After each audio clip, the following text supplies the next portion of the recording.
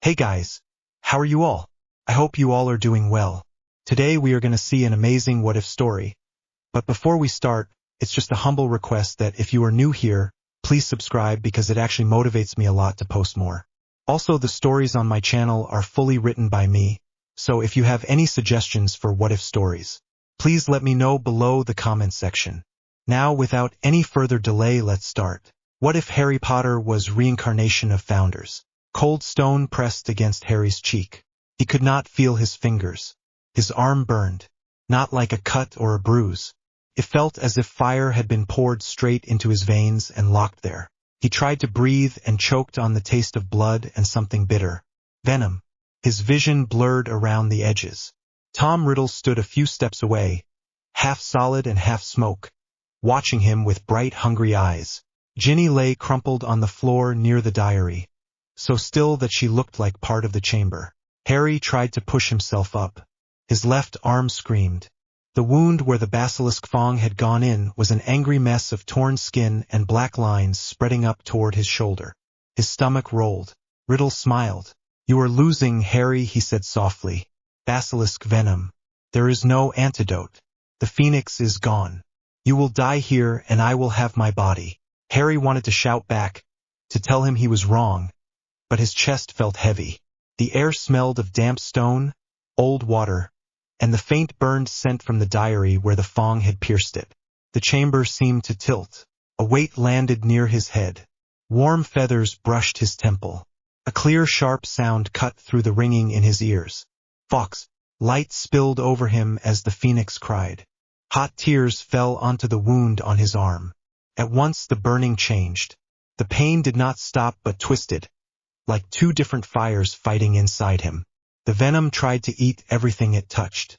Something in the tears pushed back. His scar throbbed. Not the quick stab he was used to.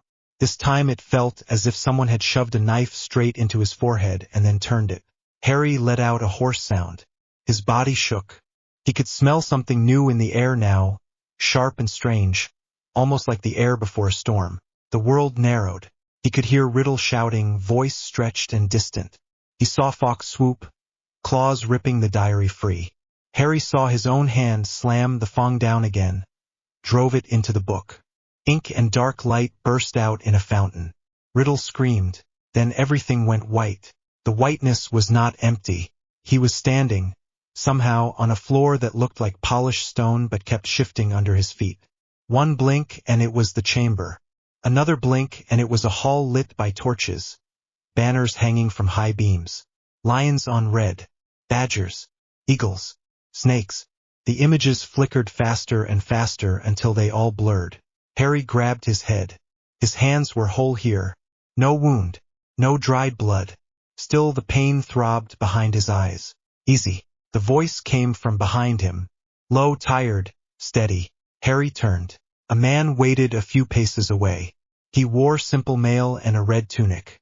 His hair was dark with streaks of silver, tied back from a lined face. His eyes were green, not bright and wide like Harry's, but older, as if they had seen far too much and had not been impressed by any of it. A sword hung at his side. No wand in sight. Harry felt a jolt of recognition that made no sense. "Who are you?" he asked. His voice echoed, sounding small in the strange shifting hall. The man smiled a little. It looked automatic, the way someone might greet a visitor in the middle of paperwork. "Finally," he said. "Took long enough." He stepped closer. The space around them steadied. The chamber, the hall, the banners, all settled into something like a long stone corridor lined with hanging shields. "You are Harry Potter," the man said, "son of James and Lily, the boy who lived, the child in the cupboard. All of that is true." Harry narrowed his eyes. "You sound like there is a but coming." "There is," the man said. "You are also Godric Gryffindor." The name slammed into Harry like a spell. For a moment he almost laughed. It sounded ridiculous. If Ron were here he would make a joke about house points. But the space around them shifted again. Images flashed behind his eyes.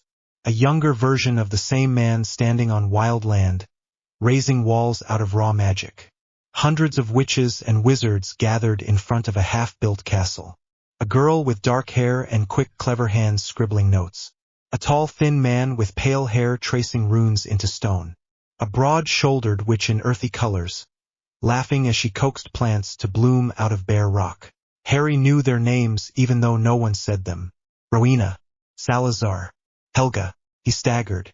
His breath came too fast. Stop, he muttered. I do not understand. The man studied him. For a second the tired look in his eyes softened. That is fair, he said. Listen. The basilisk venom tried to kill you. The phoenix tears refused to let you go. The fragment of a madman's soul in your scar screamed when its host was destroyed. All of that pulled at the thing buried deepest. Me. Harry swallowed. His mouth tasted of copper. Buried, he repeated. Reborn, the man corrected. My soul was bound to the school, to the land and stone. When you were born, it found you. It slept inside you. It stirred sometimes when you faced danger, when you held the sword, when the hat touched your head. Now the poison and the fire have broken the last walls. Harry stared at him. So what does that mean, he asked. You want to take over my body or something? Godric snorted. I am tired, he said. Too tired to live again on my own. You are you. I do not want to erase that. The reason this worked at all is because you are yourself. Stubborn. Reckless. Loyal. I am not a ghost here, Harry. I am you and you are me. We will share what we know if you can handle it. A shiver ran down Harry's spine. The fear that had sat in his chest since he was a child. The fear of being a freak, twisted into something else. Handle what, he asked, voice smaller now. Memories, Godric said. 10 centuries of war and building and mistakes. How to pull raw magic into shape without a stick. How to talk to stones and rivers. How to run a fortress full of children who think they are invincible. Harry let out a rough breath. The idea of wandless magic and talking to castles sounded like something he would normally find amazing. Right now it just felt heavy. Why now, he asked. Why me at all? The older man lifted one shoulder. The world is falling apart, he said simply. Old rot never went away. It hid under new names. A mad child calling himself Lord. A council that pretends to keep order while it hoards power. A school that teaches tricks and calls it mastery. The school called me back through you because it wants to live. Because magic itself is tired of being smothered. Harry thought of the ministry official who had tried to blame him for everything after first year. He thought of Lockhart taking credit for other people's work. He thought of the fear in Ginny's face when she had whispered about the diary. A slow, solid anger started in his chest. Fine, he said. His voice did not sound like a 12-year-old. Sounded flat and sure. We fix it. But I am not dropping myself in a corner so you can play king again. Godric nodded at once. Good, he said. I chose well. I will not lead. You will. I will advise. Share skills. Complain about your flying form. That is all. A faint laugh escaped Harry in spite of the pain. How do we get out of here, he asked. Godric reached out. His hand was warm when it closed over Harry's shoulder. Wake up, he said. And breathe. The hall shattered. Harry sucked in a breath as if someone had pulled him out of deep water. He was back on the wet stone floor of the chamber. His whole body shook. Sweat ran down his back. The wound on his arm stung as if fresh, but the black lines had faded to angry red. The air around him felt charged, as if lightning had struck nearby and left its presence behind. He could smell the thick scent of basilisk blood, the cleaner note of fox feathers, and under it all that same sharp smell from the white space. Harry, the voice was thin and frightened. He turned his head. Ginny Weasley was sitting up, her hair tangled and her face streaked with tears. Her eyes were huge. I am here, Harry said. His voice came out calm. Inside his chest his heart hammered, but his words did not shake. Ginny looked down at the diary, now a ruined lump with a hole burnt through its center. She shivered. I remembered writing. She whispered. Then I was here and could not move. I thought I was going to die. I am sorry. I did not mean any of it. I did not know. Harry pushed himself up slowly. His arm protested but held. He crossed the slimy floor and knelt in front of her. His knees hurt against the stone. Good. Pain meant he was still in his body.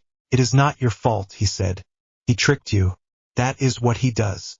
He is gone now. Ginny looked as if she wanted to believe him but could not quite manage it. Her hands shook. Her breathing came in short little gasps. Her skin was too pale. There were dark shadows under her eyes. Harry knew, in a way he could not explain, that the connection to the diary had taken more than just strength. It had left a mark. If that link was not healed properly, it could open again. Godric did not speak out loud, but something shifted in Harry's mind, like a hand reaching out through memory. Words rose to his tongue, old and rough and familiar in a way they should not have been. Harry lifted his uninjured hand and set his palm gently over Ginny's chest, just above her heart. She flinched, then stilled when she saw his face. "Trust me," he said quietly. She nodded once. Harry shut his eyes. He could feel the thrum of her magic under his hand, thin and ragged, like a thread that had been frayed nearly to breaking. His own magic sat deeper, hot and restless. When he focused, he could feel it spread out past his skin into the stone, into the air, up into the walls and beyond. The castle watched him. A slow, heavy awareness that made the hair on his arms stand up. "Ways Heil," he murmured. The old words rolled out of him without effort. "Heal and be whole." Warmth flowed from his hand into Ginny. It was not the sharp burn of phoenix tears or the wild rush of accidental magic. This was steady and controlled, like water being poured into a dry cup. Ginny sucked in a breath. Color crept back into her cheeks. The frantic edge of her magic smoothed. Harry let the flow ease and broke the contact. His hand ached. Sweat beaded at his temple. Ginny stared at him. What was that she whispered? "A charm," Harry said. It was easier than trying to explain the truth right now. "Old magic. It is done now. You are safe." She swallowed and nodded, although her eyes followed his face as if she were seeing someone else for a moment. "You sound different," she said softly. Harry looked away. "I hit my head," he said. It was the quickest excuse he could think of. "Come on. We need to get out of here." He stood, swaying for a second before he got his balance. The basilisk lay in a twisted heap a little distance away, huge body coiled and head slack. Harry forced himself not to think about how close its fangs had come to ending everything forever. "How do we even leave?" Ginny asked. Her voice shook again as she stood. Harry looked up at Fawkes. The phoenix watched him with bright dark eyes that seemed far too knowing for a simple bird. Harry met that gaze and felt a strange quiet settle over him. Something like recognition passed between them. "Fawkes," Harry said, "we need to go back to the school." The phoenix gave a clear note, then swooped down. His claws closed around Harry's shoulder and Ginny's arm. There was a flash of heat and pressure, a tug behind the navel, and the chamber vanished. They arrived in Dumbledore's office in a rush of light. Harry staggered as his feet hit the carpet. The smell here was warm and familiar. Candles, parchment, lemon drops, the faint smoke of the fireplace. After the damp cold of the chamber, it felt almost wrong. Ginny swayed beside him. Fawkes let go and flew to his perch. "Harry." Professor Dumbledore was on his feet at once, blue eyes sharp behind his glasses. Professor McGonagall stood beside him, her lips pressed tight. Mr. and Mrs. Weasley were near the fireplace. Mrs. Weasley clapped a hand over her mouth when she saw Ginny. Ron was there as well, pale and wide-eyed, with dust still on his robes. Lockhart leaned against a bookcase with a dazed smile, muttering to himself. For a moment all of them spoke at once. "Harry, what in heaven's name?" "Ginny, my baby. Mate, are you all right?" The noise made Harry's head pound. He lifted his good hand. "Stop," he said quietly. The word was not loud, but it carried. The room fell silent. Dumbledore's brows rose a fraction. Harry took a breath. He forced his shoulders to relax. The urge to snap at everyone sat close to the surface, but that was Godric's temper, not his. He needed to be careful. He needed to act like Harry Potter, even if something deeper had changed. "Ginny needs the hospital wing," he said. His tone was steady. "She was possessed by a memory from the diary. The basilisk is dead. The diary is destroyed. Lockhart is out of his mind. Ron's leg needs checking. I am mostly fine." "Mostly," McGonagall repeated sharply. Her gaze dropped to his torn sleeve and the angry wound on his arm. Potter. It is healing, Harry said. It really was, even if it still hurt. Fawkes helped. Dumbledore stepped closer, his eyes flicking from Harry's scar to his arm to his face. Harry held that gaze without flinching. Thank you, Fawkes, Dumbledore said quietly. The phoenix trilled in answer. Then Dumbledore turned to Ginny. Mrs. Weasley rushed forward and pulled her into a tight hug. Ginny clung to her, shoulders shaking. Mr. Weasley pressed a hand to his daughter's hair, his face gray. McGonagall moved to Ron, her hand hovering near his shoulder. You and Miss Weasley will go straight to the hospital wing, she said briskly, though her voice was softer than usual. We will talk later.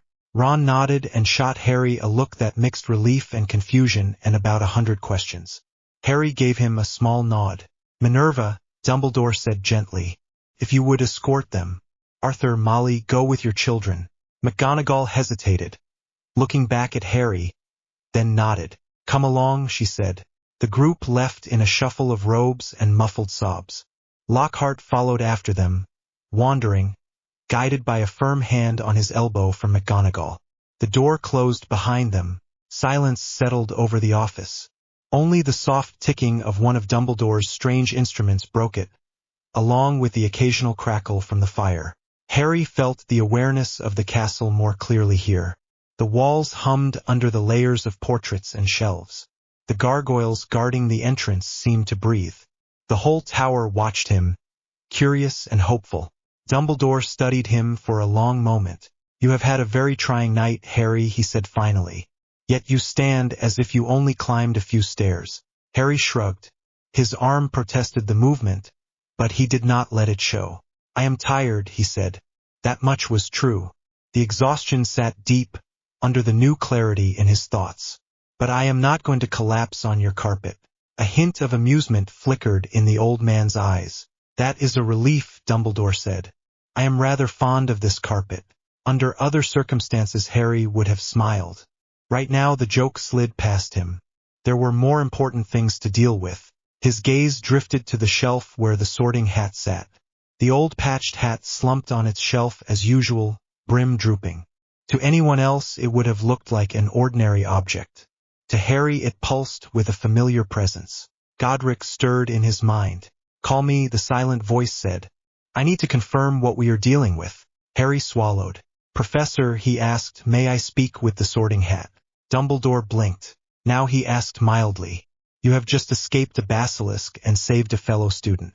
Most boys your age would request a bed and perhaps a large amount of chocolate. I will take the chocolate later, Harry said. Right now I need to talk to the hat. There was no polite hedge in his voice. The tone surprised even him. It sounded like a statement from someone used to being obeyed. Dumbledore's eyes sharpened. The air between them shifted. For a moment the cheerful old headmaster was gone, replaced by the wizard who had faced Grindelwald. May I ask why? Harry held his gaze. He could feel the weight of Dumbledore's magic now, calm and deep and very old. Once it would have made him feel small. Now it just felt like one more presence in a room full of them.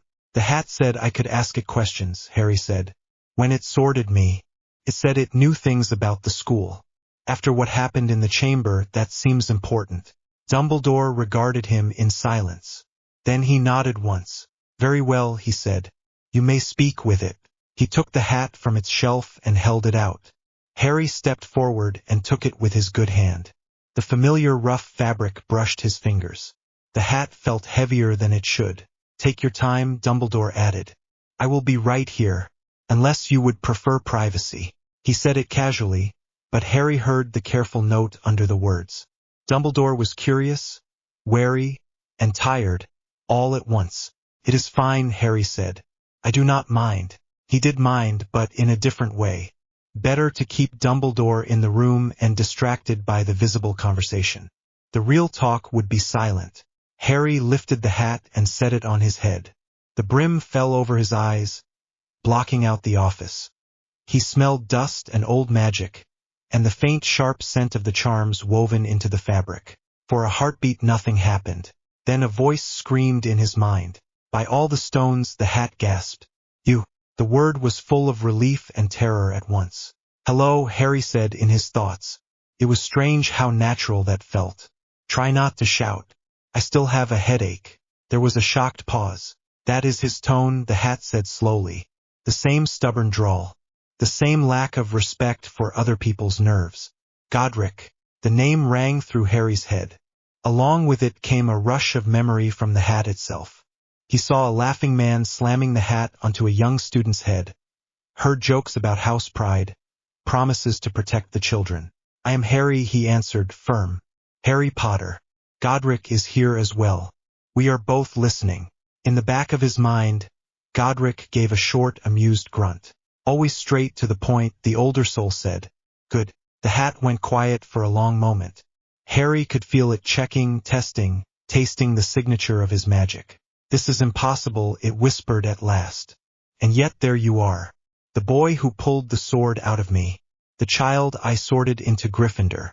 The founder whose head I once sat on while we argued about the best way to scare first years." "You were doing very well at the last part," Harry said dryly. If the hat had lungs, it would have laughed or sobbed. As it was, its presence rippled with something close to both. "You died," the hat said. "You all did. I felt the wards shift. I watched the stones dim. I watched this castle sleep. Now your magic wraps around everything again. It is like waking up." Harry felt the castle at the edge of his senses respond. The walls warmed. The floor under his feet felt more solid. Even the portraits rustled on their frames as if sitting straighter. "Then we do not waste the chance," Harry said. "Listen. I need information." Quietly, "The headmaster is still in the room," the hat warned. "He is watching you as if you are a new sort of lemon sweet that might explode." Harry almost smiled. "He will not hear this," he said. "Tell me what state the wards are in. How much control does he hold? How much can I claim?" The hat settled. When it spoke again, its tone shifted from shock to the brisk recitation of a very old clerk. "The wards still recognize the four founders," it said. "Their blood, their magic, their intent. The line has blurred over the centuries, but the core remains. The headmaster has authority through layered charms and titles, but it is not the same as true ownership. With your magic awake, the castle leans toward you." "Can he stop that?" Harry asked. "Not entirely," the hat said. "He can interfere, delay. He cannot cut you out. Not unless he burns down the whole structure, and he will not do that." "Good," Harry said. Relief loosened something in his chest. "Then we have time to plan." "Plan what?" the hat asked warily. Harry pictured the basilisk, the diary, the way the staff had reacted all year. A monster loose in the school. A memory from a book possessing a child. Rumors and fear. People whispering about Harry, about his scar, about his voice in the corridors. "No more of this," he said. The thought came out cold. No more cursed objects in students' hands. No more hidden chambers full of monsters. No more children standing between the world and disaster because the adults will not look where it hurts. The hat was quiet again. "You sound tired," it said softly. "I am," Harry answered. "I have had 12 years of this life and far too many of the other. I want to fix things so the next lot of children can just learn spells and worry about homework instead of dying." "You will make enemies," the hat warned. "He will not like being pushed. The ministry will not like being told they have failed. That snake child in the graveyard will hate you. The old families will hate you more." Harry thought of Godric's calm acceptance of that fact. He thought of his own annoyance every time a teacher or adult had brushed off his questions. "They can line up," he said. "We will deal with them." "We," the hat repeated with a hint of amusement. "Very well. I will help. The castle needs this. I need this. To feel like more than an old rag in a cupboard." Harry felt a brief flash of warmth in his chest at that. In return, he said, "You say nothing about who I am. Not to the headmaster. Not to any teacher. Not to a single student. You do not trust him," the hat noted. Harry hesitated. Dumbledore's kindness was real. Harry remembered the twinkle in his eyes, the sweets, the way he had listened to Harry at the end of first year. But he also remembered being left with the Dursleys, the way nobody had told him about the chamber in the first place, the way Hagrid had been dragged off without a proper defense. I trust that he wants to stop Voldemort, Harry said slowly. Saying the name made the air in the office feel thicker. I do not trust his idea of how much people need to suffer along the way. If he knows about this, he will want to guide it, shape it, hold it back until the right dramatic moment. I do not have patience for that. The hat hummed. You have grown sharp in this short time, it said. I have had enough, Harry answered. We do this my way, quietly for now. I will let him think he understands me just enough to be comfortable. You and the castle talk to me directly. You sound more like Salazar, the hat muttered, then sighed. Very well. I will keep your secret. It will be interesting. Harry shifted a little on the chair. He could feel the weight of the hat, the warmth of the office beyond. One more thing, he added. Keep an ear on the students. If anyone else has a strange object, a whisper in their mind, anything like that, tell me. No more surprises. Agreed, the hat said. Now take me off before he decides you have fallen asleep under me. He gets sentimental in the spring. Harry almost laughed at that image. Thank you, he said quietly. Welcome back, the hat replied. And there was that rough edge of affection again. The same tone it had once used with a much younger Godric. Harry lifted the hat off his head. The office swam back into view. Dumbledore sat behind his desk, fingers steepled, gaze fixed thoughtfully on Harry. Well, Dumbledore asked, voice light. Did the hat have anything interesting to say this time? Harry shrugged, setting the hat gently back on its shelf. Thinks I am still in the right house, he said. Said I keep finding trouble. A smile touched Dumbledore's mouth. That sounds like it, he said. You gave me quite a fright this evening. I gave myself one, Harry answered. His honesty here cost nothing and made him sound like himself. I do not want to see a basilisk again anytime soon. I should hope not, Dumbledore said. His eyes softened. You did very well, Harry. You saved Miss Weasley. You stopped a memory of Tom Riddle that had slipped past all of us. For that you have my thanks. Harry held his gaze. It should not have been me, he said quietly. Not alone. Not again. The words landed between them with more weight than he had intended. Dumbledore's shoulders dipped, almost too slight to notice. You are right, the headmaster said after a pause. It should not. That is on me. There was real regret in his voice. Harry believed that. It did not make him feel much better. You will not send me back to the Dursleys for this, will you? He asked. The question slipped out before he could stop it. Habit. Fear. Dumbledore's expression tightened. I will speak with them this summer, he said. There are reasons you must stay there for now, reasons tied to old protection. But I will try to improve matters. You have my word. Godric stirred at that, clearly unimpressed. Old protection. The older soul muttered in Harry's mind. Old excuse. Harry kept his face neutral. All right, he said aloud. He would deal with that later. There were ways around protective spells. There were always ways around things if you understood them. For tonight, Dumbledore said, voice gentle again, you should go to your dormitory. The feast can wait. The castle will sleep easier knowing its children are safe. The castle did not feel sleepy to Harry. It felt alert and buzzing, as if someone had rung a bell deep inside its foundations. Still, he nodded. Yes, Professor, he said. He turned to go, then paused by the tall window behind the desk. Outside, the sky over the grounds was dark and clear. The black lake lay like a patch of ink below. The distant line of the forest stood silent and watchful. A faint wind moved over the towers, bringing with it the smell of night air and damp stone. Harry stared out at it. He could feel the castle under his feet now in a way he had never felt anything before. Not just as a building, but as a presence. It leaned into him, eager and cautious and relieved. We are awake, that presence seemed to say. Harry set his good hand on the window frame. The wood hummed faintly against his skin. In his mind he could see the faces of the people who had failed to stop what happened this year. Fudge, Lucius Malfoy, the governors who had panicked, teachers who had looked the other way, parents who had whispered instead of shouting. He thought of Ginny on the cold floor, of the diary, of the basilisk sliding through the pipes. No more, he thought. It was not a plea. It was a decision. No more children lying in chambers while adults argue. No more monsters hiding where lessons should be. No more pretending that everything is fine because it is easier to smile and offer sweets. If they will not do their jobs, I will. The thought settled inside him like a stone in clear water. No drama, no fanfare, just a simple fact. Behind him, Dumbledore watched in silence, eyes unreadable. Harry did not turn. He let the night air cool his skin and the quiet strength of the castle steady his breathing. All right, he murmured under his breath, so soft that only he and the stones could hear. Let us clean up the mess.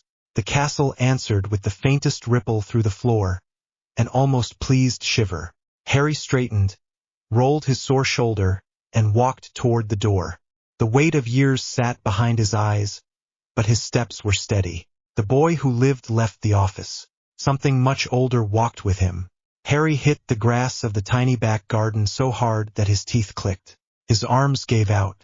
He barely caught himself before his face smashed into the ground. Sweat ran into his eyes. The old trainers he wore slipped in the damp patch by the flower bed. He stayed there for a count of 10, cheek pressed against the cool grass. His lungs burned. His shoulders shook. Every muscle in his body felt as if it had been wrung out. Good, a dry voice said in his head. Again. Harry rolled onto his back and glared up at the washed-out sky above Privet Drive. You said 10 sets, he muttered. You managed 8 before you started cheating on your form, Godric answered. Which means the last 2 do not count. Again. The voice did not come from outside. It sat behind his own thoughts, steady and unimpressed. Harry could feel the smirk even if he could not see it. I am 12, Harry said. Not a knight out of a story. Then be a 12-year-old who can do 10 clean sets, Godric said. You want to face Dementors and Dark Lords and stubborn old men with too much power. Start with your own muscles.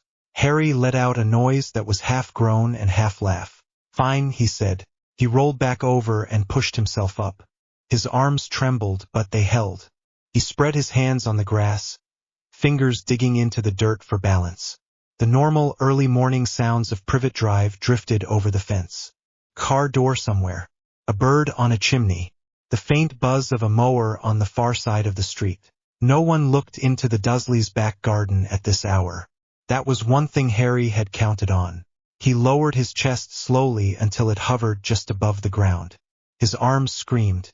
He pushed up, teeth gritted, until they were straight again. 1, Godric counted. Harry did not say anything. Talking would just waste breath. He lowered himself again, feeling the tremble in his shoulders. Raised, lowered, raised. 2. By the time he reached 10, his arms felt like jelly. He dropped onto his knees, gulping air. Sweat soaked the too large shirt he wore. He stayed on his knees for a few deep breaths, then reached to his right. A straight branch lay on the grass beside him. It was about the length of his arm. Dull, ordinary wood, picked up from the small patch of scrub behind the house last week. Harry picked it up in his good hand and held it out. Ready, he said. Always, Godric replied. Harry focused. He did not reach for the feeling he used when he cast spells at school. That quick, sharp tug toward his wand. That path was still there, but it sat next to something deeper now. Something old and heavy that ran through him and out into the world. He reached for that instead. Magic stirred under his skin. It woke the way his muscles did when he first got out of bed, slow and reluctant. As it moved, he felt the faint answering thrum from the ground below, even here on a neat bit of lawn in a Muggle suburb. There were no ancient stones or castle walls to lean on, but the earth was still there. Harry pictured a sword. Not a showy thing with jewels and spikes. A simple blade of metal, straight and sharp. The way Godric had shown him in flashes of memory. Weight balanced. Hilt sized to his hand. He let that picture sink into the magic. The wood in his fingers warmed. It did not twist or bubble the way it sometimes did in Professor McGonagall's class. It simply shifted. The rough surface smoothed. The weight changed. When Harry opened his eyes, he held a training sword. It was not real steel. It still felt a little like wood when he tapped it with his fingers. But its shape was right. The line of it was right. It would move through the air properly. He grinned in spite of the ache in his arms. I like this part, he said. This part is useful, Godric answered. Play when you have finished the work. Harry stood. His legs wobbled a bit, but he found his balance. He took the stance Godric had shown him the night before. Feet shoulder width apart. Knees soft. Weight not leaning too far forward or back. He raised the blade. The first few swings were clumsy. His shoulders wanted to drag his arms instead of letting his core do the job. His wrists tried to twist the blade like a wand. Godric corrected him in short, blunt comments. Do not lean with your neck. Stop locking your elbows. You are not stirring a cauldron, boy, you are cutting. Sweat ran down Harry's back. The morning air that had felt cool at first now stuck to his skin. He swung. Reset. Swung again. He forced his thoughts to stay on his feet. His grip, the line of his shoulders. He could feel the echo of someone else's body moving under his own. Older, stronger, used to armor and real blades. It would have been easy to just let that take over. Godric would not let him. Follow, the older soul said. Do not surrender. Eventually Harry found the rhythm. Step, cut, recover, step, guard. The blade hummed softly as it moved. His breaths came in harsh pulls. His heartbeat thudded loud in his ears. He was just starting to feel as if his body had remembered what it was doing when a sharp voice sliced through the garden. Boy! Harry froze. The sword dropped a little. Vernon Dursley stood at the back door, one hand on the frame. His dressing gown strained over his stomach. His face was already red, even though the sun had barely cleared the roofs. What do you think you are doing? He demanded. Harry took a breath and let the blade drop to his side. With a thought, he let the magic go. The sword blurred and became an ordinary stick again. He held it loosely. Exercise, Harry said. It is good for you. You should try it. Godric made a pleased sound in his head at the even tone. Vernon's eyes flicked to the stick, then to Harry's bare forearms. The summer shirt Petunia had grudgingly given him had sleeves that reached only to his elbows. The fading scar from the basilisk bite was still visible, a pale, angry mark that crawled up under the fabric. Vernon looked away from it quickly. I do not want any funny business in my garden, he said.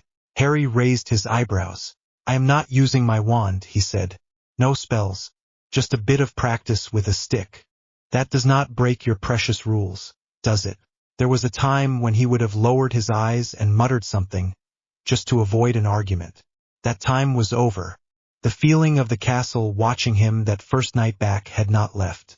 Even here, far from stone walls and moving staircases, he carried that weight. Vernon puffed himself up.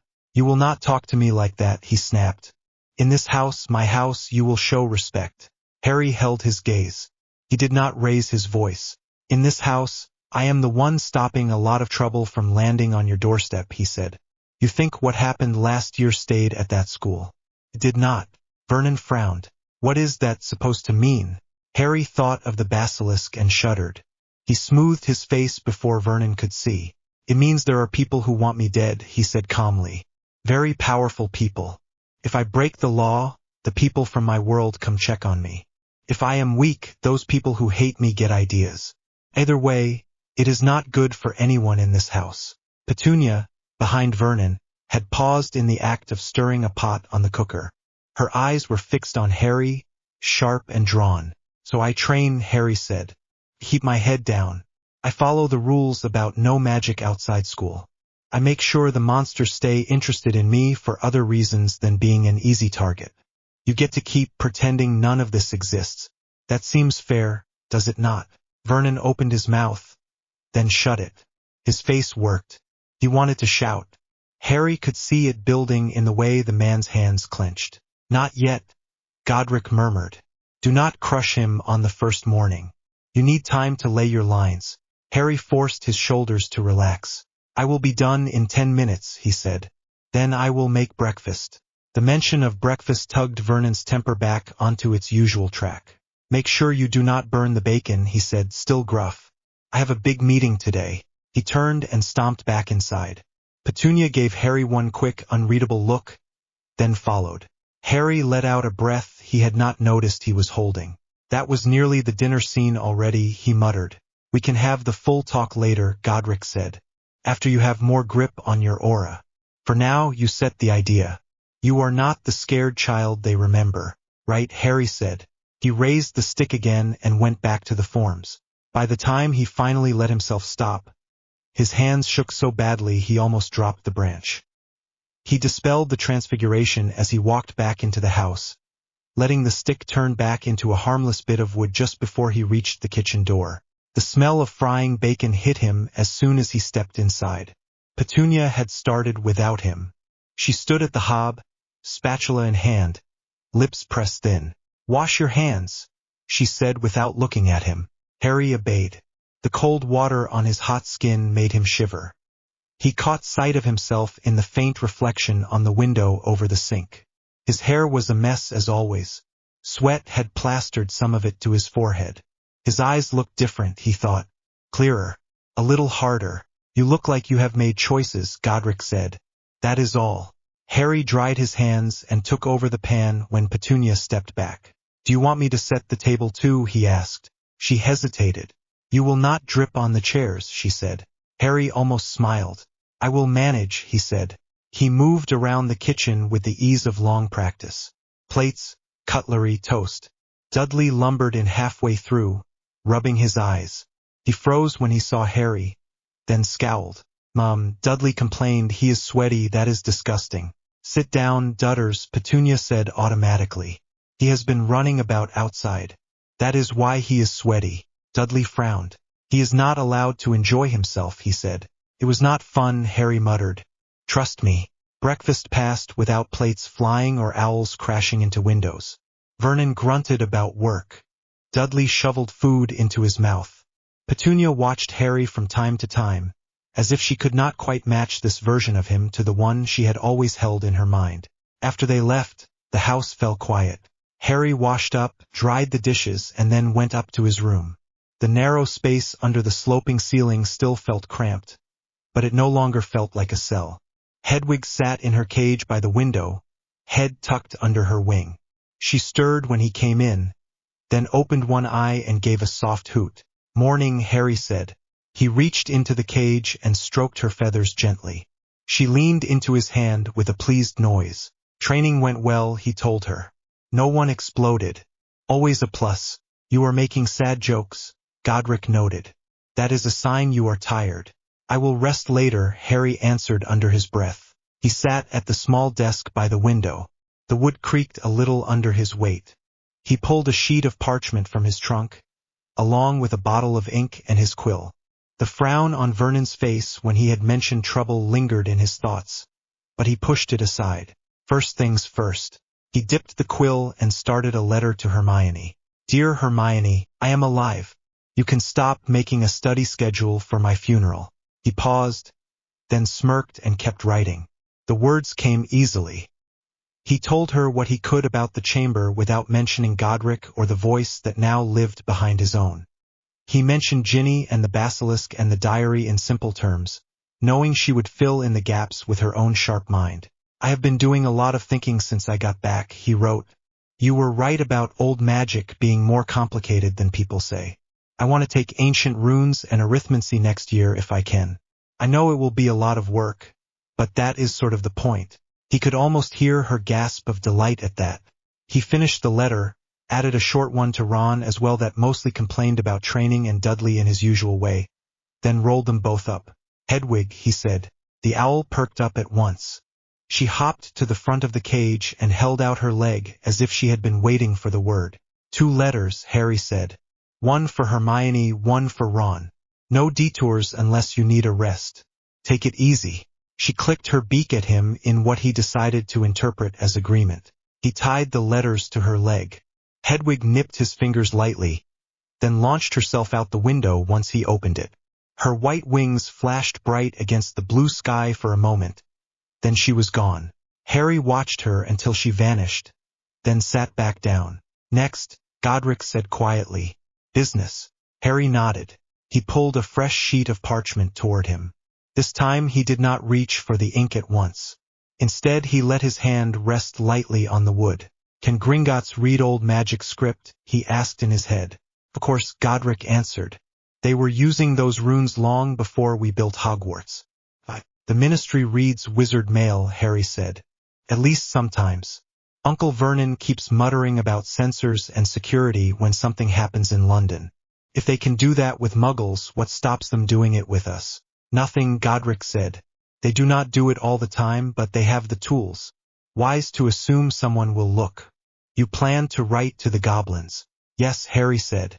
I do not know what is in my family vault. I do not know who has been able to touch it. Dumbledore said he would speak to the Dursleys this summer. He did not say anything about Gringotts. I would rather not find out in 5th year that someone has been using my money for the greater good. There was a pause. Well said, Godric murmured. A faint warmth ran through Harry's chest at the approval. We can use a simple cipher, Godric continued. The goblins will understand it. Ministry clerks will see only decorative script. Draw these shapes exactly. Images slid through Harry's mind.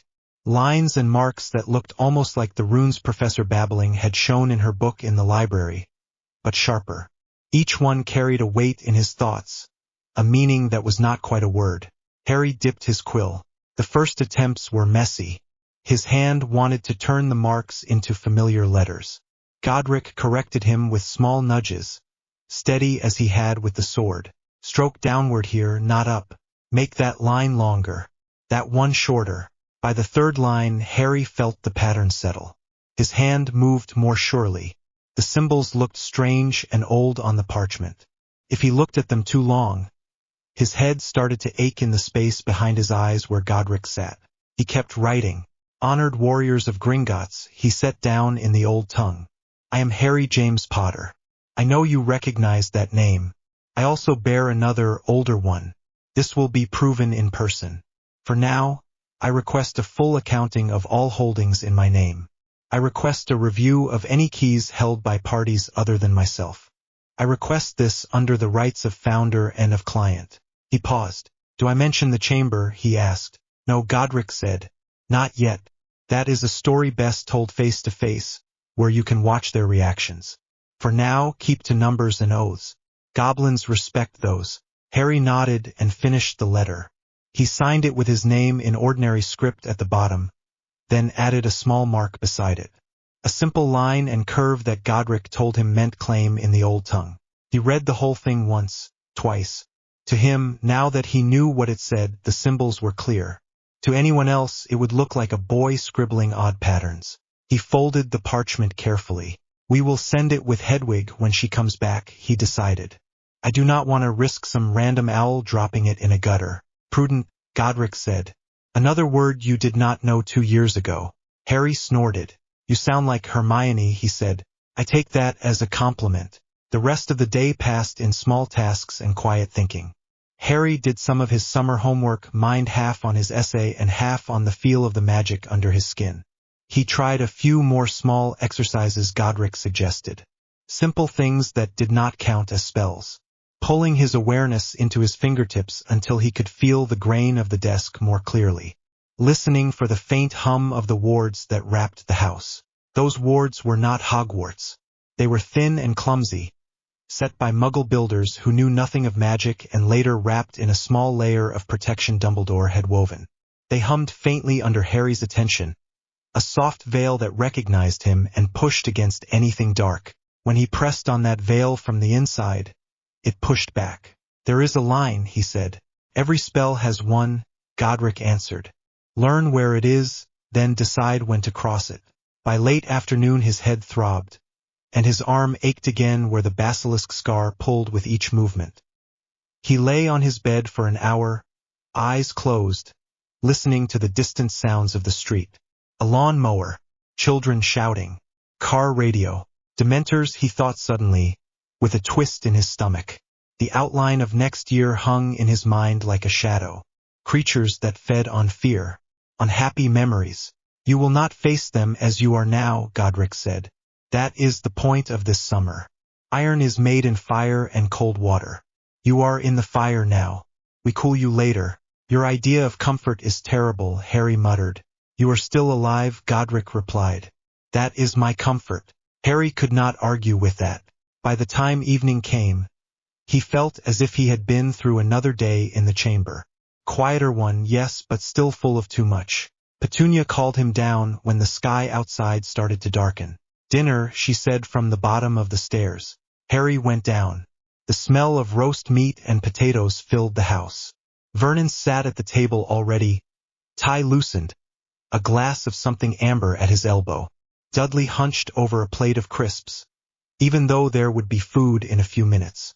Petunia moved between oven and table with quick, neat motions. She looked tired. Lines Harry did not remember from last summer had settled around her mouth. He took his seat opposite Dudley. The chair creaked softly. The old Harry would have kept his shoulders hunched, his eyes on his plate. He did not do that now. They ate in near silence for the first few minutes. Cutlery clinked. Dudley chewed loudly. The television murmured from the lounge. Vernon cleared his throat. So, he said, your old headmaster called. Harry froze. His fork stopped halfway to his mouth. Dumbledore, Godric said quietly. Harry set his fork down and looked up. When he asked, yesterday, Vernon said, while you were upstairs writing, said he wanted a word about all the trouble at that school of yours. He puffed out his chest. I told him we run a respectable house, he went on. We do not tolerate freakishness. I said you would be dealt with if you brought any nonsense back with you. Harry's jaw tightened. And what did he say, he asked. Vernon shifted in his chair. He said, Vernon muttered, that I should remember which side of the ward line I live on. Harry blinked. Exactly like that, he asked. Vernon frowned. What is a ward line, he demanded. And why did he sound like he was doing me a favor? Harry took a slow breath. He felt the magic under his skin stir, pricked by anger and some grim amusement. He meant the protection on this house, Harry said. The one that keeps certain nasty people from finding me easily. It uses my mother's blood and this address. Petunia flinched for a fraction of a second. Her fingers tightened on the serving spoon. Harry saw it and kept going. For it to work, this has to be my home, he said. Not just a place where you store me. A home. Do you understand? Vernon's face darkened. This is my house, he growled. I pay the mortgage. I decide what happens here. You decide a lot, Harry said evenly. You decided to lock me in a cupboard for 10 years.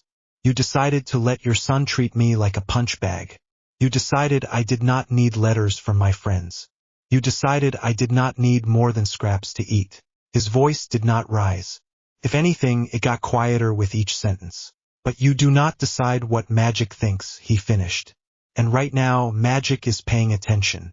Dudley stared at him, mouth hanging open. What is that supposed to mean? Vernon demanded. Harry looked down at his hand on the table. His fingers were pale against the wood.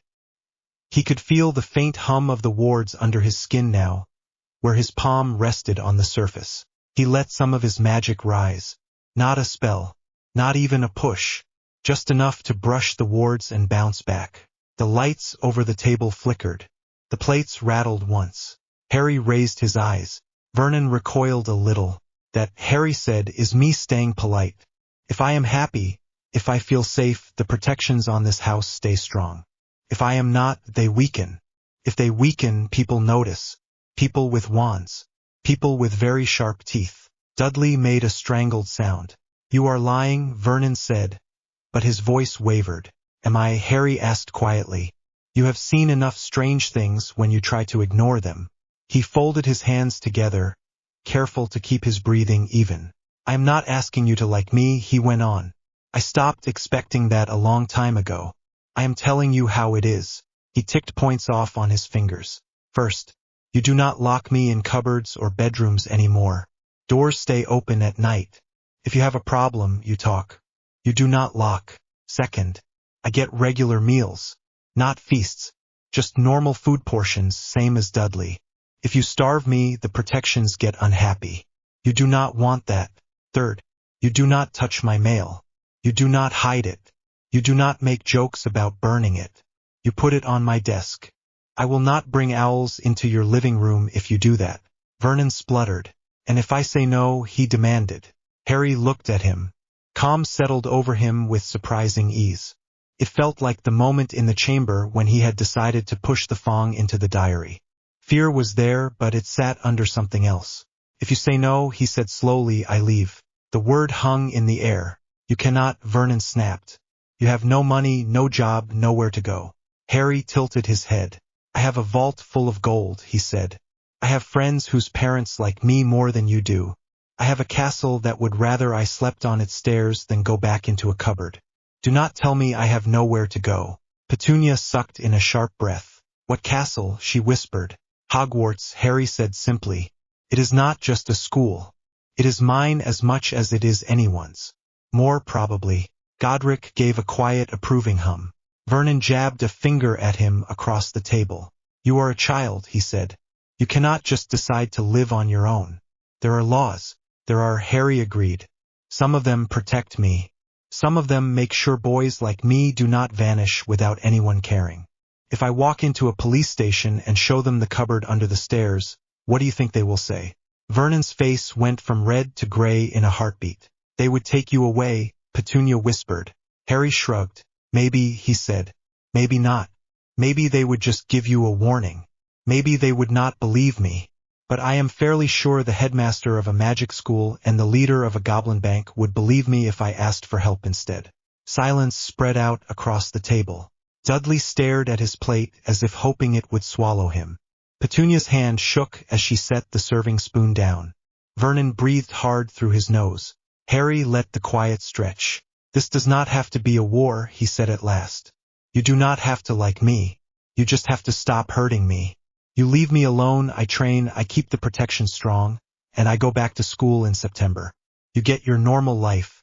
You get to pretend you never had a wizard under your roof once I am old enough to leave for good. He leaned forward slightly. Break that and things get messy. For all of us. For a moment, Vernon looked as if he might explode. His hand clenched on his glass. Harry watched the muscles in his jaw jump. Then something in his eyes shifted. Fear. Or perhaps something smaller and sadder. The grudging realization that this was one fight he could not win by shouting. You will cook and do chores, Vernon said finally. You will not laze about all day. Harry inclined his head. I can cook, he said. I can mow the lawn. I am not asking to never lift a finger. I am asking to not be treated like a dog. Petunia swallowed. Fine, she said in a low voice. Fine. No locks. Proper meals. Mail on your desk. But you do not wave that stick of yours around in front of the neighbors. Harry nodded once. Deal, he said. The tension in the room eased a fraction. Not vanished, but loosened. The air did not feel quite so thick. You did well, Godric said quietly. You did not humiliate him. You set terms. That works better in the long run. Harry let out a slow breath and picked up his fork again. His appetite had not vanished, just dipped. He forced himself to eat anyway. Training needed fuel. The rest of dinner passed in an uneasy truce. Vernon stayed quiet, eyes flicking toward Harry from time to time as if expecting him to sprout horns. Dudley shoved peas around his plate and dared not make any usual nasty comments. Afterwards, Harry helped Petunia with the dishes. Neither of them spoke. The clink of plates and the running tap filled the silence. As he was drying the last plate, there was a soft knock on the front door. All three Dursleys froze. Harry set the plate down and wiped his hands on the towel. I will get it, he said. He walked down the hall, feeling the faint buzz of magic under his skin rise in a cautious prickle. It was too early for Hedwig to be back. Too quiet for a neighbor, who would just ring once and then stick their head in. He opened the door. No one stood on the step. Harry frowned and looked down. A thick envelope lay on the mat. Off-white parchment. Dark green ink. No crest on the front. Just his name in neat script.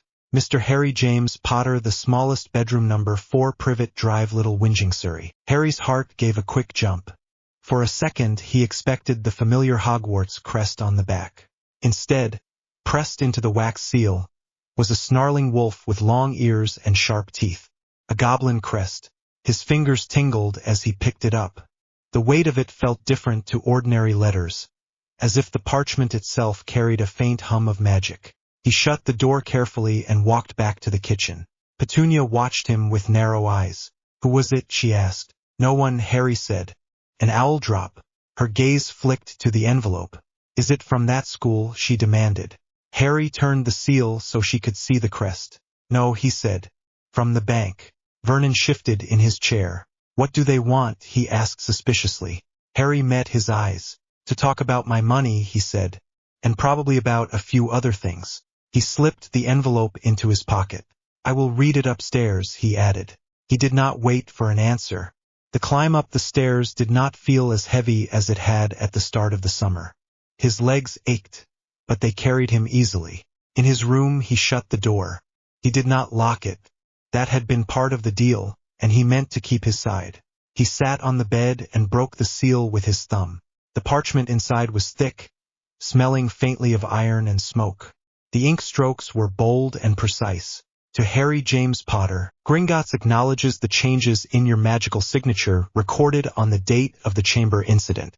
We further acknowledge the reawakening of ancient markers that have lain dormant in your line for many generations. In accordance with treaty and contract, we extend a formal invitation to you to attend a private appointment at our main London branch at a time of your choosing before the opening of the next school term. We recommend that no intermediaries attend this meeting unless you bring them under your personal oath. We assure you that all discussions within Gringotts wards will remain secure from ministry observation. If you are unable to attend in person, reply in your own hand and in the old script. We will arrange a different method. Strength to your will. Griphook on behalf of the account masters of Gringotts Wizarding Bank. Harry read the letter twice. The words about ancient markers made something low in his chest tighten. He could feel Godric leaning closer, as if peering over his shoulder. They felt that from all the way over there, the older soul said. Good. They are not blind. Harry folded the letter carefully and set it on the desk beside his half-finished homework. We have a meeting to plan, he said. Yes, Godric agreed. And more work to do. Harry glanced at his hands. They still shook a little from the morning training. His scar ached faintly. The basilisk mark on his arm itched. He also felt a strange, steady warmth under all that. Not comfort exactly. More like the feeling after a long run when he had pushed through the worst and knew he could do a little more. He stood and moved to the small window. Outside, the lights of the street had come on. The neat square lawns glowed dull in the orange haze. Somewhere a dog barked. A car rolled past with a low rumble. Harry rested his fingers against the glass. I am going to walk into that bank, he said quietly. I am going to know exactly what is mine. And I am going to make sure no one can move pieces around me without asking. Iron in your spine, Godric said. Iron in your hands. That is the summer we are building. Harry smiled, small and tired and real. Then we had better not waste it, he said. He turned back to the room, rolled his shoulders and picked up his quill again. The summer of Privet Drive had always been something to endure. This year he would hammer it into something useful. The Hogwarts Express rattled along the tracks. A steady clatter under Harry's boots as he braced one foot against the seat and stared out at the blur of countryside. Ron had cards fanned out in his hands, brow furrowed as if exploding snap needed serious thought. Hermione sat beside the window with a book open on her knees, but the tip of her quill tapped the same half-sentence again and again. They were not really paying attention to any of it. Do you think they actually caught him yet? Ron asked suddenly. Sirius Black. Mum said he was near our village. Fred reckons he tried to get through the garden gnomes. Fred also reckons he saw a banshee behind the compost heap, Hermione said without looking up.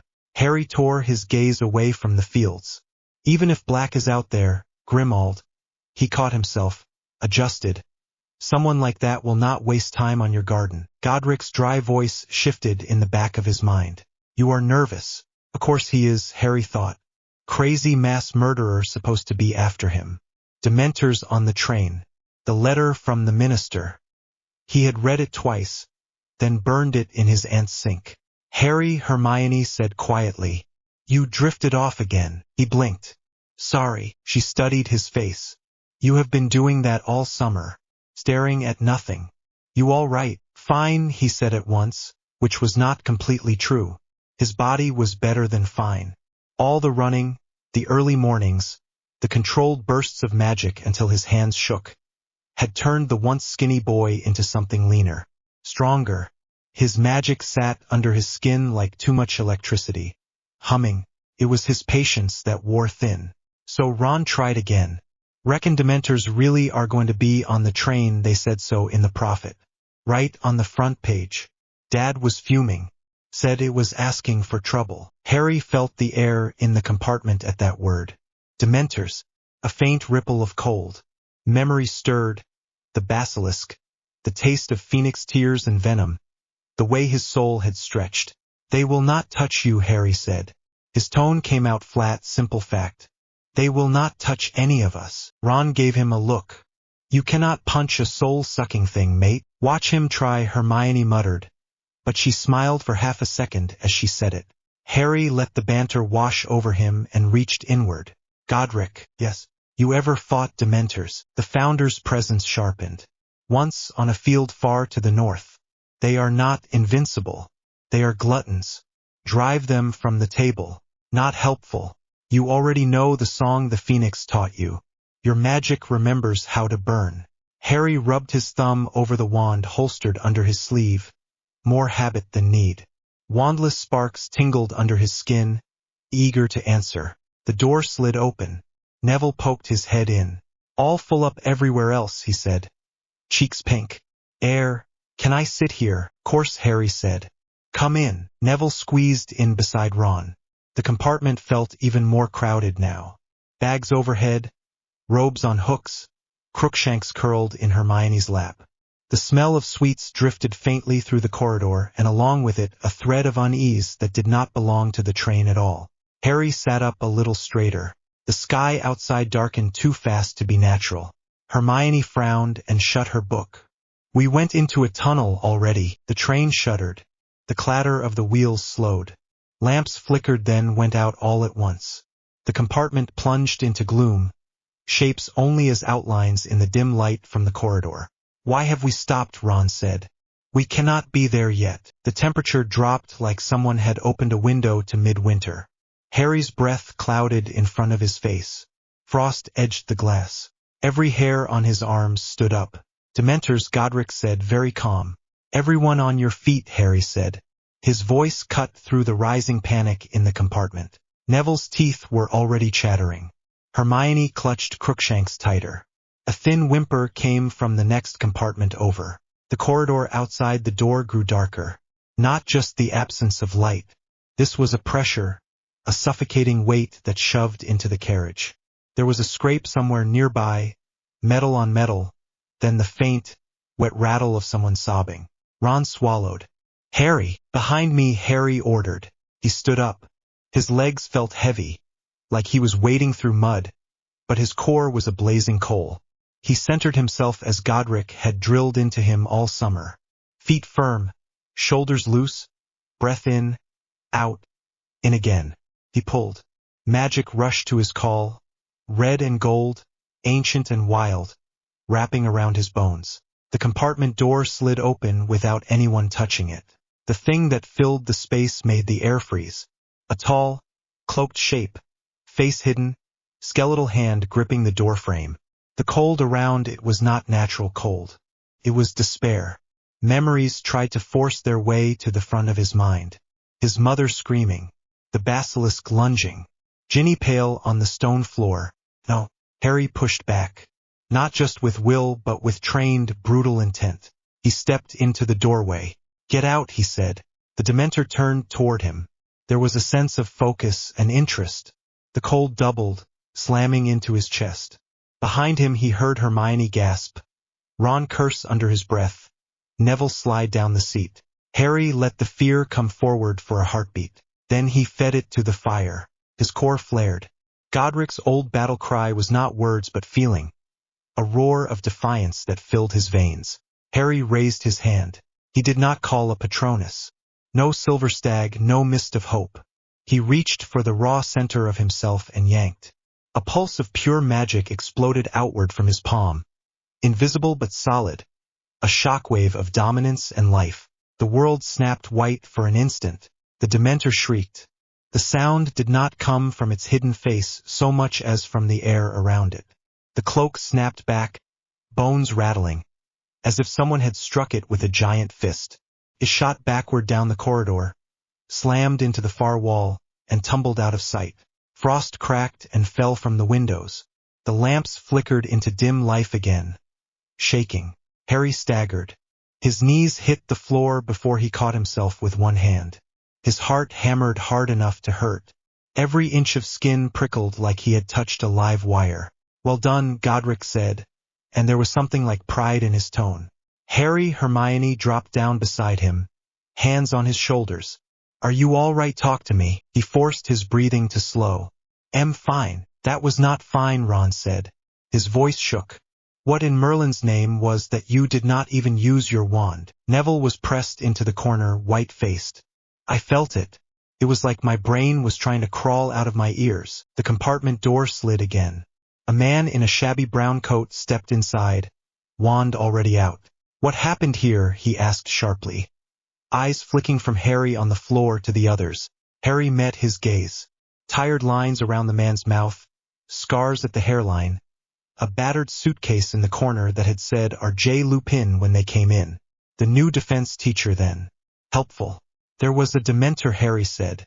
"I removed it." "You what?" Lupin stared, then caught himself. "You removed it? Without a Patronus?" Hermione stood up, still bristling. "They should not have been here at all, Professor. There are students on this train." "I agree," Lupin said, voice steady, but his eyes did not leave Harry. "Potter, was that burst of magic yours?" Harry pushed himself onto the seat. His limbs felt heavy now that the rush had faded. "Yes." "What did you cast?" "Nothing with a name," Harry said. "It was true. I told it to leave and it left." Ron made a strangled noise that might have been a laugh. Lupin's gaze sharpened. For a moment Harry could have sworn the man saw not a boy, but the outline of something older behind his eyes. "Right," Lupin said at last. "We will talk about this later, in my office. For now all of you eat some chocolate. It helps with the after effects. I need to check on the rest of the train." He set a thick bar on the table and was gone, moving down the carriage with quick, purposeful steps. As the door shut, Hermione rounded on Harry. "What were you thinking?" Her voice cracked on the last word. "You could have collapsed, or the spell could have misfired and hit us, or—" "It did not," Harry said quietly. "You are all still here. I told you they would not touch you." She glared at him, eyes bright. "That is not the point." "Feels like the point to me," Ron muttered, already reaching for the chocolate. His hands still shook. Harry took a square with fingers that did not quite feel like his own yet. He let the sweetness melt on his tongue, waited for the warmth to creep back into his chest. Outside, the dark began to lighten. The train jerked, then started to move again. "You turned the creature away with will alone," Godric said. "That is advanced work, even by my standards." Harry leaned his head back against the seat. "We cannot let them guard the school," he thought. "Not like this." "No," Godric agreed. "That is a conversation for the headmaster." Harry watched the blurred sky for a while longer, then shut his eyes. He had other tasks to think about before he picked fights with a prison and a ministry. There was a rat to catch. By the time they reached Hogwarts, the story of the Dementor had already spread up and down the train. Harry heard whispers as they stepped onto the platform. "Golden boy. No wand. Did you see the way it flew backward?" Third into fourth-year students watched him with wide eyes, like he was something dangerous and new. "Good," Godric said. "Let them see." Hermione stayed close at his side, chin lifted in defiance at anyone who stared too long. Ron trailed on his other flank, still rattled but clearly enjoying the gossip.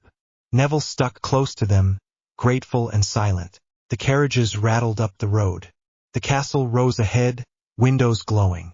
Harry felt the familiar tug in his chest, that strange sense of rightness, as if a part of him was walking home to itself. The wards brushed against his skin like warm hands. The ley lines under the earth hummed a greeting. "Welcome back, my lord." A wordless impression from the stone itself. He let his fingers trail along the wall as they walked into the great hall. Candles floated overhead. The 4 house tables glowed beneath the enchanted ceiling. The staff table waited, Dumbledore in his center seat, eyes bright behind his glasses. Harry felt those eyes settle on him. He met them just for a second. The headmaster's expression did not change, but the twinkle dimmed a little. Later, Harry thought, "You will get your conversation." For now we follow the plan. The plan began with a piece of parchment. He did not have to steal it from Filch this time. He did not even have to get it from Fred and George by trick. The twins came to him. It was 3 nights later. The castle had settled into its usual term rhythm. Lessons, homework, tired feet dragging up staircases that moved only when you least wanted them to. Harry sat by the fire in the Gryffindor common room, pretending to read his defense textbook, while his eyes traced the patterns of magic under the floor. The wards were restless since the Dementors arrived outside the grounds. He could feel their chill pressing against the outer edges of Hogwarts like mold on stone. Footsteps approached. "Oi, Harry!" Fred dropped onto the arm of his chair, nearly sending him into the side of the fireplace. George flopped into the seat on his other side, smooth as if they had practiced this little ambush. "We have been thinking," George said. "Terrifying thought," Fred added. Harry shut the book. "About what?" "You," they said together. Hermione looked up from a small table nearby, Quill pausing. Ron straightened from a chessboard. "Rumor is you blasted a Dementor down the train with your bare hands," Fred said, studying him. "That true?" Harry raised a brow. "I used magic, without a wand," George said. "I am already regretting sitting down," Harry muttered. Fred grinned. "Relax. We like it. See, we respect power. Power that is on our side. Anyway," George leaned in. "We are also aware that the school has certain blind spots.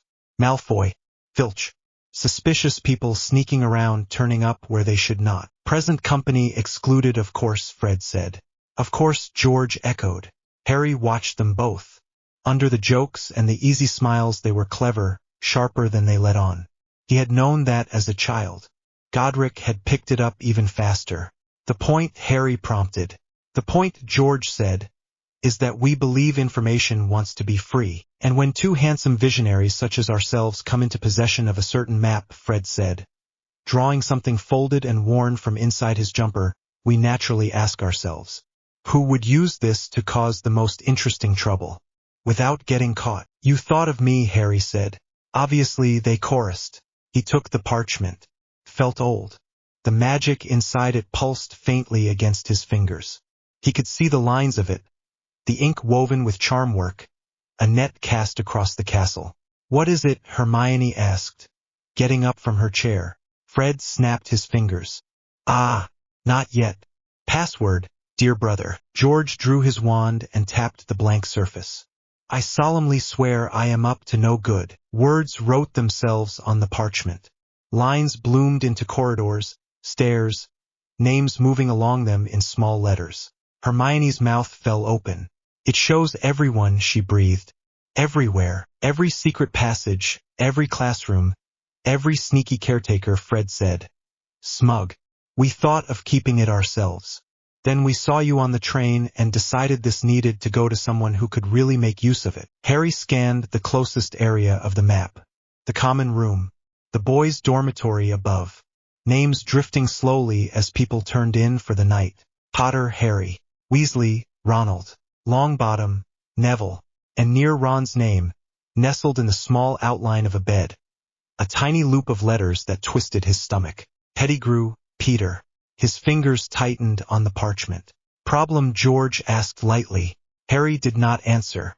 Inside, Godric went very still. That name. Old anger stirred, like glowing coals poked back to life. The traitor. The rat who sold us for a rotten promise. Harry's jaw clenched. "Thank you," he said slowly. "Both of you. Truly. This is useful. You will share the fun." "Yeah," Fred said, grinning. "We want front row seats," George added. "If anyone asks where you got it," Harry said, "I will tell them nothing.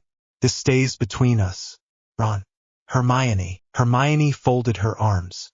"I do not like it." "Which part?" Ron asked. "The part where we can see where Snape is at all times, or Filch." "The part where you lot look like you are about to plan a crime," she said. But her eyes drifted back to the map, tracing names.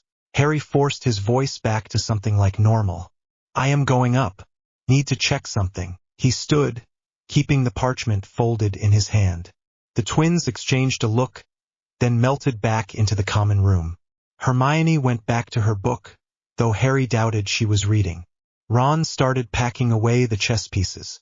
As Harry climbed the stairs, he opened the map just enough to keep sight of the names above. Weasley, Ronald, Pettigrew, Peter. The letters lay right over Ron's bed. His magic buzzed under his skin, a low, furious hum. You should have killed him yourself the first time, Godric snarled. I was 1 year old, Harry thought. Excuses, excuses. Harry reached the dormitory door and pushed it open. Scene roster hidden. Harry, Ron, Seamus, Dean, Neville, Scabbers. The room smelled of wool and dust and the faint scent of owl treats. Ron sat on his bed, still in his uniform, shirt untucked. His rat, Scabbers, lay curled in his lap, dull fur twitching with each breath. Neville's trunk sat open by his bed, socks spilling out. Dean and Seamus were arguing softly over a football poster. Hey, Ron said when he looked up. All right, mate. Harry flicked his gaze to the map without making it obvious. The little name hovered that same spot. Pettigrew, Peter. So that is Scabbers sleeping on your lap again, Harry said. He crossed to his own bed and set the map down, hands under the blanket so no one could see him tap it with his wand to clear it. Yeah. He has not been great since Egypt, Ron said, stroking the rat's head. Thought it was the pyramids or something. Could not handle the travel. Harry stepped around his bed, knelt as if he were checking something on the floor. With his back to Ron, he pressed his fingers against the wood under the carpet. Magic flowed out, delicate this time. He etched lines with intent alone. Simple trap array. Anchor to his blood and the rats. Trigger on nocturnal movement from that specific spot. I need to move your bed a bit, Harry said. Ron frowned. Why? You drool, Harry said. It has soaked the floor right through. Smell is killing me. Dean snorted. Seamus choked on a laugh. Oh haha, Ron grumbled. But he shifted his legs so Harry could grip the frame. As Harry pulled it away from the wall, he slid a thinner weave of runes in place. The symbols glowed dull red, then sank out of sight. Neville watched with wide eyes. Did you just fix the slat so it stops creaking? Harry said easily. No more waking up when you roll over. Ha, Ron said. Nice. Cheers. Harry straightened. The map in his pocket burned like it had gathered a small sun. Tonight, Godric said. Tonight, Harry agreed. The castle lay quiet and thick with shadows by the time the fire in the common room burned low. One by one, the boys in the dormitory settled. Dean's snoring started first, soft then louder. Seamus mumbled something about exploding cauldrons in his sleep. Neville curled into a tight ball. Ron snored louder than the lot of them, arm thrown out, Scabbers tucked into the crook of his elbow. Harry lay awake, staring at the hangings above his bed. His wand rested under his pillow. The runes whispered on the edge of his senses, waiting. When the clock in the tower chimed midnight, the rat moved. It was small at first, a twitch of whiskers, a shift of weight. Then Scabbers wriggled free of Ron's arm and started down the blankets. The trap snapped. Lines of red light flashed across the floor, an invisible net springing up around the rat. There was a crack as magical force wrapped itself into a cage. Scabbers squealed, dragged off his path as if a hook had snagged him. The air shook with a sharp, wordless command in Godric's old battle tongue. Reverse. The rat twisted mid-squeal. Bones stretched, limbs reshaped. Fur withdrew as if sucked back under skin. Ron jolted awake with a shout, flailing as his familiar turned into a man at the foot of his bed. There was a thump.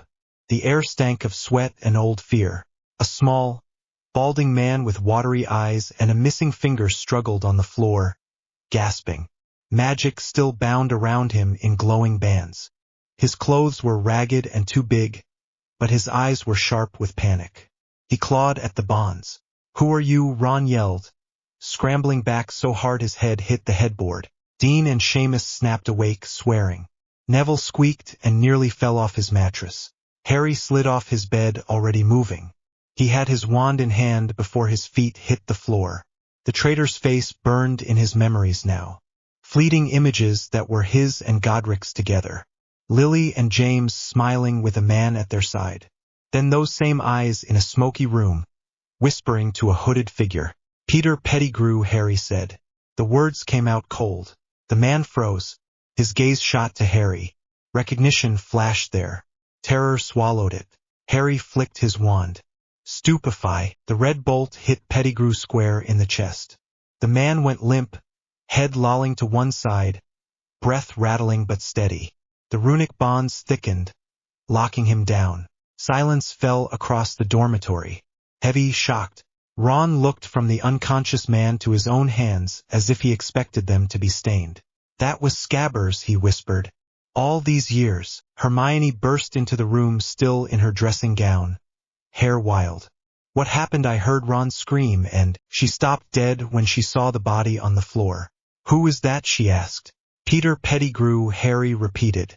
The man the ministry says is dead. The man they said Sirius Black killed. Hermione's face drained of color. That is not possible. The map said his name, Harry said. Right under Ron's bed. Scabbers has been around since that night. Think about it. Ron's hands shook. He slept in my sheets. I let him sit on my pillow. I have been feeding a murderer. Dean swallowed. You sure you should be, telling us his name like that? Harry ignored him. His focus stayed on Hermione. You read the trial records, he said. There were none, she said at once. I checked over the summer. Everything at the library just said Sirius Black was sent to Azkaban for murder. No trial transcripts, no lists of witnesses. Nothing. Right, Harry said. He flicked his wand again. Ropes slid out of thin air, tying Pettigrew's hands and feet more securely. We are going to fix that. Hermione's eyes sharpened. What are you doing? What I should have done a long time ago, he said. Get your robe on. Ron, you too. Neville, stay here with Dean and Seamus. Neville nodded, still pale. Why yes, Dean found his voice. Mate, you cannot just drag a body through the castle. He is not a body, Harry said. He is the reason my godfather has been rotting in prison. He is the reason my parents died. I am done pretending he is a rat. He swirled his wand in a tight motion. Pettigrew's limp form lifted a few inches off the floor, bound in a cocoon of light. Ron scrambled into his robe with shaking hands. Hermione threw hers on over her night things, jaw set. This is insane, she muttered. You know that, right? Probably, Harry said. Come on. Before the staff go to bed. The great hall was not empty. Dumbledore still sat at the staff table, speaking quietly with Professor McGonagall and Snape. A few candles burned low along the walls, throwing long shadows. The huge doors slammed open against the stone as Harry strode in. Sound carried in the empty space. The thud of his boots. The rustle of Ron and Hermione's robes behind him. The quiet crackle of magic around the floating man behind his shoulder. Every head at the staff table turned. Potter McGonagall started, half rising from her chair. What on earth? Harry flicked his wand. The bound body swung forward and dropped hard on the floor in front of the staff table with a dull thud. Gasps echoed from the shadows above. Harry realized in a distant way there were students still tucked in the corners near the doors, whispering over late snacks or Quidditch plans. Their chatter died at the sight. Good evening, Harry said. His voice carried, clear and sharp. I apologize for interrupting, Professor. I have something the ministry will want to see. Dumbledore rose to his feet all at once. The usual calm in his eyes had been replaced by something else now, something more cautious. Harry, he said, what have you brought here? The man who should have been in Azkaban, Harry answered. Instead of my godfather. The word hung in the air like a dropped knife. Your godfather, McGonagall repeated faintly. Sirius Black, Harry said. He is innocent. This is the real traitor. Peter Pettigrew. Snape stepped closer, his dark eyes locked on the bound figure. That is impossible. Pettigrew is dead. I saw what was left. What you saw was a finger, Harry said coldly. Unless your eyesight is much worse than I thought. Dumbledore moved around the table, wand in hand but lowered. He approached Pettigrew's body with deep lines around his mouth. How did you come by this information? He asked. Harry met his gaze without flinching. I used a map that shows everyone in the castle. I saw the name Peter Pettigrew sharing a bed with Ron's rat. I set a trap. He changed back. I stunned him and brought him here. Do you need it any clearer than that? Whispers rustled in the corners again. His rat, McGonagall said faintly. You mean, Harry cut in. Animagus. Obvious way to hide. Obvious way to fake a death. You have the man lying here. He is alive. He can talk. I want the minister here for a proper trial. Tonight. That is not for you to demand, Snape snapped. But there was unease in his eyes. Is it not? Harry said. He stepped forward, ignoring the way his magic flared. Because from where I am standing, the ministry left a supposedly dead man unverified, threw my godfather into prison with no trial, and left a murderer to sleep in my dormitory. His voice rose, echoing off the high ceiling. In my dormitory, he repeated. With us. With me. The words rang around the hall. Students in the doorway shrank back. Some older ones had crept in behind them, drawn by the noise. There was a small cluster of Gryffindors near the end of the table now. Harry caught sight of Percy's stunned face. Fred and George stood stone still, for once without a joke. The boy has a point, McGonagall said stiffly, turning her gaze on Dumbledore now. Albus, if this is Peter Pettigrew, then there has been a terrible miscarriage of justice, and a serious breach of school safety, Harry added. You have Dementors outside, a fake rat inside, and no one bothered to check either. That is not acceptable. Dumbledore's gaze flicked to him again. There was no twinkle now, only an old man measuring a threat and an ally at once. Severus, he said quietly, can you confirm his identity? Snape stepped closer, muttered a charm under his breath. The spell settled over Pettigrew and pulled back a fine, shimmering skin of glamour where it found any trace. Nothing changed. The man on the floor remained small, balding, with a missing finger and a twitch in his mouth even while stunned. Snape's jaw tightened. It appears to be him, he admitted. Then the minister must be summoned, McGonagall said. At once. I will send a Patronus, Dumbledore said. No, Harry said. The room went silent again. Dumbledore slowly turned his head. Pardon. No private messages, Harry said. The fire in his chest burned steady now, not wild, controlled. No quiet talks in your office before anyone else sees him. This needs to be done openly. No more secrets about my life. Not anymore. He swept his gaze across the staff and the listening students. The ministry will come here, he said. To this hall, where everyone can see. Who do you think you are? Potter Snape snarled. You do not order the headmaster around. Godric's amusement hummed under Harry's skin. Tell him. Harry's lips curled into a humorless smile. I am the boy who watched his godfather sit in prison without a trial, he said. I am the student who has faced a troll, a possessed professor, a basilisk and now Dementors while the adults told me everything was under control. I am the one whose parents died because that man, he tilted his head at Pettigrew, sold them out. If you want to have that argument about authority after we fix this mess, I am happy to. Snape's face twisted, but he fell silent. Dumbledore held Harry's gaze for a long moment. Then he inclined his head, the smallest of nods. Very well, Harry, he said. You are correct. This should be handled in the light. Minerva, please escort Mr. Potter and his friends to wait by the staff room. I will send a message to the ministry through the public fire in my office and ask them to attend at once. I am not leaving him alone, Harry said. Nor will he be alone, Dumbledore answered. Severus, you will stay here and keep guard. Phileas, please rouse the house heads.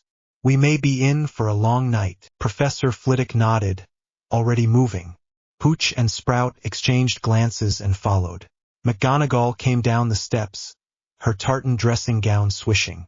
She looked at Harry, then at Ron and Hermione clustered just behind him.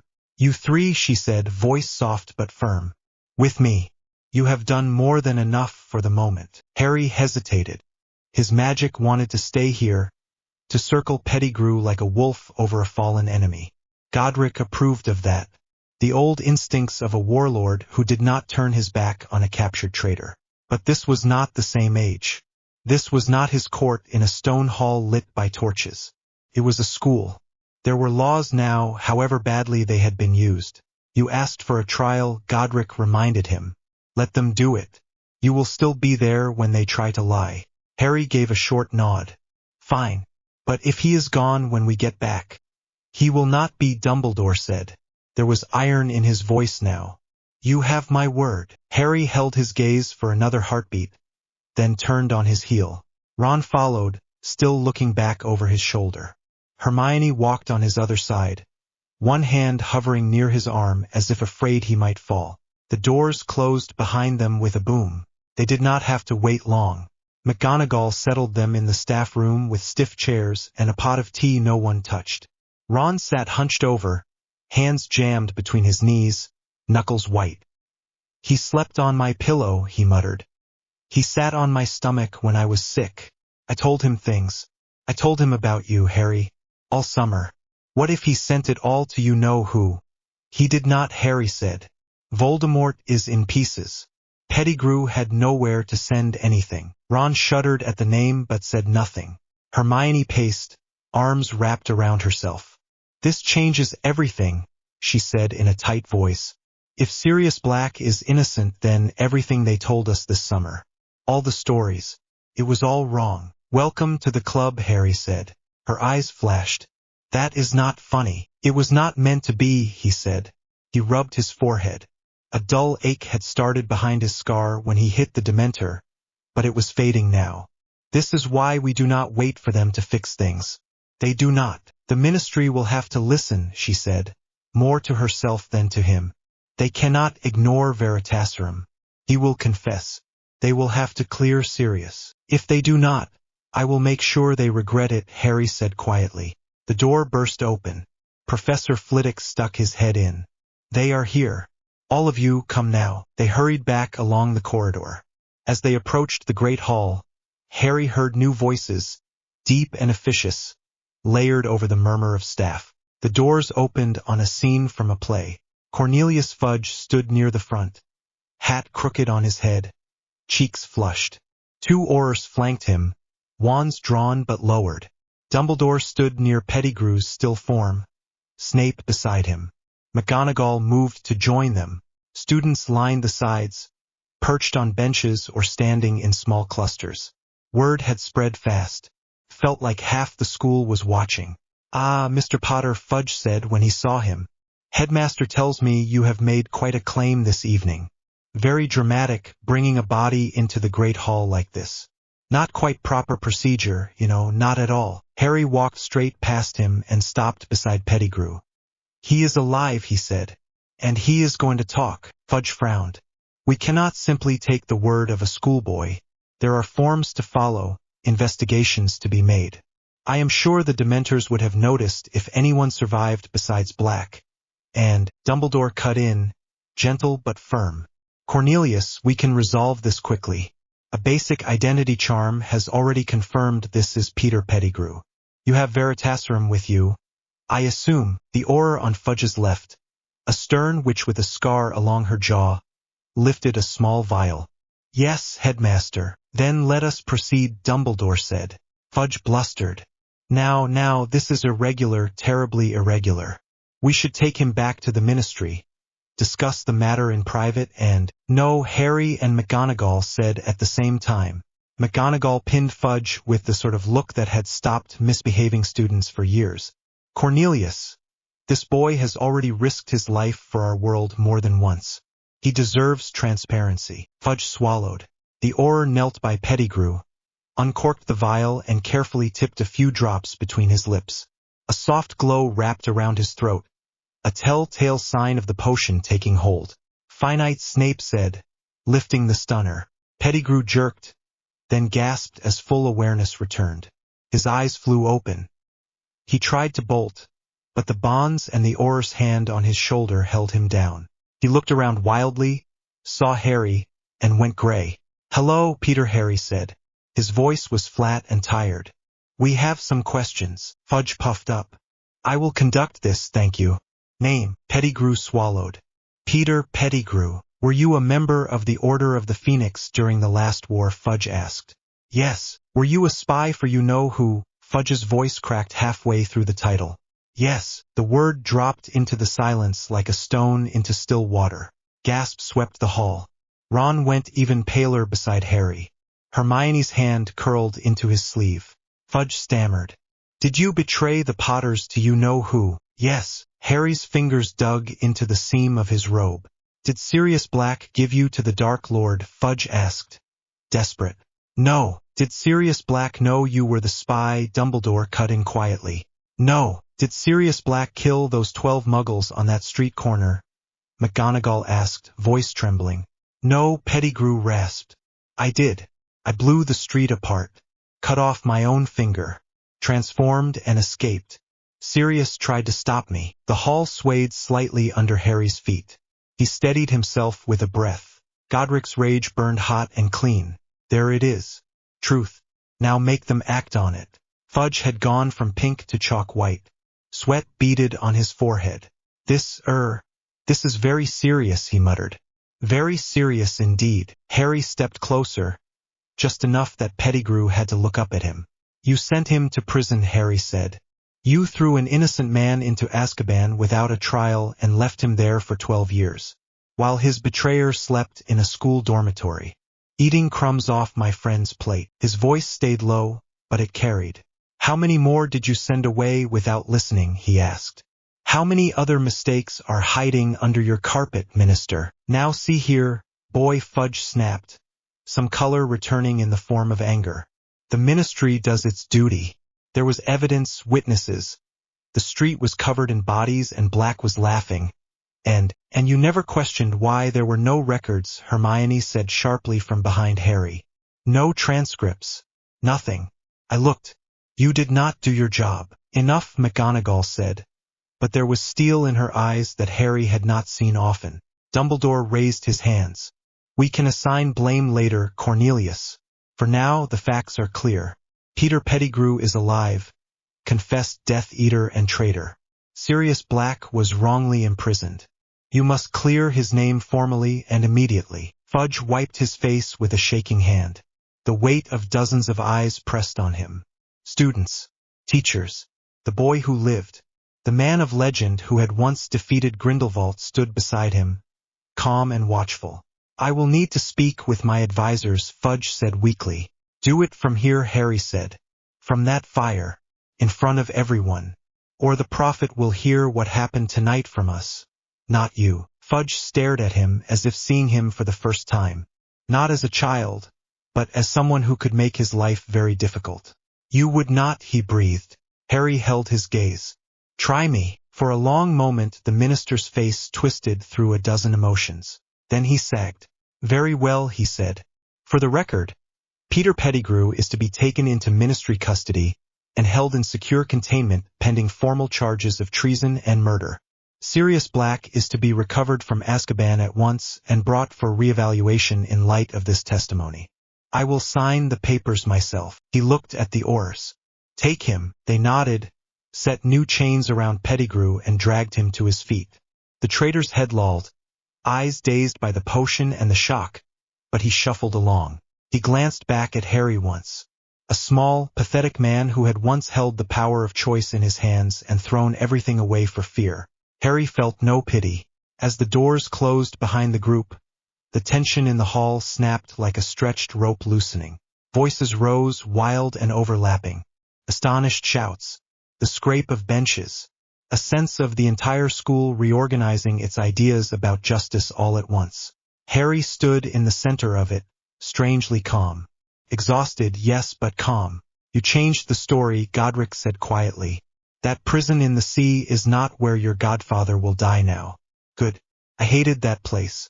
Harry let out a slow breath. Harry, Hermione said gently. He turned. Ron stood beside her, eyes bright with something raw. Thank you, Ron said. His voice broke. For not letting him keep sleeping in my bed. For not letting them carry on. Harry shrugged, but the movement came out stiff. He betrayed my parents, and he used you to hide. I was not going to let that stand. Hermione slipped her hand into his. You also just stared down the Minister of Magic in front of the entire school, she said. That was mad. Founder's standards, that was polite, Harry said. Ron let out a shaky laugh. Some of the older students nearby stared at the three of them with a new sort of caution. Ginny watched from the Gryffindor table, eyes wide but full of something like pride. Fred and George exchanged glances, then raised their hands slightly in a silent salute. Dumbledore approached then, the hall parting around him. "Well, Harry," he said softly, "you have certainly set events in motion tonight." "Good," Harry replied. "They needed moving." Dumbledore's gaze was hard to read. "We will need to speak about your methods, about that magic on the train, about many things." "I know," Harry said. "For tonight," Dumbledore continued, "you will go back to your dormitory. Sleep. The world will still be here in the morning." Harry almost said he doubted that, with dementors and traitors and ministers who panicked at the first sign of truth. Instead, he nodded. "All right." He turned with Ron and Hermione at his side and walked out of the great hall through the quiet that followed in their wake. Students moved aside to let them pass.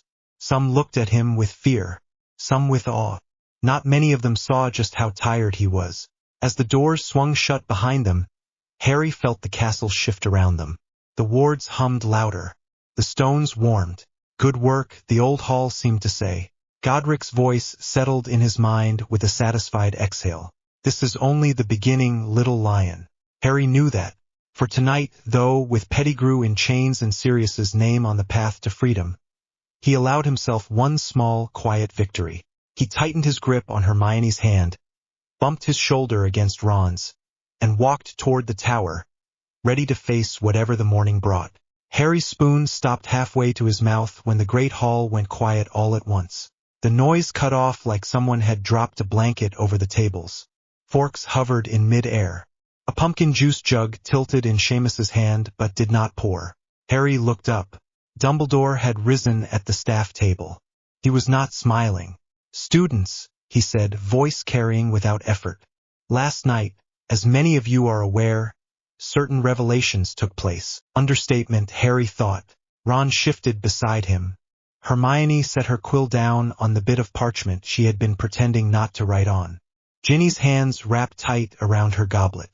At Mr. Potter's insistent prompting, Dumbledore went on. "The Ministry questioned a man who was believed dead. Under Veritaserum, Peter Pettigrew confessed to treason and murder, and to framing Sirius Black for his crimes." Gasps rolled across the hall. Harry did not look round. He watched the staff table instead. Snape's face was pale and tight. McGonagall's mouth was a flat line. Hagrid had both hands knotted in the beard on his chest, eyes wet. "As a result," Dumbledore said, "the Ministry has ordered that Sirius Black be removed from Azkaban and brought to trial. I expect, and shall demand, that his name be cleared. You will treat any mention of him in gossip with the understanding that he is, until proven otherwise, an innocent man." Whispers flared again. "But the papers said, my mum always said he was mad. Potter's godfather." Fred caught Harry's eye down the table and gave a small, sharp nod. George mirrored it. Dumbledore raised his hand. The noise dipped. "Secondly," he said, "Peter Pettigrew is now in Ministry custody.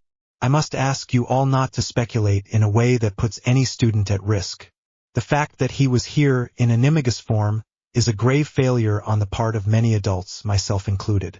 That failure will not be repeated." Harry felt Godric snort in his head. "We will see." "And finally," Dumbledore said, "you should know that the Dementors have been removed from the immediate vicinity of the castle.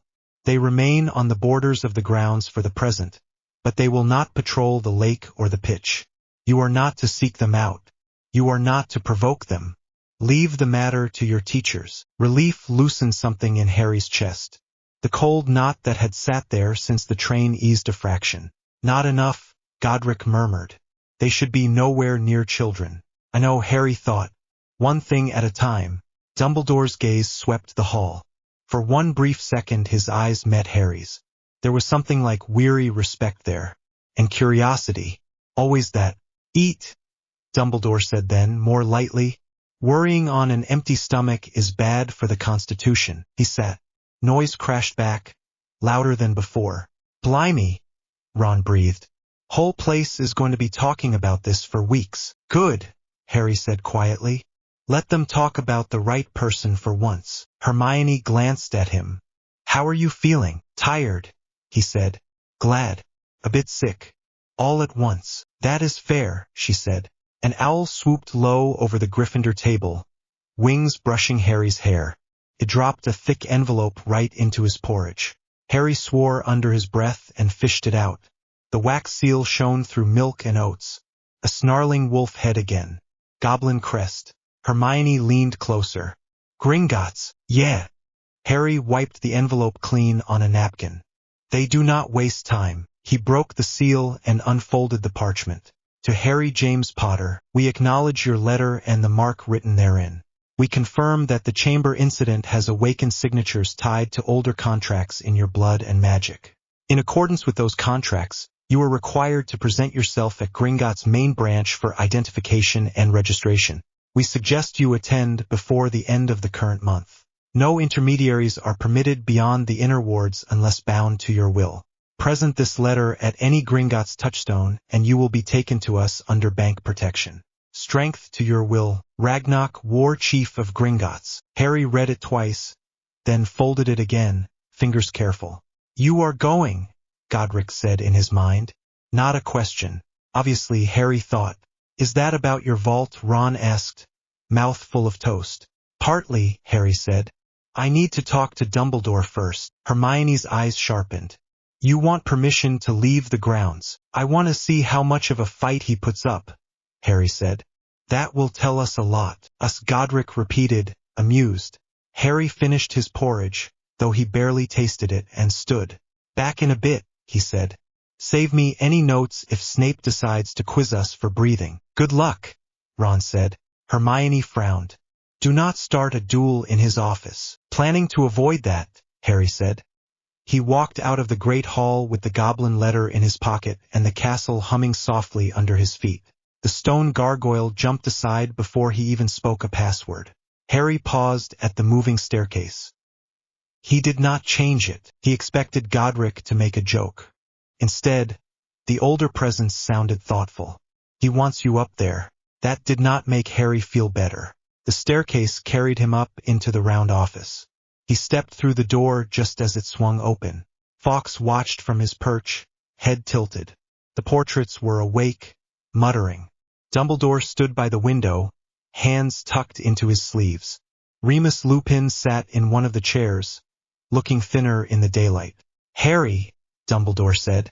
Thank you for coming. Harry moved into the room, closed the door behind him, and stayed standing. You wanted to see me, he said. I did, Dumbledore said. Please sit. Harry sat in the chair beside Lupin. The defense professor offered a tired half-smile. Quite a first week, Lupin said quietly. You could say that, Harry answered. Dumbledore turned from the window. You dealt with a Dementor on the train in a fashion I have never seen, he said. You revealed Peter Pettigrew. You forced the Ministry to reopen a case it has been content to ignore for years. These are not small actions, Harry. Harry fought the urge to shrug. Someone had to. Something flickered in Dumbledore's eyes. Approval. Worry. A trace of annoyance, maybe. We are grateful, Lupin said, leaning forward a little. I am grateful. Sirius would have died in that place without you. Harry's throat tightened at the move from Mr. Black to Sirius. Familiar. Personal. It made the idea more real. Good, Harry said. He does not deserve that. No, Lupin said. His eyes were bright. He does not. Dumbledore cleared his throat. But gratitude does not remove the need for questions, he said. What you did to that Dementor, that was not a Patronus. Remus tells me you have not learned one yet. No, Harry said. Yet you repelled a Dementor with raw force, Dumbledore said. You pushed it off the train without a wand. That is impressive. It is also dangerous if uncontrolled. It was controlled, Harry said. No one else got hit. Luck, Snape would have said.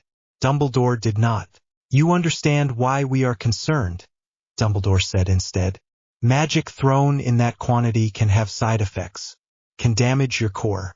It can change the wards. They survived what you have been doing to them for years, Godric muttered. They can handle one push. Harry did not repeat that. I have been practicing, he said. All summer. Controlled bursts. Pull, release, stop. Over and over until I can hold it steady. Without a wand, Lupin said.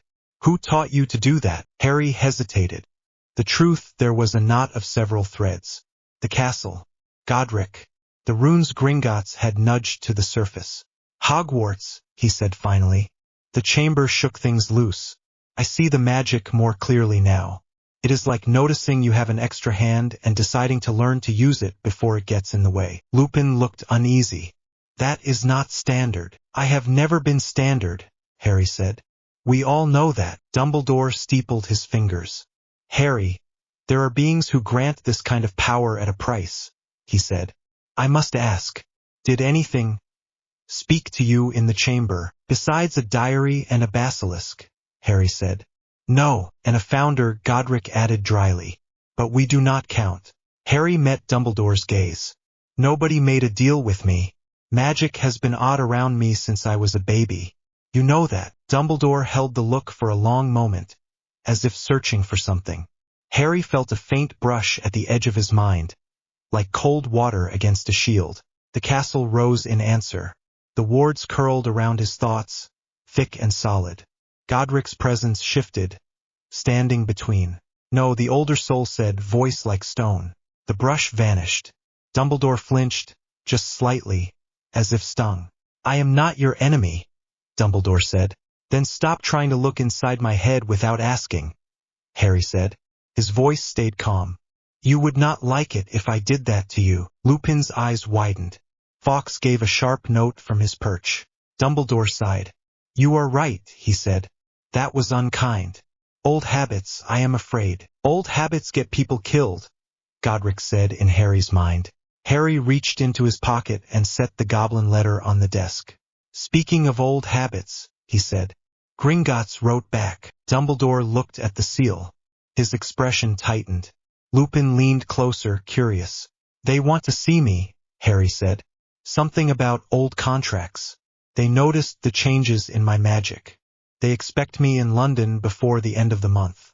Alone. Dumbledore picked up the letter and read it. His brows rose at the no intermediaries line. Goblins are touchy about privacy, Lupin said. They are more than touchy when it comes to founders, Godric murmured. Dumbledore set the parchment down. You are still a minor, he said. By our law, you cannot enter binding contracts without a guardian present. Harry held his gaze. Did anyone sign a guardianship form for me? He asked. Officially, on paper, with my consent. Dumbledore did not look away, but the lines around his mouth deepened. Your parents named me as your magical guardian in their will, he said. The ministry recognized that after their deaths. They recognized Sirius as my godfather too, Harry said. Did not stop them from tossing him into prison without asking questions. Lupin winced. This is not the same, Dumbledore said gently. It feels similar, Harry said. Goblins wrote to me. They set terms. If I turn up with you standing over my shoulder, they will close the door. You know that. Dumbledore was silent. He did know. Anyone who had dealt with the bank for more than 5 minutes knew. I am not saying you cannot escort me to the bank, Harry went on. You can walk me to the door. But inside those wards, this is between me and them. That is what they asked for. I would be a fool to ignore that, and I am done being one of those. Lupin gave Dumbledore a small, cautious nod. He has a point, he said. If the bank is invoking old contracts, they will not appreciate interference. Dumbledore looked between the two of them, then at Fawkes. The Phoenix tilted his head. At last, Dumbledore inclined his own. Very well, he said. You may meet them under their terms. I will escort you to the alley and wait outside. You will not go alone through Muggle London with escaped Death Eaters about. They have a point there, Godric muttered. I can live with that, Harry said. Good, Dumbledore said. And in return I will ask something of you. Harry tensed. What? Allow Remus to teach you the Patronus charm, Dumbledore said. Whatever you did on the train was effective, but it was also raw. A Patronus will give you a safer way, one recognized by the ministry, to deal with Dementors. Lupin nodded. I was going to offer that anyway, he said. It takes practice, a lot of it. You have the will for it. We can start next week if you like. Harry thought of the way the Dementor's presence had pressed into his bones, the way everyone else on the train had sagged under it. He thought of the fact that the creatures were still at the edge of the grounds, waiting. "Yes," he said. "Teach me." "Good," Lupin said. A real smile touched his mouth for the first time. "We will make sure you can do more than shout at them next time." Harry nodded. He did not say that he fully intended to do both. Dumbledore sat back. "Thank you for your honesty, Harry," he said. "I know you are carrying more than most your age." "That is the problem," Harry said. "Most my age do not get a say. I am changing that." Dumbledore's eyes flashed, just for a moment, with something like approval through the worry. "As long as you remember that some of us are here to help," he said. Harry stood. "Help has been a bit thin so far," he said, "but I will keep it in mind." He turned to Lupin. "When do we leave for Gringotts?" "First Hogsmeade weekend," Lupin said. "Officially, I will be supervising a small group visit. Unofficially, I will take you to the alley." "Sorted," Harry said. He walked out of the office with the goblin letter back in his pocket and Godric's low chuckle in his head. "You handled that better than some lords twice your age," the founder said. Practice, Harry thought. The first Hogsmeade weekend came with grey clouds and a sharp wind.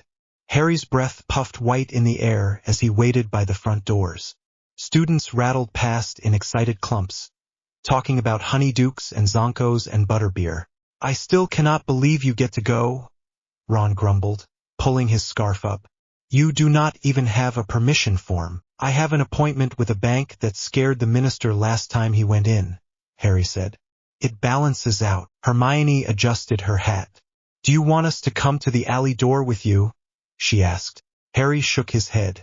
"If anyone is watching, 3 of us slipping away from Hogsmeade is more obvious. Stay with the group. Listen for any rumors." "About what?" Ron asked. "Anything," Harry said. "Serious. Pettigrew. Founders. If people are moving pieces, I want advance warning." Hermione nodded. "We will keep our ears open. Do not let Malfoy bait you while I am gone," Harry added. "I will hex his nose off if he tries," Ron said with feeling. "Then we will see who his dad complains to." "Try not to lead with that," Hermione said faintly. Lupin joined them, cloak flapping in the wind. "Ready?" he asked. "Ready," Harry said. "Line up," McGonagall called from the steps. "Names with me, everyone else with Professor Flitwick." The group split. Harry fell in with Lupin and a few other third-years heading to Hogsmeade for the first time. The path down from the castle was wet underfoot, mud slick on the edges. Cold nipped at Harry's fingers even through his gloves. The village appeared below. Roofs clustered, smoke rising from chimneys. It looked like something from a postcard. Harry had never seen it properly before. It made a small knot of unfairness twist in his chest, then ease when he reminded himself he had other things to do. Lupin steered him past Zonkos and the 3 broomsticks, nodding to McGonagall as they went. "Professor," she called, "you know where to reach us if needed." "I do," Lupin said. They slipped down a side lane past a sign for the post office. Lupin checked that no one was watching, then tapped a section of blank wall with his wand. Lines of light flared, forming a narrow arch. Cold air spilled from it, smelling of stone and metal. "A side touchstone," Lupin explained. "Not as famous as the main one in Diagon Alley. Safer that way." Harry took the goblin letter from his pocket. The seal tingled against his fingers. "I go alone from here," he said. Lupin nodded, face serious. "Inside those wards, yes. I will wait on the other side. Do not agree to anything you do not understand." "I will not," Harry said. He stepped through the arch. The world squeezed. For an instant he felt as if he were being pulled through the space between 2 coins. Then his boots hit polished stone. The main hall of Gringotts rose around him. High arched ceiling. Long counters. Goblins perched on stools, quills scratching. Bronze doors at one end, the deeper vault tunnels at the other. Magic sat heavy in the air here. Old, layered, sharp. It scraped at Harry's skin and then settled, tasting him. "Welcome," it seemed to say, "or at least we see you." A goblin in dark armor waited in front of him. Not Griphook, taller, with a scar on his eyebrow and rings on 2 fingers. "Potter," the goblin said. "With us." Harry inclined his head. "War Chief Ragnarok," he said. "Thank you for seeing me." The goblin's eyes flicked over him, surprised for a fraction of a second at the use of the title. Then his mouth curled in something that might have been respect. "You write in the old tongue," Ragnarok said. "You use our forms. That is a start." Harry followed him away from the public counters, down a side corridor lined with carved stone. Runes glowed faintly in the corners. The air grew cooler. The sounds of the main hall faded. They stopped in a round chamber with a low ceiling. In the center stood a stone table carved with more runes. A shallow bowl sat in the middle. "Hand," Ragnarok said. Harry set his right hand flat on the table, palm down. The stone was cold. The runes warmed under his skin. "Do not pull away," Godric said in his head. "Whatever it feels like." A goblin Harry did not know touched his own hand to the stone, muttered a phrase. Sharp pain lanced through Harry's palm, fast as a needle. He hissed but did not move. A single drop of blood fell into the bowl. The runes flared. Lines of light raced up Harry's arm, wrapped around his wrist like a band. For a moment he saw things that were not the room. The outline of a castle on a hill, 4 figures standing in front of it. A lion, a snake, an eagle, a badger, all lit from within. Then the images sank back into his bones. The glow around his wrist steadied into a thin, bright band. The goblin stepped back, eyes wide. Ragnarok's hand tightened on the edge of the table. "Well," the war chief said after a long moment. "That answers that." "Answers what?" Harry asked. Ragnarok looked at him, gaze sharp. "That you are not only Harry Potter," he said. "The bank has records of founders and their ties. When your magic changed after the chamber, our wards rang. We needed to know if it was a fluke. It is not." He pointed at the faint band of light around Harry's wrist. "That mark," he said, "means the wards recognize you as holding the full charter of Hogwarts School of Witchcraft and Wizardry. All 4 signatures are awake in you, not just one." Harry stared at his wrist. The band pulsed once, in time with his heartbeat. "All 4, he said slowly. His stomach flipped. His head swam. "I have only heard one voice." Ragnarok's mouth twitched. "You will hear the others when they are ready," he said. "Magic wakes in layers. For now, the bank recognizes you as successor to Gryffindor, Slytherin, Ravenclaw, and Hufflepuff. That comes with rights and debts." Godric was quiet. That was more worrying than any comment. "What kind of rights?" Harry asked. Ragnarok gestured. The other goblin placed a carved iron ring on the table. The metal gleamed dull and old, for tiny crests were etched into it inside the band. "First," Ragnarok said, "the right to claim the Founder Vault. It has waited since the last of their line died without an heir in name." He nodded at the ring. "Put it on." Harry picked it up. The metal was heavier than it looked. Cold at first, then warm. As it slid onto his finger, it shrank to fit. Magic rushed up his arm, over his shoulder, down into his chest. Not the raw fire he used in battle. This was quieter, deeper, like doors opening in a house he had always lived in but never explored. Whispers brushed his mind. A woman's voice, brisk and clever. Another, lower, solid and kind. A third that hissed words he could not quite make out, full of sharp humor and old anger. Godric's steady presence stood with them, no longer alone. Easy, Harry thought, gripping the edge of the table. One at a time, the voices faded, leaving only the sense of not being alone in his own head anymore. "Second," Ragnarok said, as if nothing strange had happened, "you have the right to review all contracts made in the Founders' names. That includes the charter between Hogwarts and Gringotts, between Hogwarts and the Ministry, between Hogwarts and the families who send their children there." Harry lifted his eyes. "You mean I can see how it is supposed to work," he said. "Not just how they have been running it lately." "Yes," Ragnarok said. "And if you choose, you can call for corrections. Slowly, carefully, or the whole structure will crack." "Debts," Godric said. "I guessed," Harry answered. "Third," Ragnarok went on, You have the right to appoint or remove a headmaster under strict conditions. I do not suggest doing that without a plan. Chaos helps no one. Harry swallowed. I am not looking to throw Dumbledore out of a window, he said. Yet, Ragnar's teeth showed for a second. Wise, he said. He has done harm and good both. The balance is not my concern. It will be yours. And the debts, Harry said. Ragnar's face sobered fully. The founders did not build their school with ministry gold, he said. They borrowed from us. Paid some back, not all. War interrupted. Time hid the numbers.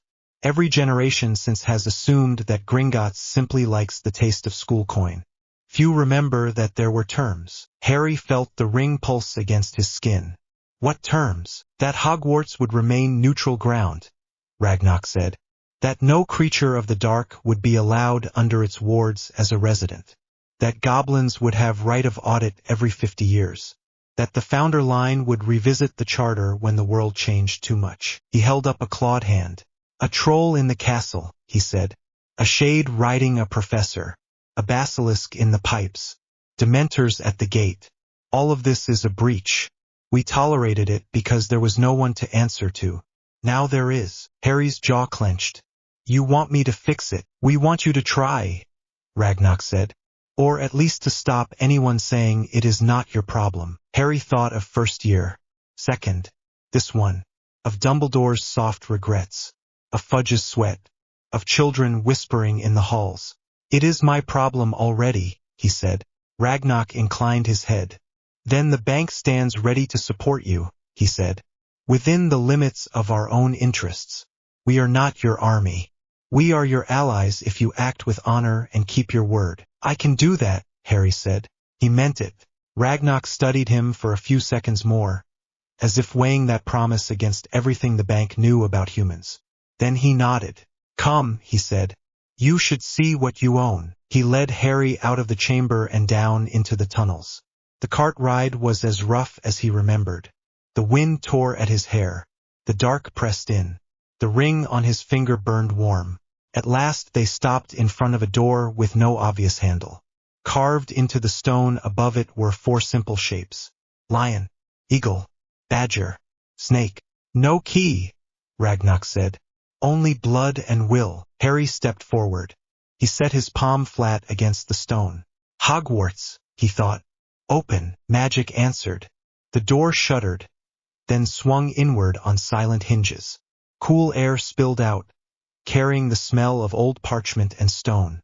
Inside, shelves lined the walls, stacked with chests and scrolls.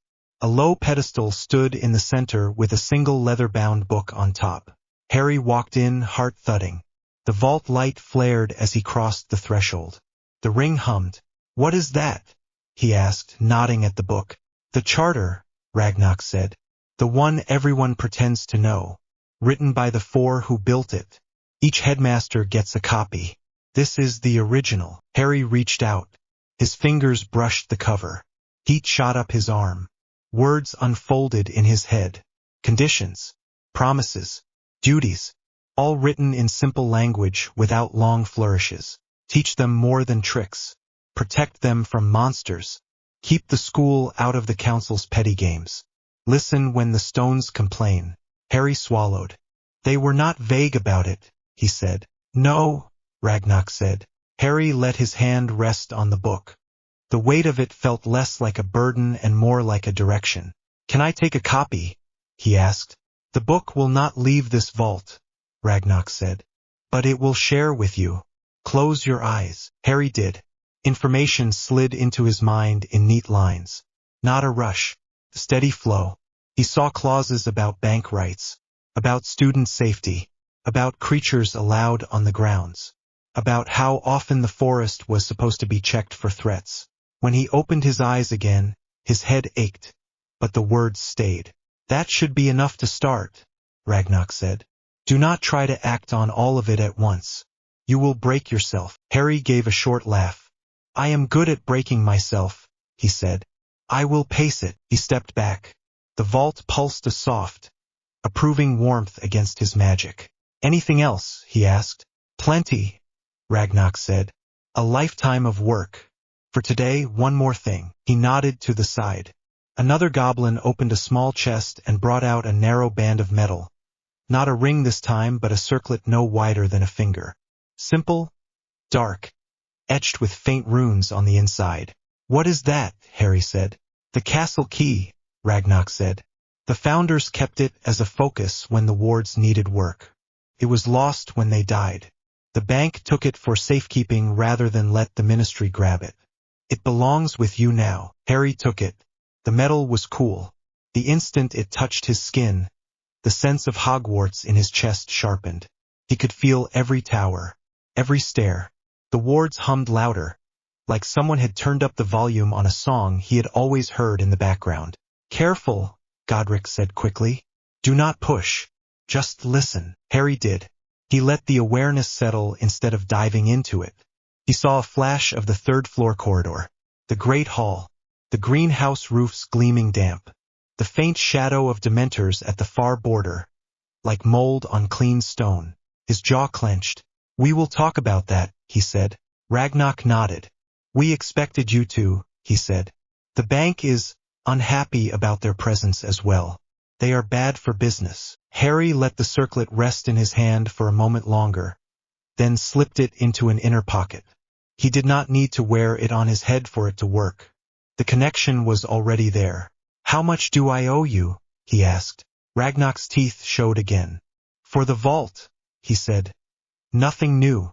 That debt is old and shared. For the tests and the time today, the bank will accept a simple promise. That when you start rewriting things, you remember that we are partners, not tools. I can do that, Harry said again. If I have questions, I will ask instead of blundering. Better than most wizards, Ragnarok said. Go. Your teacher waits.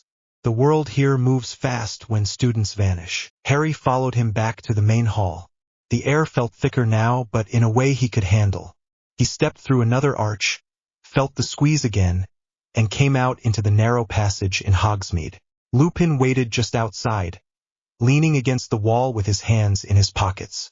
He straightened when Harry appeared. Well, he asked. Still in one piece. Mostly, Harry said. His head throbbed. His magic hummed. Learned some things. Anything I should worry about? Lupin asked lightly. Harry thought of founder rights, debt clauses, and a charter that said no monsters in the school. He thought of Dementors on the border. Yes, he said. But not for today. For now, Hogsmeade. Lupin studied him, then nodded. Butterbeer first, he said. Rewriting the school can wait until after we have both had a drink. Harry snorted. Fair, he said. They walked back up towards the main street.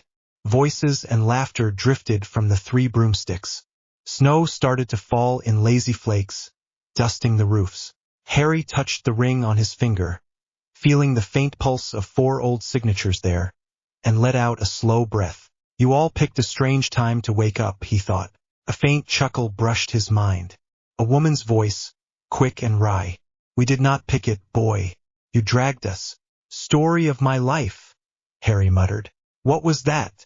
Lupin asked. Nothing, Harry said. Just thinking. He stepped into the warm light of the pub, the noise wrapping around him. The weight of new knowledge settled on his shoulders.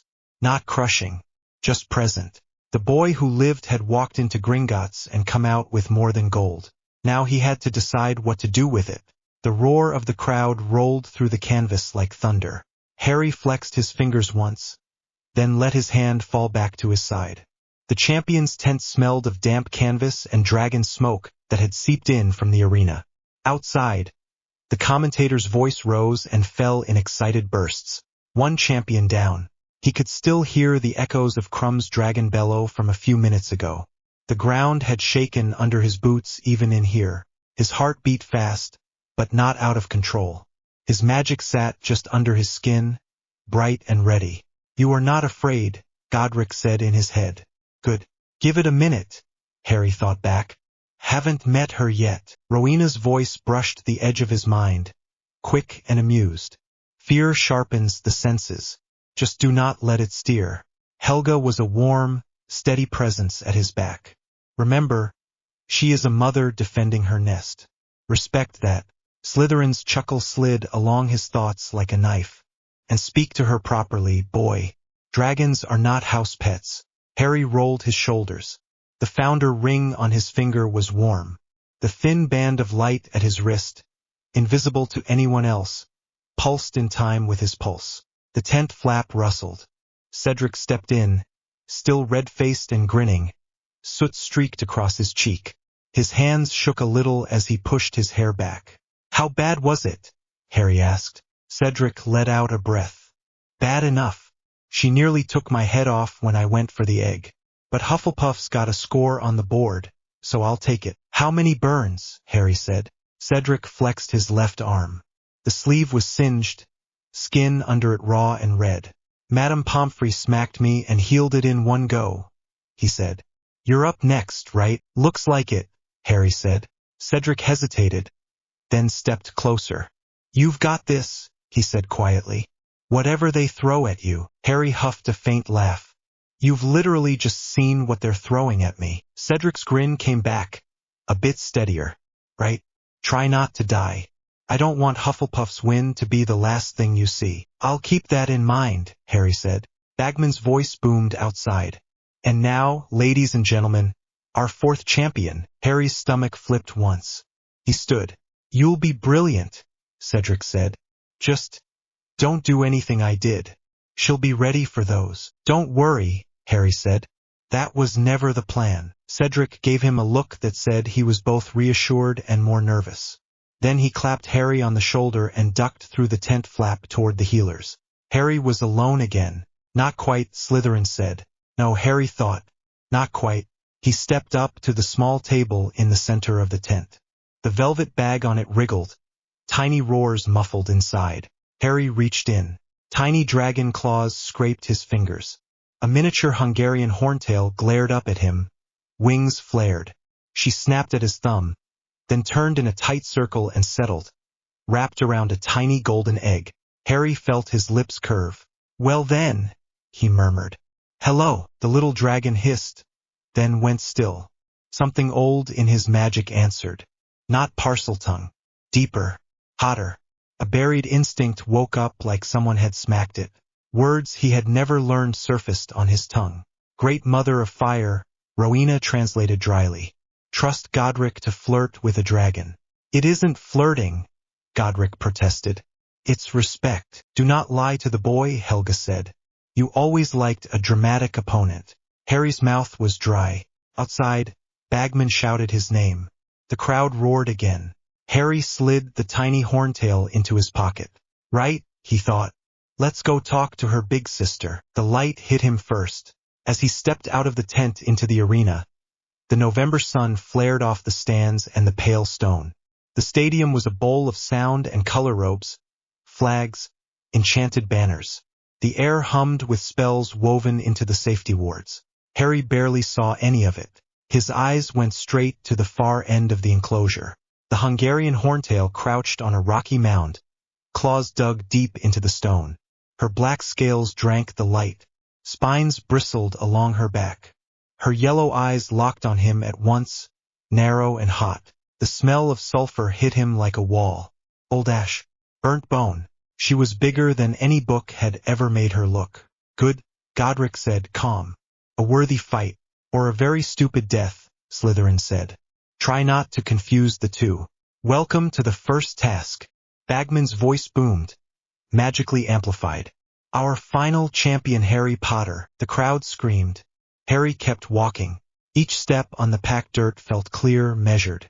The wards of the arena brushed against his skin, thick and glittering. Containment, mostly. They kept the dragon in, the students out, and deflected anything too lethal. But there were gaps. Always gaps. He stopped just outside what he judged was her comfortable fire range. The air here was already warm. She growled, low and rumbling. Smoke curled from her nostrils. She shifted her weight over the clutch of golden eggs, tail lashing once, gouging furrows in the rock. "She's beautiful," Harry thought. Helga's presence softened. "She really is." "Head on or talk first," Harry thought. "You know the answer," Rowena said. He lifted his hand, palm out. "Veer Eiler," he said. The word rolled out of him without passing through English. It was rough and deep, his throat vibrating with the sound. The air around the syllables shivered. In the stands, people leaned forward. To them, it sounded like a rasping hiss, full of heat. In the dragon's head, it meant, I greet you, Flame Mother. The Horntail's pupils blew wide. She froze. Harry swallowed, heart pounding. The old language felt strange in his mouth, like a muscle he'd never used suddenly lifting weight. He tried again.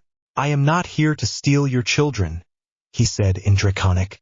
The translation in his mind came more as a Picturia young male walking toward a nest with empty hands, not claws. There is a game.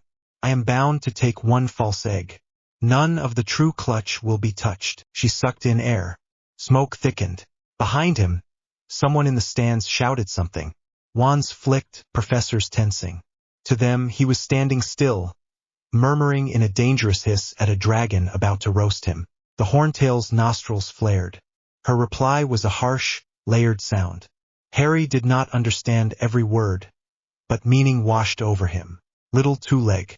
Many speak pretty lies when their skin is on the fire. Fair, Harry thought. Show her, Helga said. Harry kept his movements slow.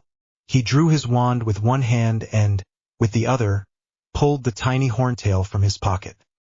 He held it up in his palm, careful not to frighten it. The little dragon hissed weakly, then went still again as his magic wrapped around her. The big horntail's head dipped a fraction. Her eyes focused on the miniature one. She scented it, the air vibrating with the weight of her breath. Your shadow, Harry said in Draconic. A reflection made for this rite. He let the tiny dragon settle back into his pocket, then spread his hands, empty. I do not want your young, he said. I do not want your hoard. Only the false egg that the watching ones tied to me. He did not look at the judge's box. He did not need to see Karkaroff's horrified expression or Fudge's confusion to know they were there. The Horntail's gaze narrowed. If I refuse, she said, her words a grind of stone and flame. What will you do, little one? Harry felt Godric grin under his skin. He let the fire in his core rise. His magic flared, pressing out against the wards. The ground under his feet answered, a faint vibration of ley lines willing to lend strength. Then I fight you, he said simply. I bleed. You burn. We both risk what is ours. I do not want that, but I will not crawl away from a bound challenge. That last phrase carried weight. Old weight.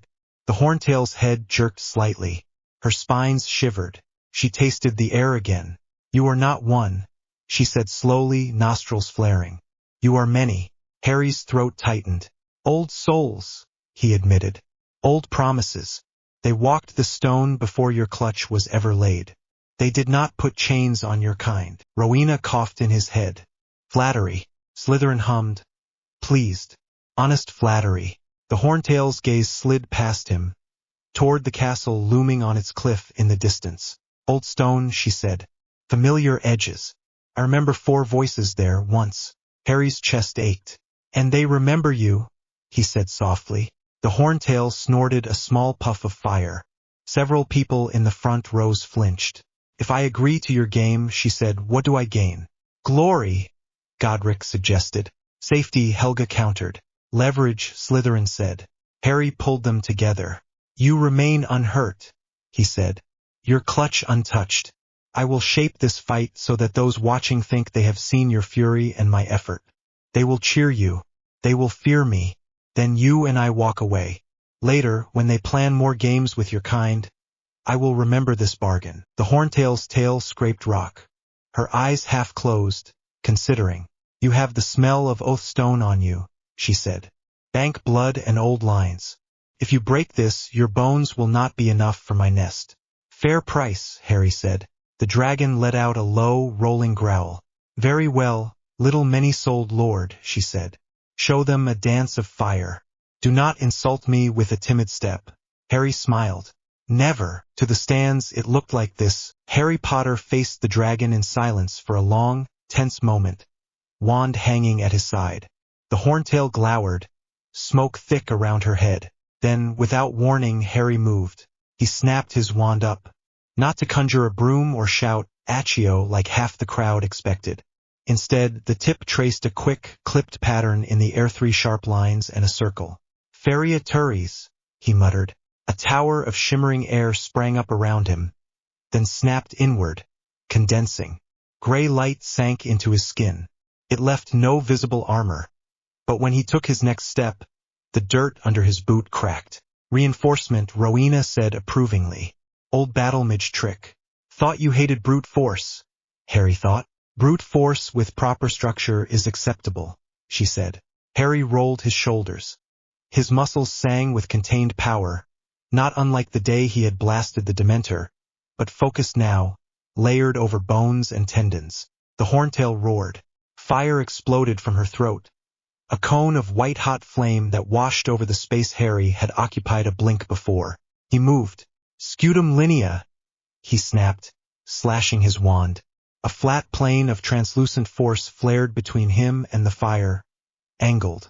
The flames hit it, spread, and slid up, diverted toward the sky. Heat slammed into him. Sweat burst out on his back. The crowd shrieked. The judges threw up extra shields in reflex. "Harry!" Hermione's voice, somewhere high above, thin and strained. He did not look up. He dropped the first shield and sprinted forward, boots digging into the dirt. Smoke clawed at his throat. His heart hammered. The dragon's head tracked him, jaws opening again. "Left!" Godric barked. Harry cut left. A gout of flame scorched the ground where he'd been, turning dirt into glass. Shards flew up under his feet. He skidded, kicked off, and leapt. "Gratus!" he breathed. Stone rose under his boot, a step where there had been only air. He kicked off it, rising higher. The crowd gasped. Some of the professors leaned in, eyes wide. This was not pretty school spell work. It was raw war magic, the kind meant to cross battlefields. The Horntail swung her head up, snapping at him. Her tail lashed, spikes whistling through the air. Harry twisted midair. The world slowed for a heartbeat. He saw every spine, every claw. He slammed his enhanced foot down on another conjured step and pushed, redirecting his arc. The tail missed him by inches. He felt the wind of it brush his boot, heard the crack as it tore through rock. He hit the ground in a roll, momentum carrying him toward the flank of the rock mound. Heat rolled over him. The air stank of sulfur and scorched earth. "Scutum cava," he snapped. This shield curved over him like half a bubble, anchored into the stone. Fire smashed into it, flowing around and up. The strain hammered at his bones.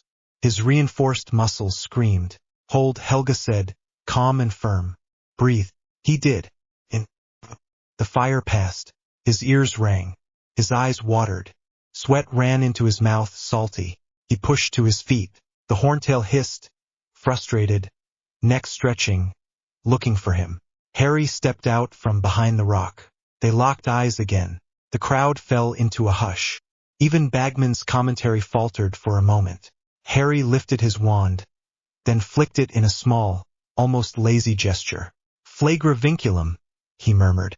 Thin lines of red light whipped out, not at the dragon herself but at the ground around her front claws. The spell bit into the stone, forming glowing chains that did not hold so much as guide. The Horntail shifted. The chains flared, tugged, and then settled, invisible to anyone who did not feel the way magic shaped force. Rowena raised an eyebrow in his head. "Guiding rings. Neat. Slytherin's idea," Harry thought. "If she lunges, we make it look wild without letting her overshoot." Salazar purred, pleased. Controlled chaos. The dragon snorted, understanding the feel of the magic. She growled, putting on a good show as she strained against the invisible lines, snapping and roaring. Harry took another step closer. The heat here was brutal. His reinforced muscles helped, but sweat still soaked him. His breaths came faster. He could see the golden egg now, nestled among the real ones at her massive 4 feet. The false shell gleamed differently to his mage sight, layered with contest magic. He stopped. To the crowd, it looked like he was squaring up for something reckless. The stands buzzed. "He's not going to. Where's his broom? Is he mad?" Harry ignored it all. He drew in a breath, deep and slow, and let his magic gather. Ultima linea, he whispered. A circle of light flared under his boots, expanding outward in a rush. It sank into the ground, latching onto the ley lines. The arena hummed, wards vibrating. The horntail froze at the feel of it. This was not a student's spell. This was a command laid into the bones of the earth. Harry lifted his wand, then switched it to his left hand. With his right, he reached into that deep place inside himself where the founders sat and pulled. Metal answered. Not conjuration, not transfiguration. Something in between war magic that shaped ambient magic into a solid for a short, brutal burst. A sword formed in his hand. Simple, straight, no jewels. Just a double-edged blade and a hilt that fit his grip like it had been made for him. The crowd gasped. Dumbledore's fingers tightened on the arms of his chair. McGonagall's lips parted. Karkaroff leaned forward, knuckles white. Ragnarok, sitting in a high, discreet box with a couple of goblins, bared his teeth. Old ways, he thought, danger and approval knotted together. Harry twirled the sword once to test balance. It moved like an extension of his arm. His enhanced muscles thrummed with contained strength. Showtime, he thought. To the horntail, he said in Draconic, clear and ringing. We dance now, she roared. Fire burst from her mouth again. But this time she swept it in a wide, showy arc, aiming high. The stream of flame looked terrifying from the stands, a wall of inferno that seemed to engulf Harry. Inside it, his shields and the earth circle took the worst of the heat. Still hurt, his skin prickled, the ends of his hair singed. But he could move. He sprinted up the slope, boots finding purchase on cracked stone. The dragon lunged, snapping her jaws inches away from him. He slashed at empty air, his sword cutting through nothing but flame. Sparks flew, harmless but pretty. Gasps and screams rolled across the stands. He leapt again, conjured steps blooming under his boots just long enough to take his weight.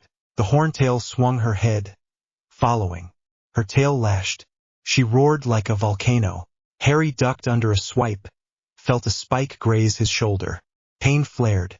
Warm blood trickled down his arm. Goddess, Hermione whispered in the stands, hand over her mouth. Come on, mate, Ron muttered, fingers clenched on the rail. Come on. From the judge's table, Fudge stared, horrified. That boy is insane, he said faintly. Karkaroff could not seem to decide whether to be delighted or terrified. War magic, he breathed. Who taught him that? Only Dumbledore watched in near silence, eyes intent. Founder's patterns, he murmured. I haven't seen those forms in a very long time. Down in the arena, Harry hit the top of the slope. The dragon's head loomed, maw open. He could see rows of teeth slick with heat. The egg lay under her chest, gleaming. He met her eye. Now, he thought. She gave a perfectly timed roar and slammed her head down. Teeth snapping shut a handspan from his face. The shockwave of the impact knocked him back. He let it. He rolled, deliberately sloppy, sliding down a few feet. From the stands, it looked like he'd nearly been crushed. He dragged himself up, sword digging into the rock. Almost, Bagman cried. That was almost the end of our young champion. Harry snarled and pushed forward again, playing it up. His arm throbbed where the spike had cut him. His reinforced muscles were starting to tremble under the strain of the armor spell. One more, Rowena said crisply. Make it count. He darted in low this time, under the dragon's line of sight for a moment. The chains in the rock tugged gently on her forelegs, guiding her stance so that he had a narrow window. The horntail raked the air above him, roaring. Flames licked around his shield. The heat made his lungs burn. He slid the last few feet on his side, grabbing for the golden egg with his free hand. His fingers closed around it. Contest magic fizzed against his palm, trying to trigger dramatic effects. He shoved his own magic over it, smothering the worst of it. The egg's surface was smooth and warm. He tucked it against his chest and threw himself sideways, rolling clear as the dragon's head snapped down again, close enough that one of her teeth scraped sparks off his conjured sword. He came up in a crouch halfway down the slope, panting, chest heaving, the egg held tight. He raised it. For a heartbeat, the entire arena went silent. Then the noise hit like a tidal wave. Screams, cheers, wild applause. Gryffindors yelling themselves hoarse. Hufflepuffs and Ravenclaws joining in, half in relief and half in awe. Even some Slytherins clapped, slowly, eyes wide. The Horntail reared back, spreading her wings. She let out one last roar, this one less furious and more proud. She settled back over her real clutch, curling her body protectively. Her golden eyes watched Harry as he staggered the last few steps down the slope. He met her gaze and dipped his head. A small bow. "In thar," he said in Draconic. "Well fought." She huffed smoke. "Go, little many-souled lord," she said, "before your legs fail in front of your clutch." Helga laughed in his head. "She likes you." Wonderful, Harry thought. Let's hope she never decides to visit. He let the reinforcement spell bleed off. The sudden loss of support made his knees wobble. He kept his feet by sheer stubbornness, egg clutched tight. He did not want to collapse until he was out of the dragon's sight. He crossed the line where the arena wards thinned. A group of meta-wizards surged forward. Madame Pomfrey was at the front, face thunderous. "You ridiculous boy," she snapped, grabbing his uninjured arm. "Into the tent. Now." Harry tried to grin. "Got the egg," he said. "Keep talking like that and I'll use it as a bludgeon," she said, hauling him bodily toward the medical tent. Inside, the noise from the stands dulled to a distant roar. Harry sat on a cot, egg still in his hands, while Madame Pomfrey peeled his robe away from his shoulder. The cut from the tail spike was deep but clean. Blood had soaked his sleeve. She hissed under her breath. "What possessed you to get that close?" she demanded. "No, don't answer that. I know you're James Potter's son and you all have a death wish. Hold still." Cool magic flowed over the wound. The itching sting of knitting flesh made Harry grit his teeth. His reinforced muscles were fading back to normal now. The fatigue hit all at once. His arms felt like lead. His legs shook. "Lie back," Madame Pomfrey ordered. "You may feel a bit faint." "Bit late for May," Harry muttered, but he did as she said. The canvas roof blurred slightly. His heartbeat pounded in his ears. Sweat cooled on his skin, leaving him shivering. The egg, warm and solid, rested on his stomach like a small golden sun. "You did well," Godric said quietly. Pride threaded his voice. "You honored the bargain." "Could have done without the near decapitation," Harry thought. "You wanted a real fight," Slytherin pointed out. "You got one." Rowena hummed. "Next time, refine the shield angle on the second flame burst. You took more heat than you needed." "Next time," Harry said faintly, "we throw someone else at the dragon." The tent flap whipped open. "Harry!" Hermione's voice, sharp and scared. He turned his head. Hermione rushed in, hair even more wild than usual, eyes bright with worry. Ron followed on her heels, face pale, hands clenched. Madame Pomfrey drew herself up. "You two can have 5 minutes," she said. "If he starts to pass out, I'm throwing you out." "Yes, Madame Pomfrey," Hermione said quickly. She moved to Harry's bedside, stopping just shy of grabbing him, as if afraid he'd fall apart under her hands. "You absolute idiot," she burst out. "You spoke to it. You went up there with a sword. You could have died." "You saw the sword," Harry said, a little pleased through the exhaustion. Ron stared at him. "That's what you're focusing on," he demanded. "You nearly got eaten, mate." Harry let his head sink back into the thin pillow. "I had a deal," he said. "She wasn't going to eat me." Hermione's eyes narrowed. "What kind of deal?" she asked. "And do not say a good one." Harry hesitated. He was tired, too tired to dance around all of it anymore. Secrets had their place. So did trust. "She's a mother," he said. "I promised not to touch her real eggs. I promised to make it look good. She promised not to kill me if I didn't insult her." Ron blinked. "You what?" "You had a chat with the psycho dragon about stage directions." Harry snorted, then winced as the movement tugged his healing shoulder. "More or less?" Hermione stared. "In Parseltongue?" she asked. "It didn't sound like it." "Old Draconic," Harry said. Different feel. Same sort of idea. How do you know Old Draconic? She demanded. He looked at her. The words stuck for a moment. Not because he didn't trust her or Ron, but because once he said them out loud, there was no putting them back. Helga's presence warmed against the back of his mind. Better they hear it from you. Slytherin hissed a soft agreement. Secrets rot. Boy, choose who you share them with. After the chamber, Harry said slowly. I wasn't alone. In my head, Ron swallowed. You mean the diary, he said. Tom. No, Harry said. He's gone. I made sure. This is older. He lifted his left hand slightly, the ring glinting on his finger. Godric Gryffindor woke up first, he said. Then the others. Rowena, Helga, Salazar. Bits of them. Memories. Magic. They're part of me now. Silence. Hermione's mouth fell open. Ron's eyes nearly popped out of his head. That is not funny, Hermione said at last, but her voice shook. If you're joking, I'm not, Harry said. I wish I were. It would make certain conversations much easier. Ron sank onto the edge of the next bed. Hard. Bloody hell, he whispered. Language. Madame Pomfrey snapped automatically from across the tent. Ron flapped a hand in apology, eyes not leaving Harry. So when you say we, Hermione said slowly, you don't mean you and us. Sometimes I do, Harry said. Sometimes I mean me and the 4 people arguing in my head about shield angles. Hermione's breath hitched. Her eyes filled with tears. She blinked away angrily. And you didn't tell us, she said. All summer. All last year. I didn't know how, Harry said. His own throat tightened. I didn't want them to turn into a story you told someone, and then it spread, and then suddenly I'm the freak with 4 ghosts in his skull. Newsflash, mate, Ron said, voice strangled. You're already the freak. In a good way. Most of the time. Hermione sniffed. Half laugh, half sob. You're not a freak, she said. You're you. With extra.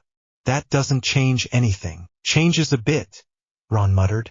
Explains a lot. Hermione ignored him. She leaned closer.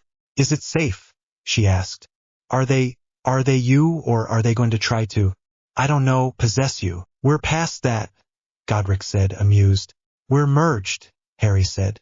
More or less. They're not controlling me. They give advice. They nudge. Sometimes they're very loud. But I decide. Rowena sniffed in his head. Mostly, Harry allowed. Hermione's shoulders sagged with relief. All right, she said. Then we deal with it. Like we always do. Harry's chest loosened. Deal, he said. Ron nodded, still looking a bit shell-shocked. So, he said, my best mate is basically Hogwarts with legs. Don't say that, Harry said. Makes me feel like I should start sprouting staircases. Ron snorted. You already move like one sometimes. All twisty. Hermione rolled her eyes, but the tension eased. Madame Pomfrey cleared her throat. Time, she said. Mr. Potter needs rest. If you lot make his pulse spike again, I'll dose you all. Hermione squeezed Harry's hand. Hard. You were brilliant, she said quietly. Reckless. Ridiculous. Brilliant. Ron smacked his foot lightly. I'm proud of you, mate, he said. Even if you gave me a heart attack. Harry swallowed past the lump in his throat. Thanks, he said. Now go eat something. I'm starving, and if I smell food while I'm stuck here, I'll start chewing the sheets. Hermione smiled a little. We'll bring you something, she promised. They slipped out. The tent felt quieter without them, but not empty. Helga hummed. Content. Good children. They're my age, Harry thought. Children, Rowena repeated firmly. Madame Pomfrey fussed over his arm a bit more, then left him with a vial of thick purple potion and orders to sleep. He lay back, egg on the table beside him, and closed his eyes. The roar of the crowd, the heat of the dragon, the feel of the sword in his hand, all of it replayed in his head in sharp flashes. You handled it, Godric said. Cleanly. And you did not kill her. I am impressed. You would have gone for the throat, Harry thought. Maybe, Godric admitted. We grew up in a different war. Slytherin's tone was thoughtful. The dragon felt you. Others did too. Word will spread that old magic walks again. Harry thought of Karkaroff's white knuckles, of Ragnar's sharp smile, of Dumbledore's eyes, narrowed not in disapproval, but in calculation. Good, he said. They should know. He let himself drift then, the exhaustion finally pulling him under. Outside, the judges argued over scores. Karkaroff tried to give him a 4. Madame Maxime snapped at him in French. Bagman bounced. Crouch Sr. watched with a blank, cold face. In the end, Harry got a 38. Plenty high enough to put him near the top. He didn't hear any of it. For the first time since his name had come out of the goblet, he slept without dreaming of chains. By evening, the castle had calmed a little, but not much. Whispers followed Harry down corridors as he made his way back from the hospital wing, arms stiff but healed, warmth from the egg heavy in his satchel. Students turned to stare and then tried to pretend they weren't. Did you see? Stood there and talked to it, like watching a night out of a story, barking mad, if you ask me. Harry kept his head up, step steady. The castle hummed around him, pleased and a little smug. They will tell stories about this, Helga said, amused. Let them, Harry thought. Maybe it'll scare off a few idiots. He pushed into the Gryffindor common room. The explosion of noise nearly knocked him back. Harry! He was mobbed. Hands clapped his shoulders. People shouted questions. Fred and George appeared as if operating, dragged him toward the fire, and planted him in the big armchair. Well, well, well, Fred said. Our very own dragon whisperer. Reckon you could tell Mum's chickens to stop pecking each other, George added. You seem to have a way with dangerous beasts. Harry laughed despite himself. Only if you pay me in treacle tart. Done, they chorused. Ginny hovered at the edge of the crowd, face bright with relief and something else. When the crush of people eased a little, she stepped forward. You scared me, she said simply. Sorry, Harry said. He meant it. She punched his arm, lightly, just above the healed cut. Don't do it again, she said. He raised an eyebrow. Fight a dragon or scare you? Yes, she said and smiled. Hermione and Ron elbowed their way through the crowd then, both looking like they'd been in a scrum. Move, move, he needs air, Hermione said, waving people back. Ron plopped down on the arm of Harry's chair. We heard Crumb took his dragon out with a concussion spell, he said.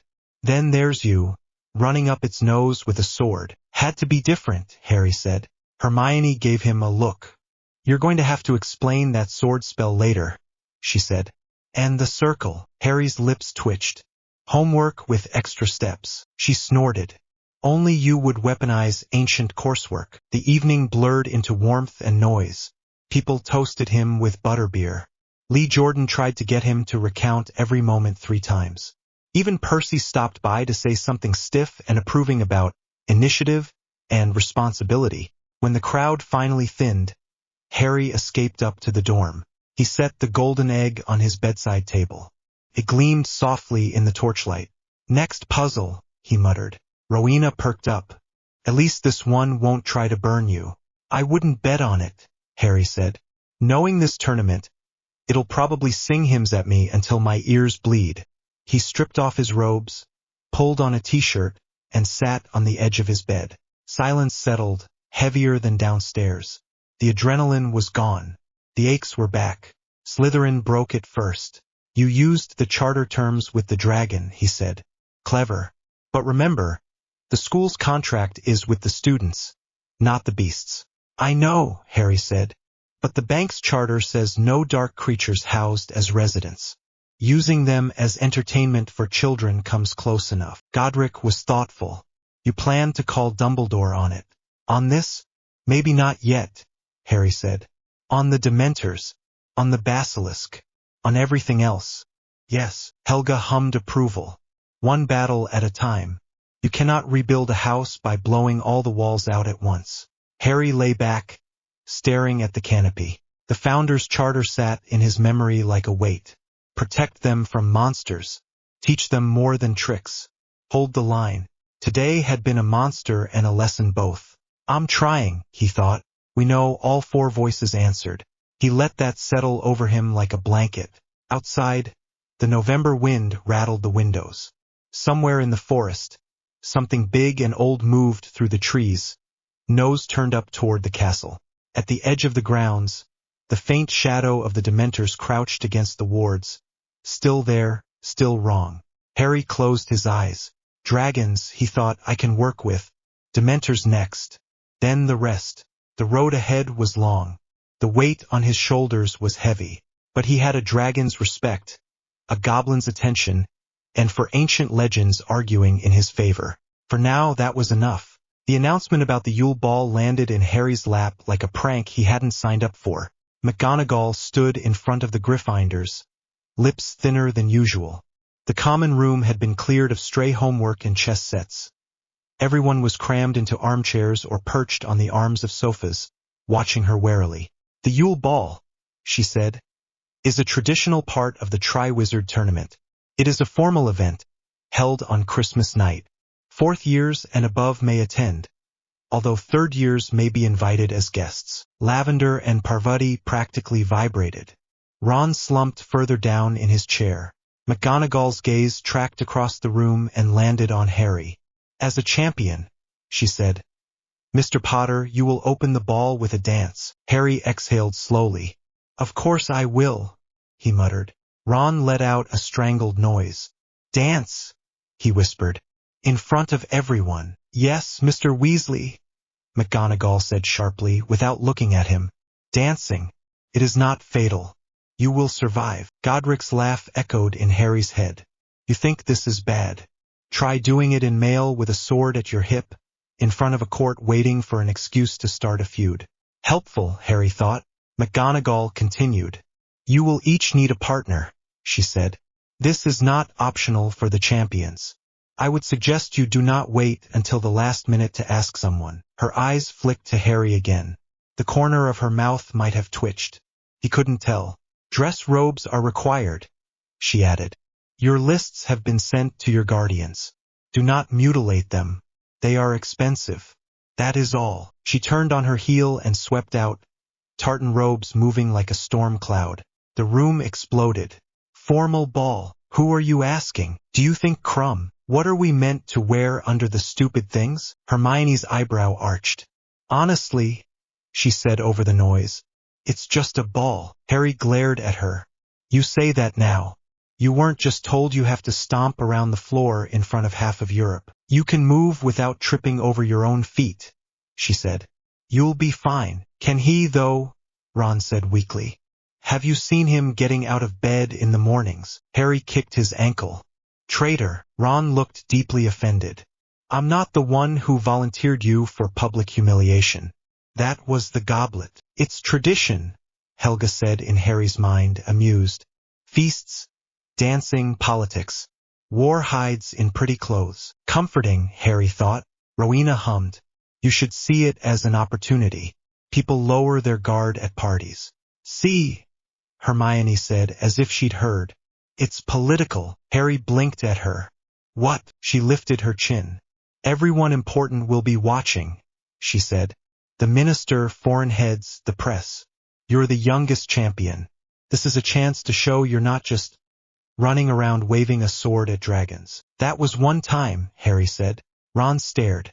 You waved a sword at a dragon, he said. That's all anyone is going to remember, ever. Hermione ignored that. You can use this, she said quietly. Stand up straight. Don't let them see you flinch. Be regal. Regal, Slytherin repeated. I like her. Who says I can do regal? Harry asked. Gringotts, she said. Her eyes flicked to his hand, where the founder ring glinted. Hogwarts, for very opinionated voices. You have more experience walking into rooms full of dangerous people than anyone our age. Harry looked around. The common room swam with chatter and nerves and ridiculous excitement. He thought of the charter burning in his memory, of goblin vaults, of dragons and dementors and Dumbledore's careful gaze. A ball was ridiculous compared to all that, but it mattered, because they had decided it did. All right, he said. Regal it is. Ron groaned. You're not going to start talking like Percy, are you? If I do, Harry said. You have my permission to drown me in the koi pond. We don't have a koi pond, Ron said. We can build one, Harry said.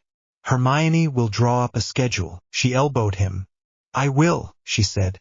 But first you need a date. Harry's stomach did a small, unexpected flip. Right, he said. That. He spent the next day avoiding it. Classes helped. Professor Lupin started their Patronus lessons early, pulling Harry aside after defense and sketching out the basics on the blackboard. Harry threw himself into it gratefully, focusing on happy memories and intent and the feel of different casting patterns while the rest of the school tied itself in knots over dress robes. Evenings in the common room were worse. Every time he sat down, someone was whispering about who was going with whom. Parvati and Lavender had a whole chart. Seamus and Dean were taking bets. Ginny had her nose in a book but kept glancing up, cheeks pink. Whenever someone mentioned the words, "You'll ball," Hermione, infuriatingly, did homework as if nothing had changed. Ask her, Godric said casually, as Harry watched her underline something in ancient runes, lip between her teeth. She knows the steps. She'll keep you from falling on your face. Helga's tone was drier. He wants to ask her for more than functional stability and you know it. Harry's hand tightened on his quill. Would you all stop narrating my life like a play? He thought. Then stop dithering, Rowena said. You faced a basilisk. You can manage a question. Slytherin was silent, which was somehow worse. Harry stared at his essay until the words blurred. Finally, he dropped his quill. Hermione, he said. She looked up, quill poised. Yes, walk with me a minute, he said. Her eyes widened a fraction. She set the quill down slowly. All right. Ron, across the table, eyed them suspiciously. If this is about homework, I'm available. It's not, Harry said quickly. He led the way out of the portrait hole. The corridor outside was quiet, lit by dim torches. The castle hummed around them, warm and faintly amused. Everything all right? Hermione asked, falling into step beside him. Depends, Harry said. He shoved his hands into his pockets, fingers brushing the ring and the faint edge of the circlet tucked away. Do you think I'm going to make a complete idiot of myself at the Yule Ball? Hermione tilted her head. No more than anyone else, she said. You'll be fine. You adapt. That's one way to put it, Harry said. He stopped by a window. Snow dusted the grounds outside, glittering in the moonlight. The lake was a dark stretch beyond. His mouth felt dry.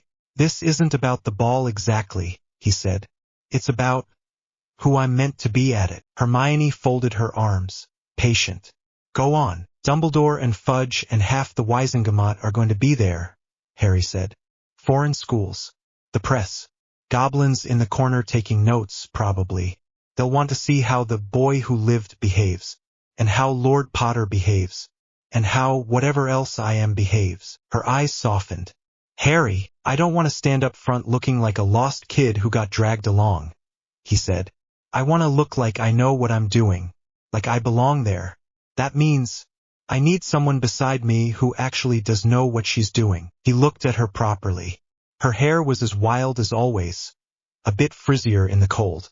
Ink smudged her fingers. She watched him like she was trying to work out an equation. I was wondering, he said, voice steady despite the pounding of his heart, if you'd come with me to the ball as my partner. Silence. Hermione blinked. Once, twice. Not because you're convenient, Harry added quickly, or because you're my friend and standing next to me is your job. Because I want you there, with me. If you don't want to, that's Harry, she cut in. He shut up. Hermione chewed her lip for a second. You realize I can't dance either, right? She said. My experience is limited to stepping on my parents' feet in the living room. I have 4 dead people in my head who apparently know every formal dance in Europe, Harry said. We'll be fine, Rowena sniffed. I am not dead. I am archived. Technicality, Harry thought. Hermione's mouth twitched. So this is about politics, she said. And about you wanting me there. Yes, Harry said. Both. I want someone who'll tell me if I'm about to put my foot in it. And I trust you. And I like you. His face felt hot. For the first time in a long while, Hermione looked genuinely startled. Did you think I didn't? She asked quietly. Sometimes I wonder why you bother, Harry said. I drag you into basements with monsters. I argue with you about homework. I pick fights with the ministry. I have 4 extra voices in my head. You don't exactly have a quiet life with me around. It would be quiet without you, she said. And boring. And wrong. She glanced away, then back. Yes, she said. I'll go with you. The breath Harry didn't realize he'd been holding left him in a rush. Good, he said a bit too fast. Excellent. We are now officially 1 step less doomed. Hermione laughed. A small, bright sound. On one condition, she said. Of course there's a condition, Harry said. What is it? You let me pick your robes, she said.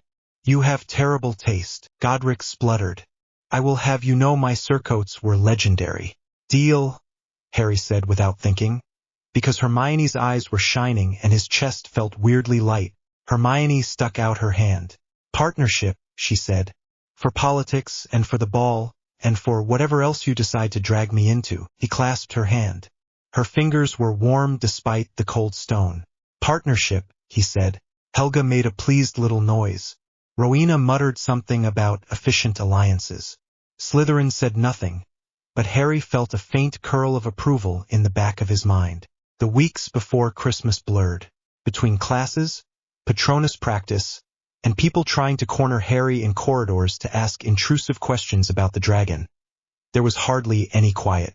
The castle was full of tinsel and singing suits of armor and a general air of strained festivity. Dress robes arrived in a plain package at breakfast one morning. Ron pulled his out, stared at the lace, and swore under his breath. Hermione tried not to laugh. Harry's set, to his relief, was simple dark green with silver trim, decent fabric and no obvious frills. Hermione made him bring them to an empty classroom anyway, so she could make adjustments. Stand still, she ordered, wand in hand. Harry stood on a desk while Hermione circled him like a tailor, muttering under her breath and flicking small alteration charms. The robes smoothed, the cut sharpening, the shoulders fitting better. The green deepened, catching the light in a subtle way. This is ridiculous, Harry said. Do you want to look like a sack? Hermione asked. Hold your arms out. He did.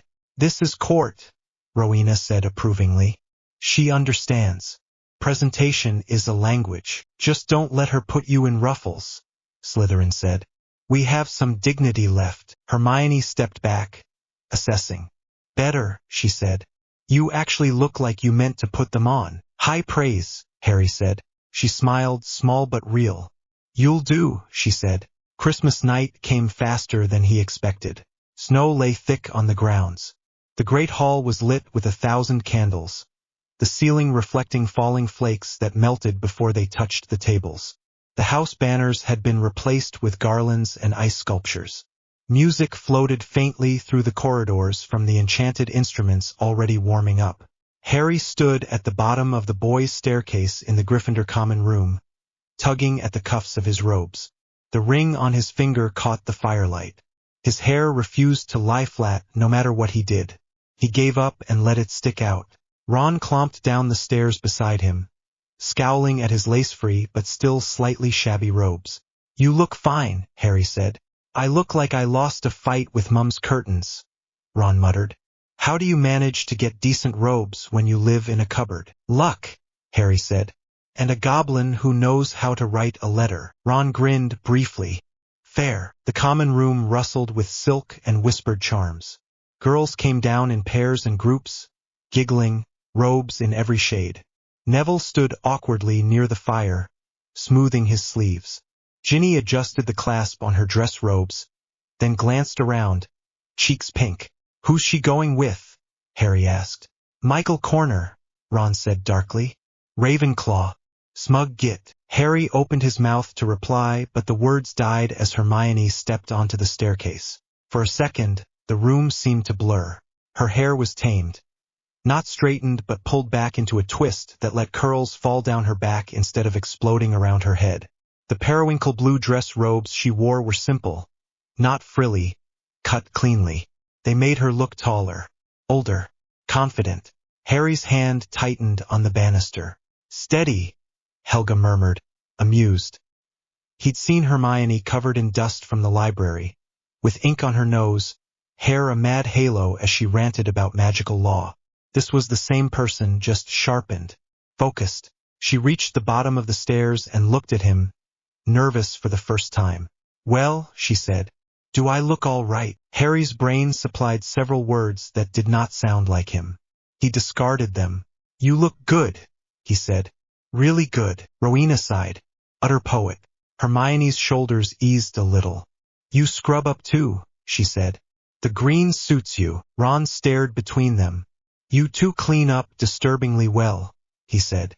"It's unnerving." Parvati and Lavender swooped in then, chattering, dragging Ron off to meet their Beauxbatons dates. Neville showed up with a pretty girl from Hufflepuff who looked just as nervous as he did. Ginny gave Harry and Hermione a thumbs up as she slipped out with Michael Corner. "Ready?" Hermione asked Harry. "No," he said. "But we're going anyway." They stepped through the portrait hole together. The castle felt different tonight. The wards were the same, the stones familiar, but there was a layer of old ritual humming over everything. Hogwarts had seen 1,000 feasts and dances. The echoes of them brushed against Harry's mind, whispering. There were no dragons in the corridors, no traps, just polished floors and students in their finest, whispering and laughing. It still felt like a battlefield. The great hall had been emptied of tables. A wide space shone where they usually sat, the floor gleaming. The walls were lined with small, circular tables and more of those ice sculptures, merpeople, dragons, a phoenix mid-flight. At one end of the hall, a raised platform held a band tuning enchanted instruments. Foreign staff and guests lined one side. The judge's table had been shifted up onto a dais. Fudge sat in the middle in formal robes trimmed with fur, jowls quivering as he talked at Dumbledore. Madame Maxime looked like a carved column in silk. Karkaroff lounged, smirking, eyes flicking over the students like a vulture. Bagman waved cheerfully at Harry from behind his tankard. Goblins stood, discreet and watchful, near one of the doors. They wore armor polished bright, but their expressions were impassive. Ragnarok wasn't among them, but Harry recognized the crest. "Lord Potter enters the court," Slytherin murmured. "Try not to trip." "Champions to the front, please," Professor McGonagall called. Harry felt Hermione's hand brush his.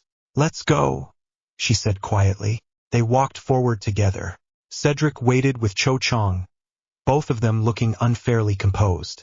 Fleur stood with a Ravenclaw boy who looked like he'd forgotten how to breathe. Crumb had a Durmstrang girl on his arm, solid and tall. McGonagall arranged them with ruthless efficiency. "Mr. Potter, Miss Granger here," she said, positioning them slightly to one side. "When the music begins, follow the lead couple. Mr. Diggory, Miss Chong, you will take the first line. The rest of you 2 beats later. Do try not to stand on each other." "Yes, Professor," Hermione said. Harry swallowed. His heart thudded. Sweat slicked his palms. "It's a waltz," Rowena said in his mind. "Standard 3-step. I will count." "Don't backseat dance," Harry thought. "That is exactly what I am going to do," she said. Dumbledore stood, wand raised. The chatter dimmed. "Welcome," he said, voice warm, "to the Yule Ball." Polite applause. A flick of his wand. The band struck up. Cedric and Cho glided onto the floor first, moving in an easy turn. Crumb followed with his partner, stiff but precise. Fleur flowed into the pattern as if she'd been born to it. Harry swallowed again. "Now," Rowena said. He stepped forward. Hermione's hand slid into his. He placed his other hand lightly on her waist. Her free hand rested on his shoulder. For a second they both stood there, poised, 2 awkward teenagers dressed like they were pretending to be adults. Then the rhythm caught. 1, 2, 3, Rowena counted. 1, 2, 3. Left. Pivot. Do not look at your feet. Look over her shoulder. Harry forced his gaze up. Hermione's eyes met his for a heartbeat, then flicked away as they turned. They moved. It wasn't perfect. He misjudged a step once and had to squeeze her fingers when he nearly trod on her toes. She muttered sorry when she bumped his knee, but they did not crash into anyone. They did not fall over. The world narrowed to the arc of the dance, the swell of the music, the steady count in his head. Godric hummed, amused, not terrible. Helga sounded pleased. You adapt well. By the second circuit, Harry's shoulders had loosened. His feet knew where to go. Hermione's grip eased a little. This isn't so bad, she murmured. Don't jinx it, Harry said under his breath. She huffed a laugh. They spun past the staff table. Dumbledore watched them, eyes bright, a small smile playing at the corners of his mouth. Fudge clapped along to the music, clearly enjoying the show. Karkaroff's gaze sharpened, recognition flickering in his expression as he took in the forms of the dance. That is not Hogwarts' modern curriculum, he thought uneasily. That is old training. Ragnarok's goblins, by the door, exchanged a look and a brief, sharp nod. Warriors recognizing court movement when they saw it. The dance ended with a final sweep. The champions drew back. Applause crashed across the hall. Harry let go of Hermione's hand reluctantly. His chest hummed with adrenaline and something softer. You did it, she said, a little breathless. We did it, he corrected. They stepped aside to let the rest of the students flood onto the floor. The band shifted into a livelier tune. The noise rose. Drink, Harry said. Before we get cornered. They made it halfway to the punch bowl before being intercepted. Mr. Potter, Harry turned. A boy and girl in Slytherin colors blocked their path. The boy was tall and dark-skinned, with sharp eyes and an easy stance. The girl beside him had cool gray eyes and blonde hair pinned up in a simple twist. Her robes were dark green with silver edging, elegant but not flashy. Zabini, Slytherin said in Harry's head. Greengrass. Harry, Hermione whispered beside him. Blaise Zabini, the boy said smoothly. This is Daphne Greengrass. Daphne inclined her head, the bare minimum required by courtesy. Potter, she said. Granger. Her voice was calm, edged like glass. Daphne Greengrass, Harry thought. The name from the synopsis clicked into place. One of the neutral families. Old money. Not branded dark. Not in Dumbledore's pocket. Zabini, Harry said aloud. Greengrass. Enjoying the ball. Blaise's mouth quirked. Watching, he said. I see Hogwarts has acquired a knight. Harry lifted an eyebrow. If you mean the dragon, he muttered. That wasn't exactly voluntary. Nothing about this tournament is voluntary, Daphne said quietly. Her eyes were on him in that way pure-blood heirs had, measuring, weighing, translating every posture into political currency. You dance like someone taught you properly, she said. Not like a boy raised by muggles. Hermione bristled. Is there something wrong with? Harry squeezed her fingers, a warning, and cut in before it could turn into a fight. Some lessons stick, he said. Even if they skip a generation. Daphne's gaze dipped briefly to his hand. The ring gleamed. Some jeweler speaks louder than others, she said. Gringotts been busy, Potter. Harry held her gaze. You could say that, he said. Goblins get chatty when you pay attention to their charters. Blaise's eyes sharpened. Charters. Old ones, Harry said. From when certain school arrangements were still fresh ink. Daphne's fingers tightened on her champagne glass. Interesting. Hermione glanced between them, thoughtful. Walk with us, Harry said abruptly. Daphne's eyebrows rose a fraction. Now, later tonight, Harry said. Room of requirement. 10:30. Bring one friend you trust. No more. No less. He felt the castle shift at the mention of the room. The wards brushed his mind, curious. Daphne studied him. Why? She asked. Godric murmured. Tell the truth. Because I'm tired of pretending this place is just about house points and exams, Harry said quietly. Because I know what's written in the original charter. Because I'm not going to fight one war for Dumbledore and another for Voldemort. I'm offering a third option. Grey, if you like. Hermione went very still beside him. Blaise inhaled slowly. You think you can stand between them, Daphne said. The Dark Lord and the so-called light. I think I can stand in my own place, Harry said. With the school. With people who are fed up with being used as pieces. I'd rather not stand there alone. Her gaze flicked to Hermione, then back. Granger is invited too, I take it. Obviously, Harry said. I told her first. Hermione's fingers tightened around his. You know I'm not a pure-blood heir, she said. A note of warning. Daphne's lips curved. Not quite a smile. That's one of the more promising things about you, she said.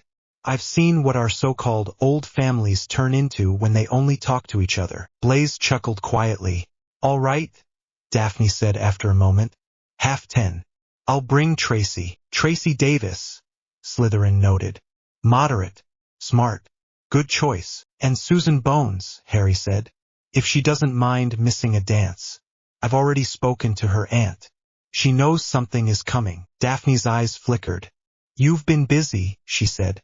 Is that why Madame Bones has been looking at you like an interesting new weapon? Among other reasons, Harry said.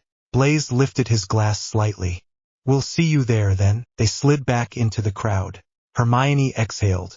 You could have warned me, she said under her breath. I'm warning you now, Harry said. We're recruiting. She looked up at him. Grey Alliance, she said softly. Something like that, he said. The next hour was a blur of music and surface conversations. Harry danced with Hermione for a few more songs until his feet started to protest. He saw Ginny laughing with her date, some of the awkwardness gone as she relaxed. Ron stomped past with a girl from Beauxbatons who looked unimpressed with his attempts at conversation. Fleur glided through the crowd like she owned the place. Krum stared at Hermione a bit too long until she shifted closer to Harry, and he politely turned his back. Between songs, adults pounced. Harry, my boy, Fudge boomed at one point, clapping him on the shoulder hard enough to make him sway. Spectacular showing with that dragon. Marvelous. The press is eating it up, you know. Just what we needed to show the world British courage. Harry stepped back out of range of the man's breath. It wasn't just British courage, he said, voice even. The Horntail did most of the work. Fudge barked a laugh, not really listening. Humility, he said, delighted. Excellent, excellent. We'll have to arrange a little photo opportunity at some point. You, the minister, maybe a few oars. Great for public morale. Dumbledore watched from a few steps away, eyes unreadable. Harry smiled thinly. Maybe after the tournament, he said. Assuming I still have all my limbs. Fudge waved a hand. Details, he said. The public likes a bit of danger. It builds character. Rowena's voice was flat. He is a child. He's a politician, Harry thought. Same thing sometimes. From behind Fudge, Amelia Bones appeared, monocle glinting. Minister, she said. They're waiting for you by the punch. Fudge blinked. Oh, he said. Yes, of course. Duty calls. Harry, we'll talk later. He waddled off. Amelia's expression softened as she looked at Harry. Well handled, she said. I didn't do anything, Harry said. You didn't agree to anything either, she said. That counts. She glanced at Hermione. Miss Granger, she said. Good to see you upright and not buried in a law book. Hermione flushed.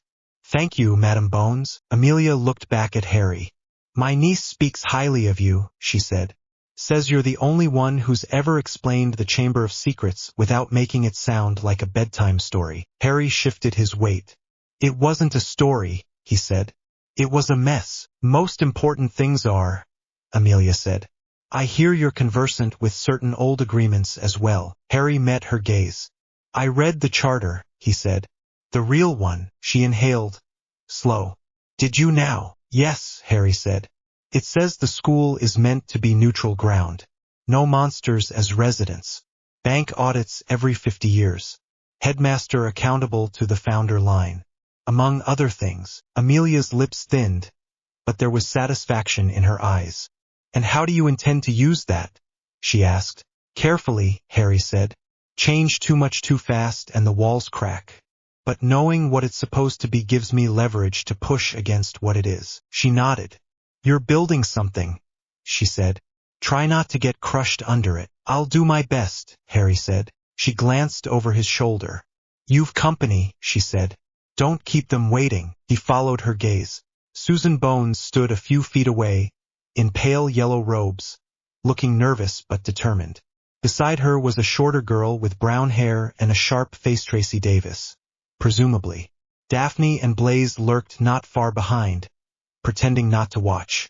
Harry's pulse kicked up. 10:30, he murmured. Hermione checked the clock charm on the wall. 10 minutes, she said. We should go. The room of requirement responded as if it had been waiting.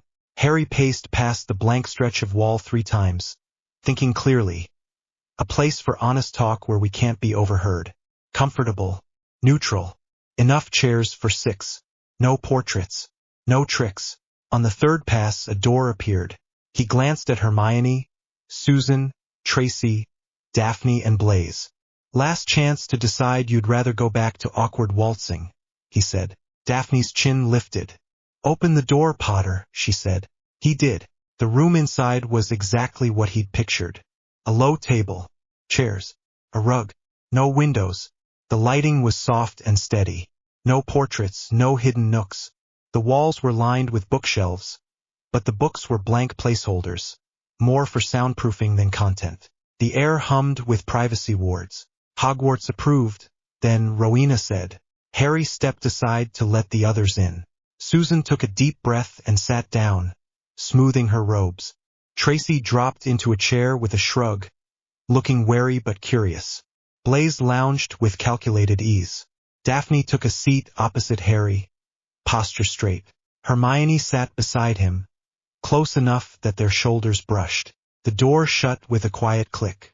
For a moment no one spoke. All right, Potter, Tracy said finally. You dragged us away from perfectly good music. What's this about? Harry looked at each of them in turn. Susan, solid and loyal, with Amelia's calm eyes. Tracy, sharp and coiled, clearly not as indifferent as she pretended. Blaze, watchful, amused. Daphne, cool, assessing. Hermione at his side, grounded and fierce. This was not the Wisengamot. This was not the Goblin Council. This was something new. I'm tired of being a piece, Harry said. They went still. Every year, he went on, someone uses this school as a chessboard. Dark Lords, ministers, international tournaments. We get tossed around and told it's for the greater good, or tradition, or glory. He lifted his hand, letting the founder ring catch the light. I'm done with that, he said, and I'm in a position to do something about it. Susan frowned. Because of the ring, she said. Because of what it represents, Harry said. Gringotts ran an inheritance test when I went in after the chamber. They pulled up more than just the Potter vault. They found a dormant charter sigil tied to Hogwarts itself. He tapped his wrist where the band of light lay under the skin. I carry the signatures of all 4 founders, he said quietly. Gryffindor, Slytherin, Ravenclaw, Hufflepuff. The bank recognizes me as their heir in magic. The castle does too. Susan's breath hitched. Blaze's eyebrows rose. Tracy actually swore under her breath. Daphne's fingers tightened on the arm of her chair. Are you claiming to be them? She asked, voice very neutral. No, Harry said. I'm me, Harry. I just have extra baggage. That is one way to phrase it, Godric said dryly. I have their memories in pieces, Harry continued. Their knowledge, their authority in some limited ways. Enough for Gringotts to show me the original charter, and enough for Hogwarts to listen when I push. Hermione's hand found his under the table and squeezed once. And what are you pushing for? Daphne asked. Revenge. Power. A crown. Rowena snorted in his head, as if we'd have chosen him for that. I'm pushing for the school to do what it was meant to, Harry said. Teach. Protect. Stay out of ministry games. Right now, it's failing at all 3. I can't fix everything alone, but I can make it harder for people to walk over us. He leaned forward. I know your families aren't Death Eaters, he said to Daphne and Tracy and Blaze. I know they're not part of Dumbledore's inner circle either. You're the ones everyone expects to fence it when it all goes to hell. You'll get squeezed from both sides. Bribed, threatened, offered deals you can't trust. Daphne's mouth tightened. You've been reading social columns, I see, she said. Gringotts has good summaries, Harry said. And I listen. You expect us to jump ship because a boy with a famous scar says he's going to fix Hogwarts. Tracy said. Her tone was sharp, but there was no malice, just challenge. That's not how this works, Potter. I don't expect you to jump anywhere, Harry said. Not yet. I'm offering something you haven't had before. A third pole. A gray alliance, if you like. Families and students who refuse to be either dark or light. Who work from the old rules, not the twisted ones. Define old rules, Blaze said. Because from where I'm sitting, most of them involve my mother getting told what to do by old men in ugly hats. Helga sighed. He's not wrong. Harry nodded. The Founders' Charter says the school is neutral ground, he said. No monsters housed as residents. Goblins get audit rights. Students get taught more than just theory, they get trained for the world they're walking into. Magic isn't divided into light and dark. It's about intent and consequence. He glanced at Hermione. She gave him a small nod. We've seen what happens when you pretend those labels are enough, he said. You get Death Eaters who think blood supremacy is sacred and light wizards who think manipulating children is fine as long as it's for the greater good. Susan flinched. My aunt would agree with that last bit, she said quietly. She's livid about how you ended up at your relatives. And about the Dementors. And about half a dozen other things. Daphne's gaze sharpened. You've spoken to Madame Bones about this. I've hinted, Harry said. She's smart. She put pieces together. She knows I'm planning something. And what exactly are you asking us to do? Daphne asked. Right now, Harry said. Nothing dramatic. Listen. Think. Don't let Karkaroff or Lucius Malfoy or Dumbledore define the lines for you. He paused. And when I start pushing on those lines, he said. When I call Dumbledore on the Dementors, when I remind the Ministry the school isn't theirs to use as a stage, when Voldemort comes back and tries to claim he owns Slytherin's legacy, I want to know there are people in this school who won't automatically stand against me because their parents picked a side before they were born. Tracy's expression wavered. And if we do stand with you, she said, what do we get? Harry thought of goblin vaults and old debts, of dragons that listened because he spoke to them like equals, of a school that could be more than a machine for making cannon fodder. You get options, he said. Protection where I can offer it. Information straight from the source, not filtered by the prophet. Say, I'm not building a cult. I'm building a council. Rowena sounded faintly pleased at that. Daphne's fingers tapped the chair arm, slow and thoughtful. You intend to take a seat in the Wisengamot when you come of age, she said. Yes, Harry said. Potter has a seat. Peveril does too, though they buried that one. The Founder Charter gives me leverage over how the school interacts with the council. I'm not going to sit quietly and let other people decide everything for me. You want support there, Blaze said. I want people who can think beyond what would Dumbledore want, and what would the Dark Lord do, Harry said.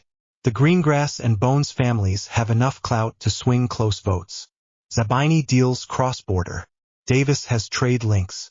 If we coordinate, we can jam a lot of stupid ideas. You're assuming we agree with your ideas, Daphne said. Harry shrugged slightly. Then argue with me, he said. I'm not asking for blind obedience. I'm asking for a chance to make a case before you choose. Hermione spoke up then, voice steady. And I'm asking you to consider that the current light and dark divide has done nothing but ruin lives for decades, she said. Muggle-born, pure blood, half-blood, we've all been thrown into the same mess. Harry isn't perfect. He's going to make mistakes. But he's the only one I've seen actually try to change the rules instead of just playing better within them. Daphne's eyes flicked to Hermione, assessing anew. You'd follow him into this, she asked, knowing what it will cost. Hermione's jaw set. I already have, she said. Basilisks, Dementors, goblins, dragons. At some point you stop pretending you can just focus on your exams and hope it all goes away. Susan nodded slowly. My family has been neutral for a long time, she said. We enforce the law and try not to get dragged into politics. Look where that's left us. A ministry that ignores evidence. A school crawling with Dementors. A boy my age forced to fix things adults broke. Her gaze met Harry's. I'll back him, she said. Not blindly. But I'm done pretending the old way works. Tracy blew out a breath. This is completely mad, she said. And the worst part is, It makes sense. Blaise smiled faintly. The world is going to chew you up and spit you out, Potter, he said. But it will be very interesting to watch what happens in between. Daphne was quiet for a long moment. You're asking me to risk my family, she said finally. Not now, maybe, but soon. When lines get drawn. I'm asking you to risk something by doing nothing as well, Harry said. Voldemort isn't going to send you a card asking politely which side you're on. Dumbledore isn't going to leave you alone if he thinks he can use you to block the dark. Sitting still is a choice too, Helga murmured, pleased. Well said. Daphne's lips pressed together. Then she sighed, a very small sound, and leaned back. All right, she said.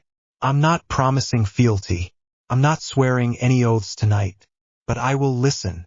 I will keep my house from knee-jerk reactions when you start shaking things. And when you need information from Slytherin, I'll consider sharing. Harry let out a breath he hadn't realized he'd been holding. That's all I can ask, he said. She held out her hand across the table. Gray, she said. He took it. Her grip was firm, cool. Gray, he said back. Susan reached forward and placed her hand on top of theirs. Gray, she said. Tracy rolled her eyes but added hers. If we all die, I'm haunting you, she muttered. Blaise placed his hand lightly on the stack. Two interesting times, he said. Hermione hesitated for a heartbeat, then put her hand on top, completing the small pile. Gray, she said softly. Magic stirred. Not a big rush, not a blinding glow. Just a quiet acknowledgement in the room's bones. Hogwarts heard them. Approving? Amused? It was hard to tell. Godric sounded almost emotional. They're choosing, he said. Not being chosen. That matters. Rowena's voice was brisk. We will need to draft actual structures. Councils. Rules. One step at a time, Harry thought. I'm not running a government out of the room of requirement. Not yet, Slytherin said, slightly smug. The moment broke as the music outside shifted to a faster tune. Laughter drifted faintly through the wall. We should go back, Susan said. Before Aunt Amelia comes looking for me and assumes you've started a rebellion without her. She's half right, Tracy said. They stood. At the door, Daphne paused. Potter, she said. Yeah, when you called Dumbledore on the Dementors, she said quietly. Tell me before. Some of our acquaintances have parents who work in the Department of Magical Creatures. I might be able to nudge things. No promises. Harry nodded. I'll let you know, he said. She inclined her head and slipped out into the corridor, Tracy and Blaise following. Susan gave him a small, lopsided smile. Try not to break the school entirely before exams, she said. I'd like my OWLs to mean something. I'll do my best, Harry said. She left. The door shut behind her with a soft thud. The room was suddenly quieter again. Hermione blew out a breath. Well, she said. That happened. Harry leaned back against the wall, letting his head thump gently against it. That happened, he echoed. You realize what you've just done, she said. Started a study group, Harry said faintly. A political bloc, Hermione corrected. Across houses.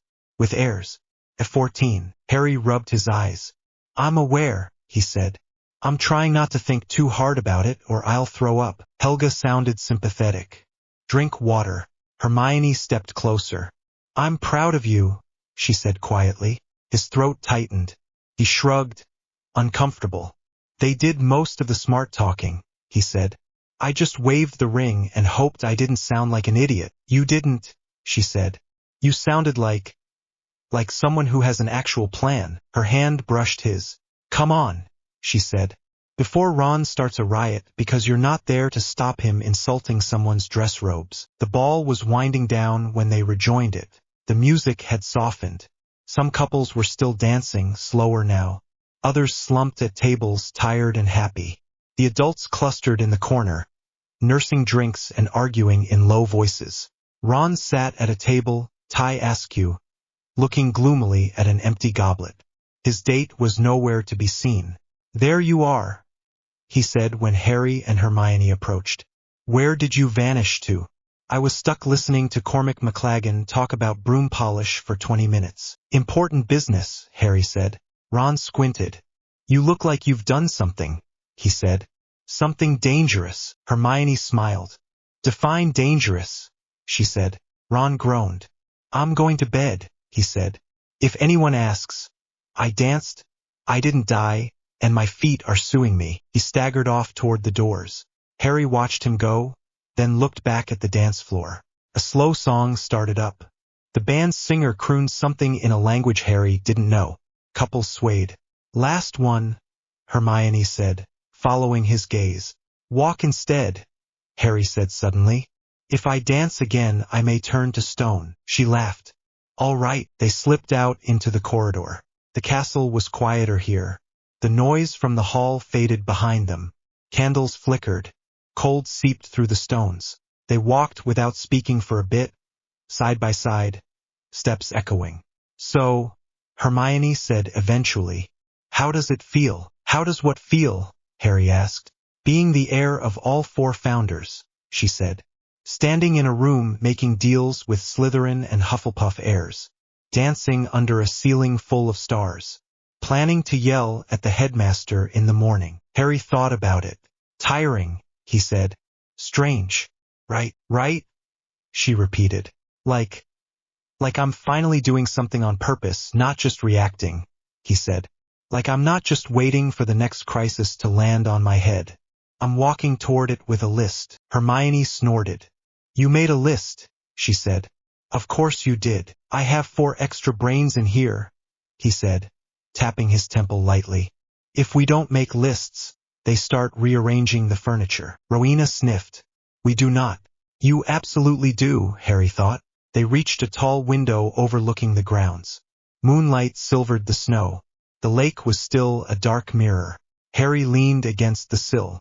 Hermione stood beside him, arms folded, cloak pulled tight. You were brilliant tonight, he said. She flushed. You already said that, she said. You've used up your quota. I mean it, he said.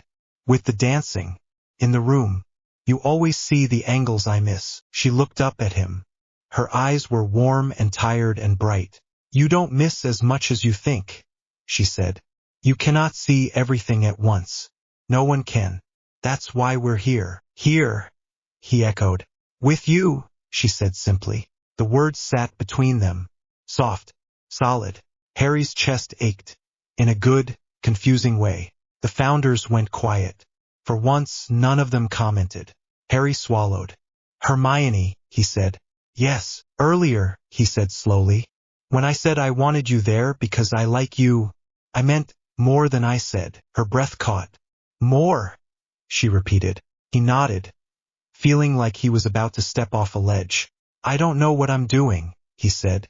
With this, I've never had, I barely understand family, let alone, he gestured helplessly. Romance, Rowena supplied. Feelings, Helga added gentle. I'm going to be fighting a war and rewriting a school and arguing with a ministry that thinks I'm a headline, Harry said. I don't know if I can be anything resembling normal. Hermione's hand found his. I don't want normal, she said. If I wanted normal, I wouldn't be here. She stepped closer. I don't know what I'm doing either, she said. But I know I want to be beside you while you do whatever this turns into. As your friend, as your partner, and maybe more, when we're both not about to fall over from being exhausted. Harry huffed a small, incredulous laugh. Always with the conditions, he said. Obviously, she said. Silence settled again, warmer now. Is this the part where I'm meant to ask if I can kiss you? Harry said, half joking, half not. Hermione's cheeks flushed. Yes, she said. That would be appropriate. He leaned in, heart beating very fast. It wasn't a dramatic kiss. No fireworks, no sweeping music. Just a brief, soft press of his lips to hers. Awkward and sweet and real. The world didn't stop. The castle didn't shake. The founders did not launch into commentary, for which he was grateful. Hermione's fingers tightened on his. When they drew back, she smiled, small and dazed. Well, she said. That happened. Harry laughed. A quiet, surprised sound. Yeah, he said. It did. They stood there for another moment, side by side at the window watching the snow. Inside his chest, alongside the dragon's respect and the goblin's bargains and the founder's voices, something new settled. Not another duty. Not another weight. Promise. Gray alliances. Old charters. New dances. A war coming, slow and heavy. He was not alone. That's enough for tonight, Godric said softly. Harry squeezed Hermione's hand. Happy Christmas, he said. She leaned her head briefly on his shoulder. Happy Christmas, Harry, she replied. The castle hummed around them, old and awake and listening, as the night wrapped Hogwarts in cold and light and the quiet beginning of something that might, if they survived, change everything. The cannon blast hit Harry like a physical shove. Sound rolled across the frozen air above the black lake. Students crowded the stands built along the shore, their breath turning into white mist. Flags snapped. The sky was pale and cold. Harry stood at the edge of the platform with the other champions. Water lapped at the stone below. Frost clung to the rail. On the far side of the lake, the forest was a dark line. The castle watched from the hill, its windows bright. The wards hummed around it, thick and restless. Bagman's voice boomed over the water. Our champions have 1 hour to recover what was taken from them. They must brave the depths of the Black Lake and face what waits below. Harry barely heard the rest. The space beside him felt wrong. Empty. He had woken that morning to find Hermione's bed empty and cold. Ginny had come racing up from the girls' staircase, white-faced. Hermione was gone from her room. Luna gone from Ravenclaw Tower. Cho Chang missing. Gabrielle Delacour not at the Beauxbatons carriage. One hostage for each champion, tied somewhere under the ice. Harry had gone very still. Helga's voice had been a low, steadying line in his thoughts. Breathe. He had breathed. He had walked down to the lake in silence. Founders and anger coiled tight under his ribs. Now he lifted his eyes from the dark water. Cedric stood on his left, face set, bubble head charm already in place, Cho missing from the Hufflepuff stands. Fleur was on his right, hair pulled back tight, jaw clenched. Krum stared at the water with flat focus. Hermione was not anywhere. Not in the stands. Not on the shore. Not beside him. His hands curled into fists. They tied my people under my lake, he thought. Not his legally, maybe, but the castle had made its position clear. He felt the tug of the wards where they met the water, threads of old agreements woven into the boundary stones. Souls reside on our ground, Rowena murmured. They did not ask. Godric's tone was low and angry. These are not trials. This is spectacle. Slytherin hissed a cool line through his thoughts. Then show them what it costs to use you as stage dressing. Champions, Dumbledore called from the judge's stand. His voice was bright, too bright. You may begin. Cedric did not hesitate. He drew in a breath, stepped up onto the low platform, and jumped. His body hit the water with a splash. The bubble around his head held. Fleur whispered something in French, silver light flickering around her hands. Then she dove clean and smooth. Krum stripped off his outer robe, muttered something guttural, and leapt. As he hit the surface, his features twisted, his feet lengthening, his hands flattening into fins. The crowd roared. Harry did not move. Bagman laughed, voice echoing. And now our youngest champion. What will Harry Potter do today, ladies and gentlemen? A bubble head charm. Another daring stunt. Let us see. Harry ignored him. The wards of Hogwarts pressed against his skin, waiting. You decided, Helga said. He had. Harry stepped up to the very edge of the stone. The lake was black and cold and deep. The hostages were somewhere down there, bound to rocks on the bottom, trusting that they were safe because adults had told them so. His throat felt tight. He curled his bare toes over the drop. All right, he whispered, low enough that only the founders heard. Let's change the rules. He lifted his ring hand. The metal warmed at once, a pulse that ran up his arm and down his spine. The band of light under his skin at his wrist flared. The castle leaned in. Harry spoke in Old High, the language Rowena had poured into his mind in long sharp lessons. The tone was not like a spell you learned in charms. It was a statement. By right of the founder line and the blood that binds this land, I claim this lake as Hogwarts ground under my care, he said. Stand aside for your lord. The last word carried weight. Not noble title catchphrase weight, but something that belonged to stone and water. The air buzzed. On the hill, the towers of Hogwarts flickered as if the lights inside flared for a heartbeat. The wards around the castle thickened like breath drawn in. Then the lake moved. It did not freeze all at once. It did not explode. The surface stilled. Ripples flattened. The wind died. Students leaned forward in the stands, confused. Herr Bagman said, faltering, "It seems we have a little break here. Perhaps Mr. Potter is planning something." Harry ignored him. His focus narrowed to the pull of magic at the edge of the water. Rowena's voice was cool and precise. "Do not drain it. You will kill the fish and freeze the merfolk." "I know," Harry muttered. Helga added gently, "Guide it, not crush." Harry pushed his magic into the wards at his feet. The lines between castle and lake rose up to meet him, old and strong. He stood on a hinge point in the weave, where the stones anchored the water agreements. He reached not for the lake as one mass but for a narrow path. "Open," he whispered. The water in front of him dimpled. Then it sank. A clear corridor formed, widening and stretching out from the shore like a road cut through the lake. Walls of water rose on either side, held back by shimmering bands of pressure. Fish darted in confusion, then veered away. We'd swayed. The surface beyond the cut remained still. Students screamed. A roar of sound went up from the stands. Some shrieked in fear. Others shouted in shock. The sound blurred into one long noise.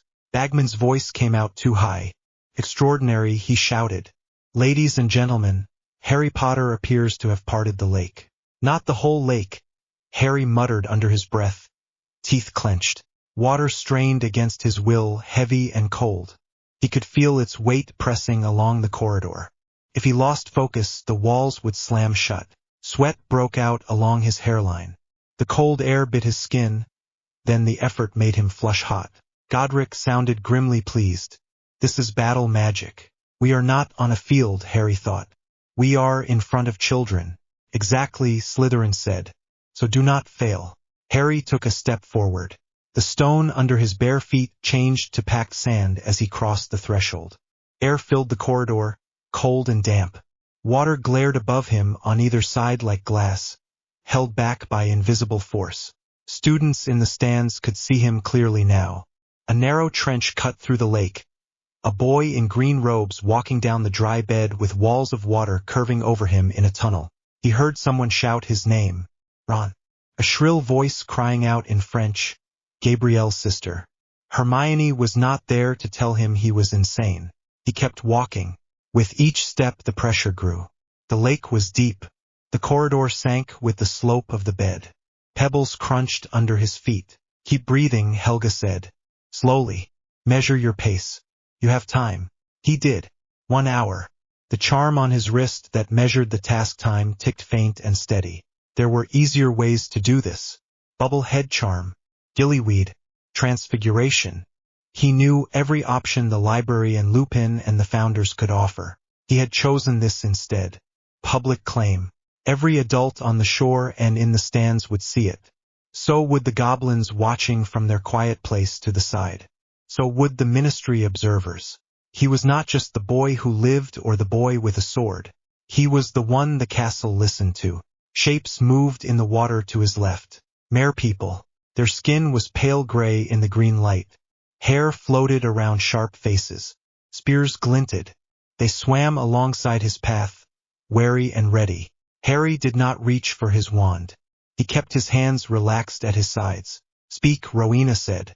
He switched languages as naturally as breathing now. Parseltongue had been strange at first. Old Draconic had felt like swallowing fire. Murmish was thick and choked, meant for water, but the castle helped, thinning the sound and carrying the meaning. "I am Harry Potter," he said, his voice rough in the damp air. "I speak for this castle. I have not come to harm your people." The nearest marewoman bared her teeth. Her spear tip wavered. Her reply came back garbled to his ears, but the meaning slid into his mind. "Landchild." Magic child. You tear the water. This is our home. I am holding it, not tearing it, he said. You were not asked when they planned this task. Neither was I. They stole my own and sank them in my ground. I am here to collect them. He kept walking as he talked. The mere people matched his pace. Further ahead, light shifted. A village loomed in the murky space, carved into rock. Shapes moved at doorways. The mere woman hissed. You break the pattern. The game. Harry's lip curled. They call it a game, he said. Call it what it is. Hostage-taking. Godric hummed approval. Say it. Helga sounded sad. We ran trials. Hard ones. We never bound children and hid them from each other. Where are they? Harry asked. The mere woman flicked her tail. Her spear dipped. She pointed. Harry saw them as he came around a long ridge of rock. For figures hung in the water in a rough line, tied with thick ropes to a carved stone. Ron, Hermione, Cho, a small pale Gabrielle. Their hair floated. Their eyes were closed. Bubbles clung to their lips whenever the water moved. They looked peaceful, which made something inside Harry almost snap. He stepped closer. The corridor narrowed at this point, bending around the stone. The magic holding the walls up shivered as he shifted weight and attention. Slowly, Rowena reminded him. He knelt by the edge of the dry bed. The water line was just below his chest now. He reached out, hand hovering a breath away from Hermione's face through the barrier. Her skin was cool under the water, faintly blue. He pushed his magic through the boundary. Charms were layered around each hostage. Sleep spells, stasis, controlled breathing. He recognized Dumbledore's signature in the fine net of it. Also Madame Pomfrey's steadier work. They had taken care with the magic. It did not matter. They had still tied his friends to a rock 20 yards under a frozen lake. Are they safe? Helga asked, voice small but firm. Mostly, Harry said. They would wake sick and cold if no one came. But they would not be dead.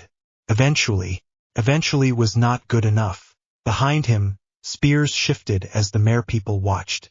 You may take your own, the mere woman said. That is the bargain. One each. The others will be released when time ends. Harry turned his head. His eyes were burning now from more than the cold.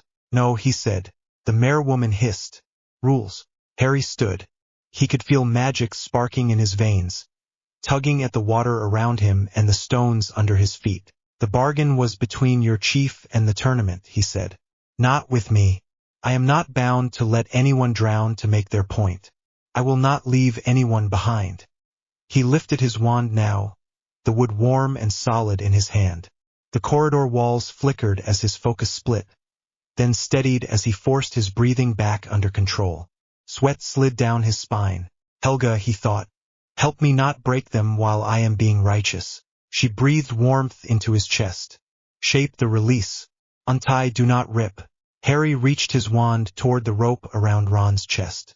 He spoke in a low line of ancient commands, woven of charms and Founder's legacy. Salvo vincula. The knot did not explode. It softened. The rope unwound itself from Ron's body like a living thing, then dissolved into harmless strands that drifted away. The stasis charm on Ron trembled. Harry reached with the other hand and eased it, letting the sleep hold but loosening the rigid set of the spell. Ron's chest moved a little more naturally. He did the same for Hermione, then Cho, then Gabrielle. Each time he melted rope with care, guided the magic away from their skin, left enough charm in place that they did not choke.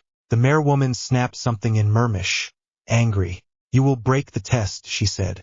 Our people agreed. Your people were asked to play with bound children, Harry said. His voice shook now, with anger, with strain. I am not. He reached out with his other sense, the one that saw Hogwarts as a web of lines. The point where the hosts were tied was anchored to the wards as well. A safety line, meant to prevent someone taking them too far. He cut that link. Pain lanced up his arm as the wards snapped back. He gritted his teeth. Above them, on the stands, several adults gasped at once. Dumbledore clutched the edge of the judge's table. Fudge waved his arms and shouted at someone. Sparks flew as extra charms flared on the surface of the lake. Harry ignored them. He pulled. The water above the hostages peeled back and folded into the corridor walls, making room. Air rushed into the space in a wet whoosh. Bubbles burst. Cho dropped first, her body suddenly no longer suspended. Harry caught her awkwardly, nearly staggering under her weight and the drag of his own magic. Helga steadied him. Sink your stance. He planted his feet wider and eased her down onto the sand. Ron's body followed, then Hermione's, then Gabrielle's small form. They lay in a row on the lake bed, pale and damp but breathing, chests rising in a slow pattern under the sleep charm. The mere people stared. Some lowered their spears. Others gripped them tighter. You break the pattern, the mere woman repeated. There will be trouble. Yes, Harry said. There will. He looked along the line of still bodies. His vision blurred for a second. He saw them as they were and as they could have been. Empty spaces at tables. Beds that never warmed. Letters that never came. All because someone thought a game needed stakes. His hands shook.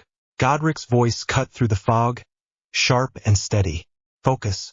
Get them out. Fight after. Harry nodded once, hard. All right, he muttered. Up we go. He sheathed his wand so his hands were free, then lifted Ron under the shoulders. His muscles protested. The reinforcement spell from the dragon task was not active now. This was just him. Levita's Humilis, Rowena said. Old field charm. Low lift. Harry spoke the words and felt weight shift. The charm did not float Ron like a feather. Took just enough off to let Harry move. He repeated the spell for Hermione and Cho and Gabrielle, tying the small lifts into a linked thread of magic so they hung in the air around him, moving when he moved. It felt like carrying 4 heavy bags of sand on a single rope. His shoulders screamed almost at once. He gritted his teeth and started back toward the shore. The corridor walls trembled. The lake did not like being held this way. His grip on the wards was not light anymore. It was a white-knuckled clutch. Rowena, he thought. Numbers. You took 10 minutes to reach them, she said. Even at half the speed, you are back to the surface in 20. You have time. He also has to not pass out, Helga added. Right. That. Step by step, Harry walked the dry path back up the lake bed. For sleeping hostages drifting along beside him, held in place by a thin band of magic that strain pushed to the edge of snapping. The mere people did not attack. They watched in heavy silence. Some bowed their heads as he passed. You are not like the others, the mere woman said finally. Harry snorted, breath coming hard. Good, he said. The moment he broke the surface, the sound hit him. The crowd had been watching his progress through the water walls. They saw him rising toward them with 4 bodies in tow, saw the corridor of air cut through the lake, saw the tension in his shoulders. They roared. Screams, cheers, shrieks. It all blurred. The walls of water folded back as he stepped onto the stone shore. He let the lake go. The magic snapped out of his hands like released wire. The corridor collapsed, water thundering in to fill the space.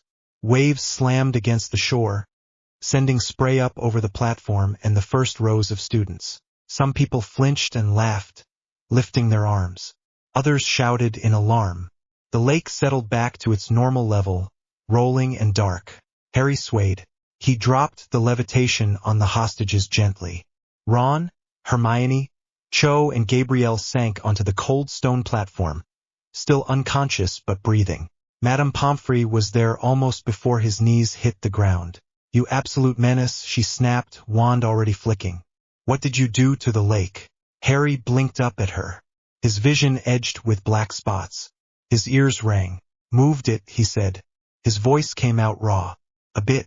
Hermione made a small sound beside him as Pomfrey ran diagnostic charms over her chest. Her fingers twitched. All right. Madame Pomfrey told her in a brisk tone she used to cover worry. You are fine. Exhaustion spell. You will be sore, nothing permanent. She shifted to the others, checking each in turn. Gabrielle's lips moved.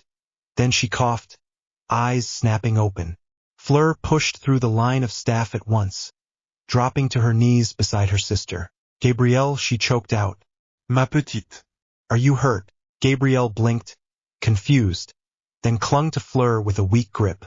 Fleur looked up at Harry with wide eyes. Her face was wet, from spray or tears or both. For a second she stared at him as if she was not sure what she was seeing. Then she moved. She rose in one smooth motion, crossed the space between them, and cupped his face with cold hands. He had a moment to register that before she leaned in and pressed a quick hard kiss against his cheek. "Merci," she said, voice rough. "Thank you. For my sister." Harry opened his mouth to say something clever. What came out was a faint, "You are welcome," and then a small ridiculous cough as water went up his nose late. Fleur laughed once, a sharp broken sound. Her eyes were still shining. Crumb stood a few steps away. He looked rumpled, hair plastered to his skull, gills along his neck still fading. His gaze was steady and dark. "You went for all of them," he said. His accent softened the words. Harry wiped his face with a shaking hand. "There were 4, he said. "I had room." Crumb huffed a breath that might have been a laugh. "Is not what judges wanted," he said. "Is what champions should do." Cedric came up soaked, shirt clinging to him, hair flat against his head. He looked from Cho, now sitting up and shivering, to Harry. "Show off," he said weakly. Harry snorted. "You are welcome as well," he said. Cedric's grin flashed, then faded as the judges descended. Dumbledore led them, robes damp from the spray. Crouch stomached his way down with rigid steps, his face like carved stone. Bagman trotted along, trying to look cheerful and failing. Madame Maxime glowered. Karkaroff looked like he had swallowed a lemon. Cornelius Fudge waddled behind, hat askew, muttering. Amelia Bones came at the edge of the group, expression unreadable. They stopped a few feet from Harry and the others. Dumbledore looked at the 4 hostages first, as if making sure they were alive. His shoulders eased a fraction when he saw Hermione blinking groggily and Ron swearing under his breath. Then he looked at Harry. Harry met his gaze. The old man's eyes were bright and sharp and tired. There was pride there, also worry, and calculation always. An impressive display, Harry, Dumbledore said gently. "I confess I did not expect to see the lake moved." Harry's muscles trembled. His arm ached up to the shoulder. His head pounded. He wanted to shout. He made himself speak level instead. "You tied my friends under my school," he said. "You did not warn them. You did not ask. You assumed we would accept that as fine." Dumbledore's face tightened. "They were not in real danger," he said. "The stasis charms were stable. Several of us watched from the shore. There were contingencies. They were still bound under the lake," Harry said. His voice did not rise. It went quieter, colder. "You still turned their safety into a point on a score sheet." Fudge huffed. "Come now, boy," he said. "It is tradition. The Triwizard Tournament has always had elements of risk. Why, in 1 year a champion nearly lost a leg to a chimera. People talk about it still." "Yes," Amelia Bones said dryly. "Usually as an example of why the tournament was cancelled for a very long time." Crouch cut in, voice clipped. "Within the rules of the tournament," he said, "withstanding the time limit and leaving additional hostages are part of the test. Champion Potter has clearly broken the pattern by freeing more than his." Harry turned his head. "Mr. Crouch," he said, "in your opinion, if I had taken only Hermione and left Gabrielle at the bottom of the lake, would you have watched her until the hour passed?" Crouch stared at him, cold. "The terms were clear," he said. "Only what was taken. The others were not in danger of death." "That was not the question," Harry said. Crouch opened his mouth again, anger flickering now. "Harry," Dumbledore said, a warning in his tone. "No," Harry said. He pushed himself to his feet. His legs shook. Madame Pomfrey hissed, but he stepped away from her hand. He was drenched and exhausted and his teeth wanted to chatter. He stood anyway on the wet stone in front of the headmaster and the minister and the judges and the whole school. "You all know what it feels like to wait for someone who does not come back," he said. "Battlefields, dark marks, war." Several of the adults flinched at that word. "You know what it does to people," Harry went on. "You stood here today and chose to tie children to rocks under a lake and call it safe because you spell-checked the ropes." His voice shook once and steadied. "This castle has a charter," he said. "The real one. It says the school is safe ground. No monsters as residents. No games with lives. The founders wrote it after enough pointless deaths." He lifted his ring hand. The metal flashed in the pale light. By that right, I call this task a violation, he said. You did not warn the hostages. You did not seek consent. You treated them as objects. You treated us as pieces. I am not a piece. The wards around the castle stirred. The air buzzed. The water of the lake rippled once. A shiver that had nothing to do with wind. Dumbledore's eyes widened as he felt it. Fudge took a step back, looking around in nervous confusion. Crouch's jaw clenched. You are a child, he said. You will speak with respect. Respect is earned, Harry said. You earned some when you faced Voldemort the first time. Several people ducked at the name. Karkaroff made a choked sound. Harry did not look away. You are not earning any by doing this, he said. Crumb moved up beside him. He did not stand close enough to touch, but the alignment was clear. He faced the judges, shoulders straight. Potter is right, he said. We knew the risks. They did not. My friend was under that lake. If I had been late, she would have lain there, asleep and cold, while you took points off a board. Fleur joined them on the other side, one hand still on Gabrielle's shoulder. We came to prove ourselves, she said. Her accent thickened with anger. We did not come to watch our sisters and friends used as props. Cedric hesitated, then stepped forward too. He rubbed his hands together, shivering, but his gaze was steady. I agreed to compete, he said. I did not agree to my girlfriend being tied up for an hour without being told. If Mum hears about this, she will march down here and hex someone. I will not stop her. Several students snorted at that, tension cracking for a second. Harry did not smile. This is my school, he said quietly. These are my people. You put them in chains on my ground without asking. Do not do it again. For a moment no one spoke. The only sounds were the slap of small waves against the shore and the crackle of a far torch. Amelia Bones broke the silence. Mr. Potter, she said, monocle shining. You mentioned the charter. I presume you have seen it. Yes, Harry said. You will provide a copy to my office at your earliest convenience, she said. I am very interested in reviewing the exact phrasing, especially the part about monsters and games with lives. Dumbledore exhaled slowly. Amelia, he began. She cut him off. If the school is hosting a ministry-recognized event that violates its own founding agreements, she said, still polite but with steel under it, then that is a legal matter. I would like to know whether we are in breach. The goblins near the side door watched with bright eyes, ears twitching. Fudge flapped his hands. Now, he said, let us not rush to words like breach. The tournament is a venerable tradition. These children were never in serious danger. Ron made a rude noise from the ground, still lying on his back. He muttered. I could have frozen my bits off. Madame Pomfrey smacked his shoulder lightly. Language. Karkaroff glared at Harry. This is childish dramatics, he said. You chose to compete. You accept the conditions. Harry looked at him. You ran from a war, Harry said quietly. You know exactly what it looks like when people treat lives like counters on a board. I will not argue with you about the price. You already chose yours. Karkaroff went pale. Dumbledore raised a hand. Enough, he said. The warmth in his voice had cooled. This is not the place for that discussion. Where then? Harry asked. Dumbledore did not answer at once. The music from the stands had stopped some time ago. The students were silent, watching. The foreign guests looked uncomfortable. Even Maxime had lost some of her amused disdain. Finally Dumbledore sighed. Later, he said, in my office, we will speak of the charter and the terms. For now, there is still scoring to be done. Harry almost laughed at that. Scoring. He felt tired down to his bones. He stepped back, letting Madame Pomfrey herd him and the hostages out of the center of the platform. The judges regrouped, speaking in low voices. The students began to buzz again, noise rising as the shock broke into chatter. Hermione pushed herself up on her elbows, hair plastered to her face.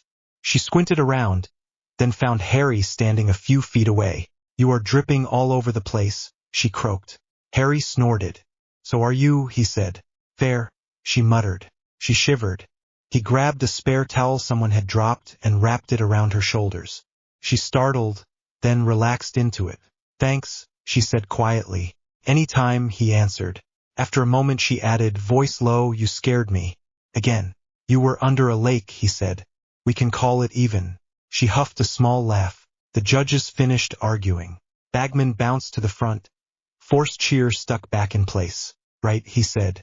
Scores. This task tested daring, magical ability, and the capacity to understand the clue and reach the hostages in time. Our foreign judges have conferred with Professor Dumbledore and the Ministry. He began with Fleur. They gave her high marks for speed and skill, slightly docked for being late for Gabrielle. Fleur did not seem to care. She sat with her sister wrapped in her arms and ignored the numbers. Crumb got solid scores. Cedric got praised for his bubble head charm and for understanding the clue. Then Bagman turned to Harry. And now, he said with a bright tone that did not match the lines around his eyes, Harry Potter.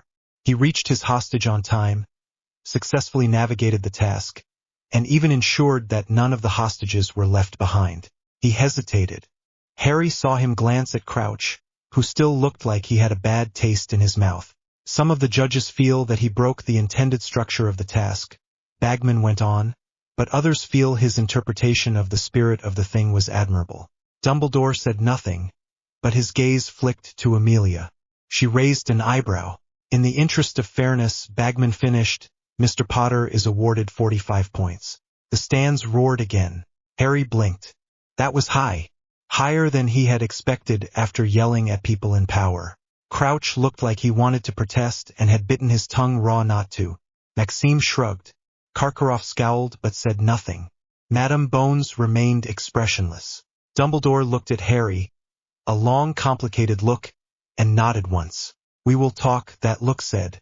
Harry nodded back. Yes, we will. The rest of the day blurred. Madame Pomfrey forced Harry to drink potions until his skin tingled and his muscles stopped shaking. She swore loudly in the hospital wing about foolish boys and ancient magic and how she was going to charm a leash to his bed. Ron and Hermione refused to leave his side until she kicked them out for being too loud. Fleur came by briefly, dragging a shy Gabrielle, and thanked him again in quieter words.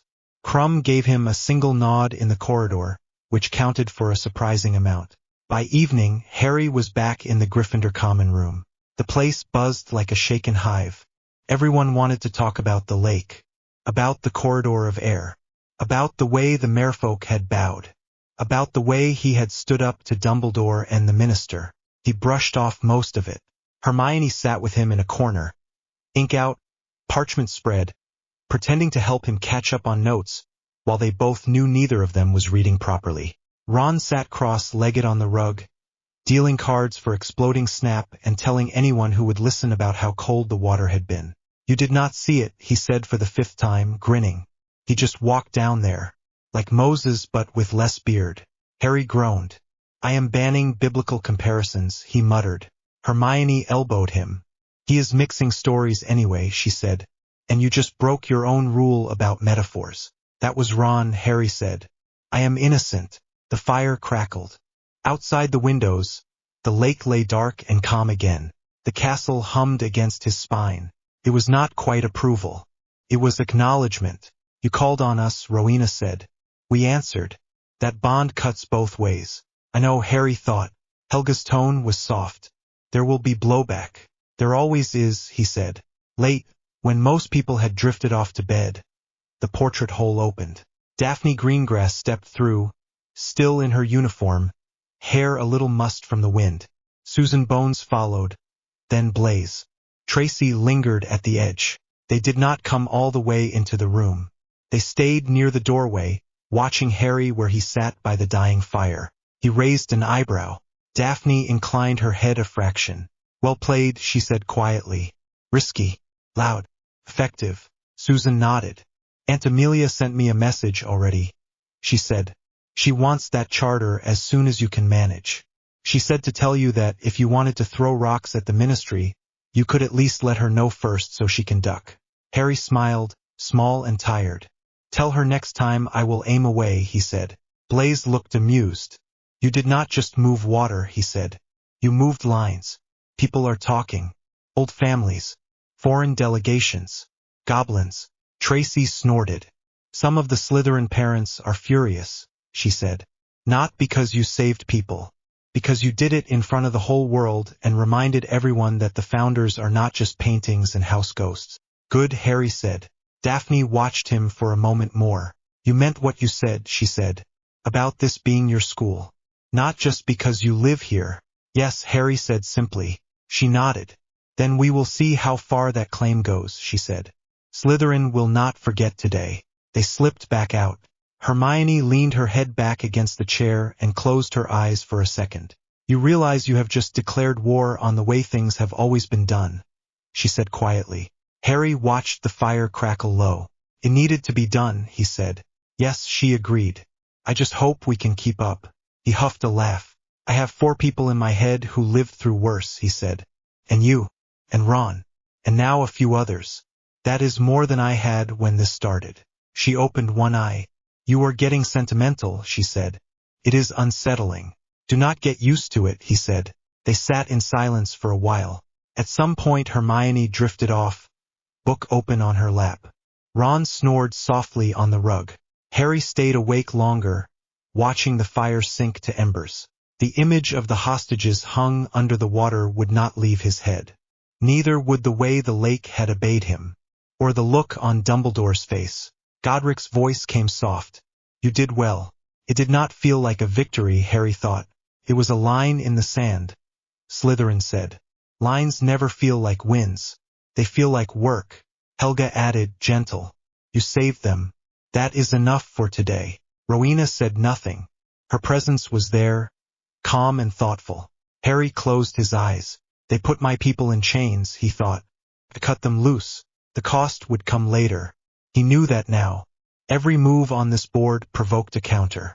He was tired of being pushed around by other people's games. Today he had made his own. The lake would remember. The Mare people would remember.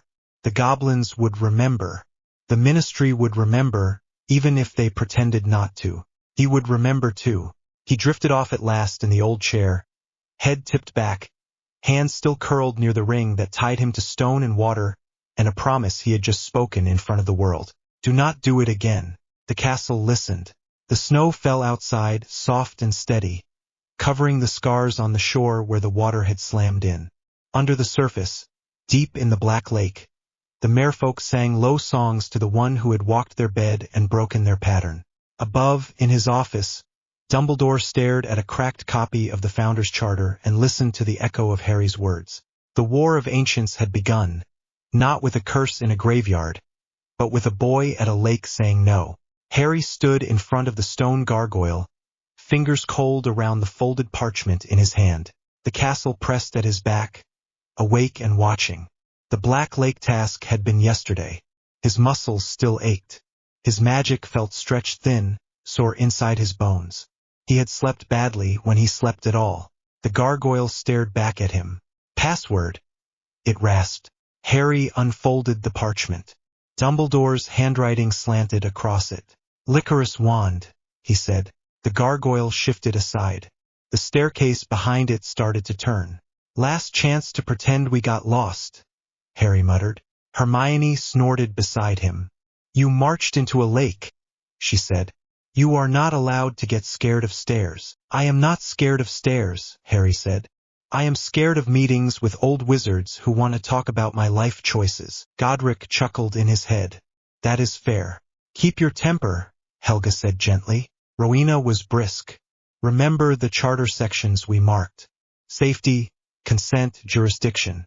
Slytherin was dry.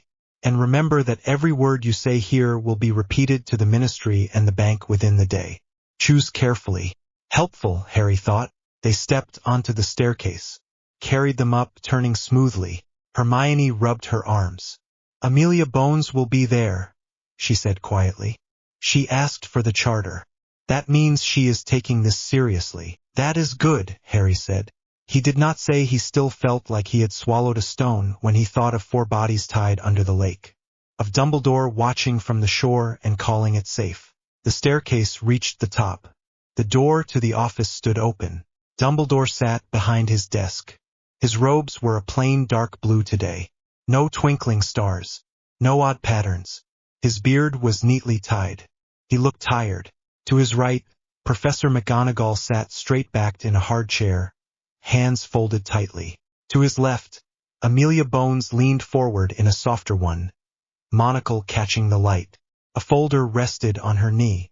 Near the fire, a goblin in Gringotts armor stood with his hands behind his back. His eyes were bright and sharp. Harry recognized him. "Ragnarok," he said. "Lord Potter." The goblin replied with a short bow. Slytherin hissed a pleased little note. He came himself. "Harry, Miss Granger," Dumbledore said. "Thank you for coming so promptly.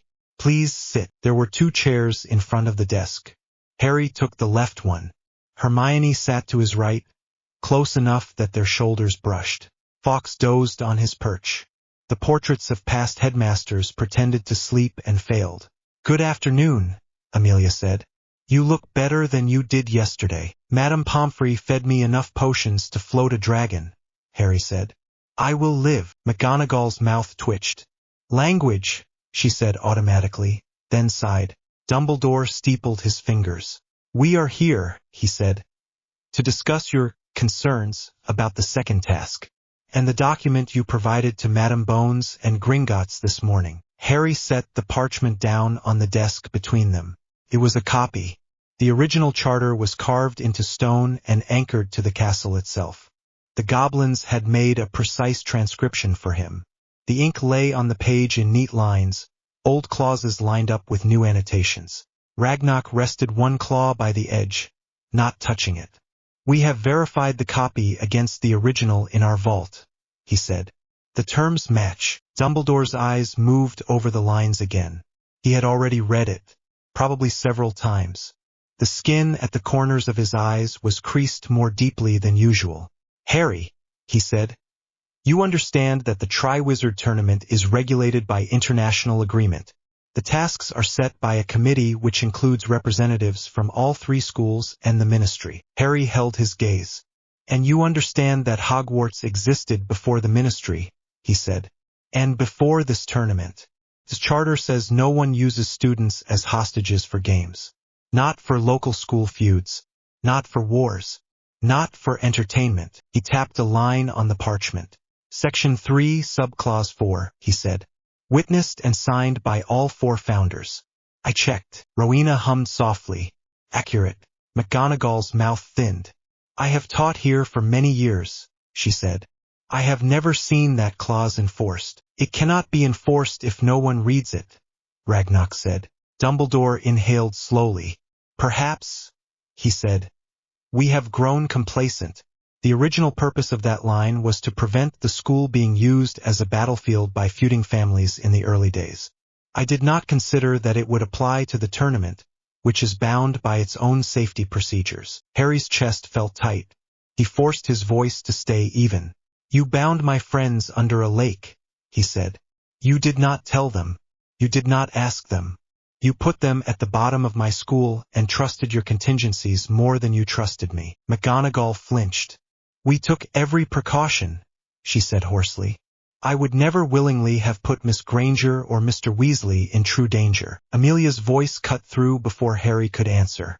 "Intent does not remove responsibility," she said. "The fact is, for minors were placed under water for an extended period without their informed consent. This would raise questions even without the charter. With it, it moves into the realm of breach." She flipped her folder open and took out another document. "The Department of Magical Education will want to see this," she went on. "So will the Wisengamot. So will the press once they get wind of it. I would prefer we address the issue before it explodes." Dumbledore rubbed his forehead. "I will not pretend," he said quietly, "that I am comfortable with the way yesterday unfolded. Your use of founder authority was unexpected." Ragnarok's mouth curled. "It was valid," he said. "The wards recognized his claim. The lake responded. From the goblin point of view, that settles the legal question." Slytherin sounded smug. "They cannot ignore it now." Harry swallowed. "I did not pull rank because I wanted to impress anyone," he said. "I did it because there were ropes on my people and you were still talking about points." Dumbledore's eyes closed for a moment. "I hear your anger," he said. "I do not say you are wrong to feel it." He opened his eyes again. This school has balanced many pressures for a long time, he said. Safety, tradition, politics, children, adults. I have made choices I am not proud of. I have tried to avoid repeating them. Yesterday, perhaps, I did not look far enough ahead. Helga's tone softened. He admits the mistake. That matters. Harry did not relax. What matters now, Amelia said, is what happens next. There is still a third task. The charter gives this castle the right to refuse to host events that endanger students beyond agreed terms. It also gives the heir the right to object. Her eyes met Harry's. You plan to use that, she said. It was not a question. Harry nodded. I am not trying to cancel the whole tournament, he said. I know the agreements. I have read them. People will scream about honor and tradition and all the rest. Rowena muttered. They always do. I am saying this, Harry went on. No more hostages. No more tasks built on surprise danger for anyone except the champions. No more dementors and dragons and lake monsters pulled in without proper consent or control. Ragnarok's ears twitched. On that last point, he said, the Goblin Nation would like to add an amendment. Gringotts provides vault guardians under very specific terms. If dragons are loaned, proper handling is required. We were not informed about the scope of the first task. Dumbledore blinked. I was under the impression that the committee handled that negotiation, he said. If there was miscommunication with Gringotts, I apologize. Ragnarok gave a sharp nod. Apology noted, he said. We will speak with the ministry separately. For now, we are satisfied that Lord Potter's actions at the first task demonstrated appropriate respect to our guardians. Godric sounded pleased. He thought to ask. Amelia tapped the charter again. So, she said. Third task. The original proposal was a maze filled with creatures and curses. Hermione's hands clenched in her lap. What kind of creatures? She asked. How controlled? Dumbledore spread his hands. Some blast-ended scroots, he said. A boggart or two. Conjured obstacles. Perhaps a sphinx if we can contract one willing to participate. Nothing lethal. Heavily supervised. And no one tied up at the center, Harry said. No one waiting to drown or suffocate or freeze while we run around for sport. Agreed, Dumbledore said at once. There will be a cup. That is all. Rowena's tone sharpened.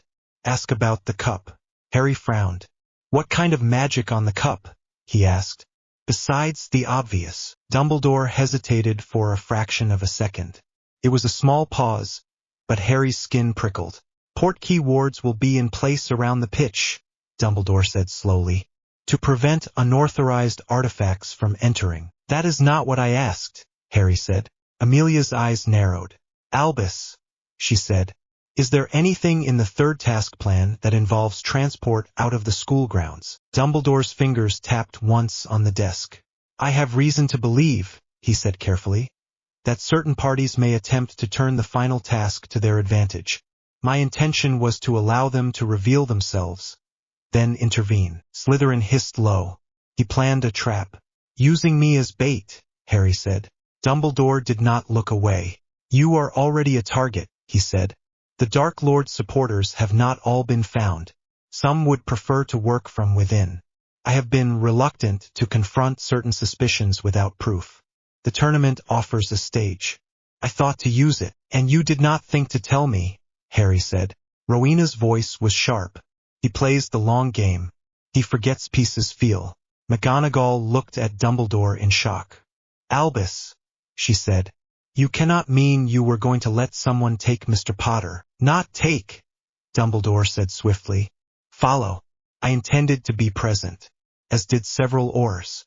We could track the Portkey, catch them in the act. End this quietly. Harry stared at him. Quietly, he repeated. The room felt very still. Albus, Amelia said in a tone that made even Fawkes stir. Did you intend to inform my department before or after my Aurors found a child bleeding on an altar? Dumbledore's shoulders dropped. Some of the carefully built image slipped, showing the tired man underneath. I would have told you, he said. I thought. If we could end it without panic. Harry's hands were shaking now. He curled them into fists, nails digging into his palms. They are going to try and take me to him, he said. To Voldemort. Again. And you decided to let them so you could follow. Did it occur to you that he might not follow your script? That he might kill someone else first? Cedric. Crumb. Fleur. Whoever touches the cup with me. Helga's voice was tight. Breathe. Harry took a breath. Came out rough. Harry, Dumbledore said. I am trying to end a war before it starts. The war already started, Harry said. In Godric's Hollow. In my first year. In the chamber. Under the lake. You just did not want to admit it. Silence. Fawkes shifted on his perch and gave a soft trill. Ragnarok watched them with careful interest. Amelia folded her hands. I appreciate the intention, she said to Dumbledore. I do not appreciate the method. If you had brought this to me, we could have planned a controlled response. Instead, you considered allowing a breach of school security and ministry law in order to stage a theatrical arrest. Dumbledore winced. Harry took another breath. Here is what is going to happen, he said. You can argue with me later, but you will not move me from this point. He lifted the charter. The third task will go ahead, he said. We will all smile and clap and pretend this school is not a pressure cooker. But if there is a portkey on that cup, I am going to use it on my terms, not yours. I will not go blind. I will not go alone. And I will not let you turn me into a pawn in some quiet backroom plan. Slytherin sounded almost pleased. There he is. Amelia's mouth curved faintly. And if the Dark Lord appears at the other end, she said. What then? Harry looked at her. Then I stop him, he said. Godric's laugh was low and fierce. That is my boy. Rowena sighed. We will need to prepare. Dumbledore stared at him for a long moment. You are 14, he said quietly. I am also the one he keeps trying to kill, Harry said. And the one your wards listen to. And the one the goblins already trust more than half your ministry. Ragnarok made a small approving sound.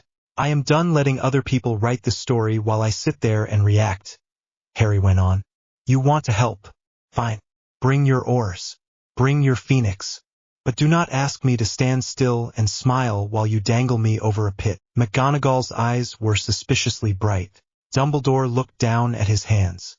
You remind me, he said slowly, of conversations I had with another stubborn child many years ago. Only this time, I am the one sitting behind the desk being called a fool. Maybe that means you learned something, Harry said. Or maybe it means you should listen. Fawkes let out a longer note. It hung in the air like a sigh. At last, Dumbledore nodded. Very well, he said. We will tighten the wards around the maze. No Dementors. No hostages. Every champion will be warned about potential portkeys and told to be cautious. I will inform Madame Bones of every suspicion I have regarding internal threats. We will prepare for the possibility that the cup is used as a trap. He met Harry's eyes again. And if you insist on taking that trap in hand, he said, I will do everything in my power to bring you back. Harry's throat felt tight. Good, he said softly, because I plan to come back. 2 months later, the room of requirement smelled like sweat and scorched wood. Again, Harry said. Ron groaned. I am going to fall over, he said. My legs hate you. You will hate getting trampled in a maze more, Daphne said dryly.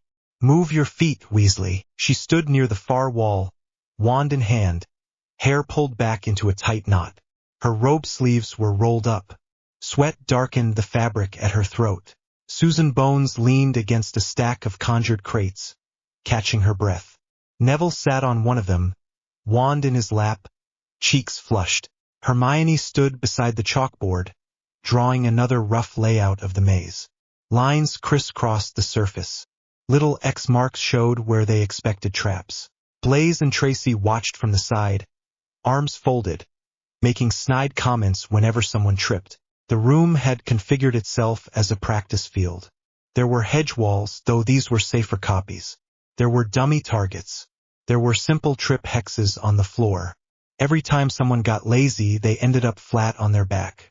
Harry walked the makeshift path in the center, counting steps, wand out, eyes on the others. Again, he repeated. Short shield. Move. Done. Move. Think of it as a dance, but with more screaming. That does not help, Ron said. Some people enjoy dancing, Hermione said, not looking up from her chalk. Ron made a face. Some people are wrong, he muttered. Rowena murmured in Harry's mind. Your formations are improving. The red-haired boy is learning to read lines well. He is good at chess, Harry thought. Ron managed to block the next hex that came at him from the side and send a stunner back in the same motion. It hit a target dummy, which fell over with a small squeak. See, Harry said. You complain, but you are getting better. Ron panted. Only because you are cruel, he said. Harry smiled faintly. Neville lifted his wand. Protego, he said. His shield wavered but held when a jinx from Tracy bounced off it. She raised an eyebrow.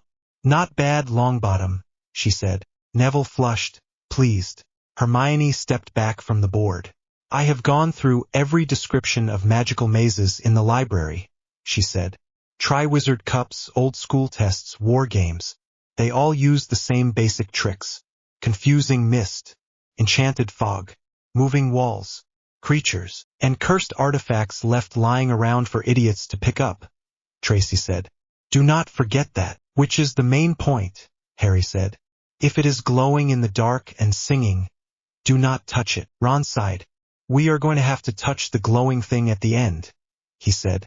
That is the whole point. Yes, Harry said. But we are going to do it with eyes open. He tapped the chalk cup Hermione had drawn at the center of the maze outline. We know they will aim a portkey at the final prize, he said. We know someone inside the school is helping. We know Voldemort wants a body. That gives us more information than he thinks. Daphne watched him carefully. You intend to go anyway, she said. Even knowing this. Yes, Harry said. If I do not, someone else will. I would rather be the one who knows what he is walking into. Blaise tilted his head. Do you have a plan beyond wing it with founder magic? He asked. Godric snorted. As if that is not a perfectly reasonable plan. Rowena huffed. It is not. I have a plan, Harry said aloud. It is not finished. It involves runes, intent, and not dying. Hermione pinched the bridge of her nose. Very specific, she said. He shot her a small grin. Look, he said more seriously. I cannot tell you everything. Not because I do not trust you, but because I am still working it out with the voices in my skull. What I need from you is this. He pointed at Ron. You keep the house from panicking when the maze shuts behind us, he said. You get people ready. Walls reinforced. Escape routes clear. If something comes back through that pitch that is not us, you react. Ron swallowed, but his eyes sharpened. Got it, he said. He pointed at Hermione. You keep track of the charter and the laws, he said. When I come back and tell them what happened, I need you to make sure they cannot twist it. Amelia will help, but she is one person. Hermione nodded, face set. He looked at Daphne, Susan, Blaise, Tracy. You keep your houses calm, he said. You block panic. You stop idiots from doing something that hands Voldemort free recruits. You talk to your families. Quietly. You do not let this turn into another war where we all split down the same old lines. Susan's jaw clenched. I will tell my aunt what I can, she said. She is already pushing for more Aurors on the grounds during the task. Daphne's mouth curved slightly. My father respects leverage, she said. I will make sure he understands that standing with you is prudent, not sentimental. Blaise smiled faintly. And I will hide behind them, he said. Where it is safe. Tracy rolled her eyes. You are as bad as Weasley, she said. But fine. I will sit on the idiots. Helga sounded amused. You are building your council. Harry's stomach twisted. I do not want to make any of you targets, he said. If you think this is too much, you can walk away. I will not be angry. I would rather you be alive and annoyed at me than dead and helpful. Hermione glared at him. We have had this conversation, she said. Stop trying to send us away. Ron nodded. We are in this, mate, he said. You are not allowed to go and fight ancient evil without at least one ginger present. It is in the rules somewhere. Neville raised his hand, half serious.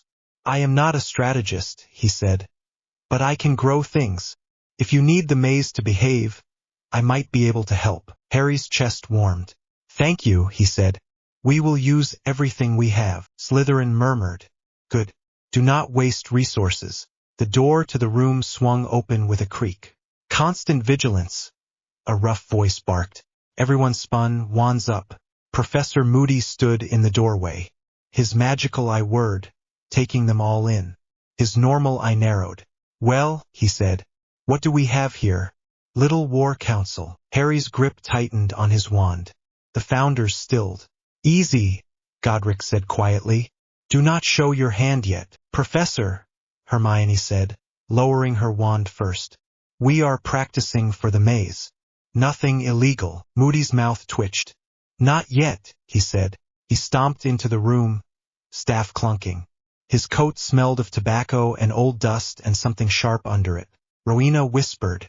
His magic feels wrong. Like borrowed clothes. Slytherin agreed. This is not the man I knew. Harry kept his face neutral. Professor Dumbledore told me you were throwing up sparks in here, Moody said. He asked me to check you lot are not practicing curses above your pay grade. We are working on shields and coordination, Hermione said. Basic hexes. No unforgivables. Moody snorted. As if you would need to practice them here, he said. If someone wants to use those on you, they will not do it in a classroom. His spinning eye fixed on Harry. You, he said. Potter. I heard about your little stunt at the lake. Harry's jaw tightened. If you mean saving people, he said. Yes. Moody limped closer. You made waves, he said. In more ways than one. Dark wizards do not like it when their rules are broken. Ministry does not like it either. You painted a mark on your own back. Harry stared at him. There has been a mark on my back since I was a baby, he said. This is not new. Moody grunted. You think you are ready for what is waiting out there, he said. In the shadows. In the graveyards.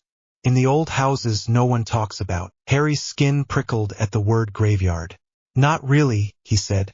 But I am going anyway. Moody's mouth twisted in something that might have been approval. Good answer, he said. Fear is fine. Freezes you, you die. Move anyway, you live. He slammed his staff on the floor.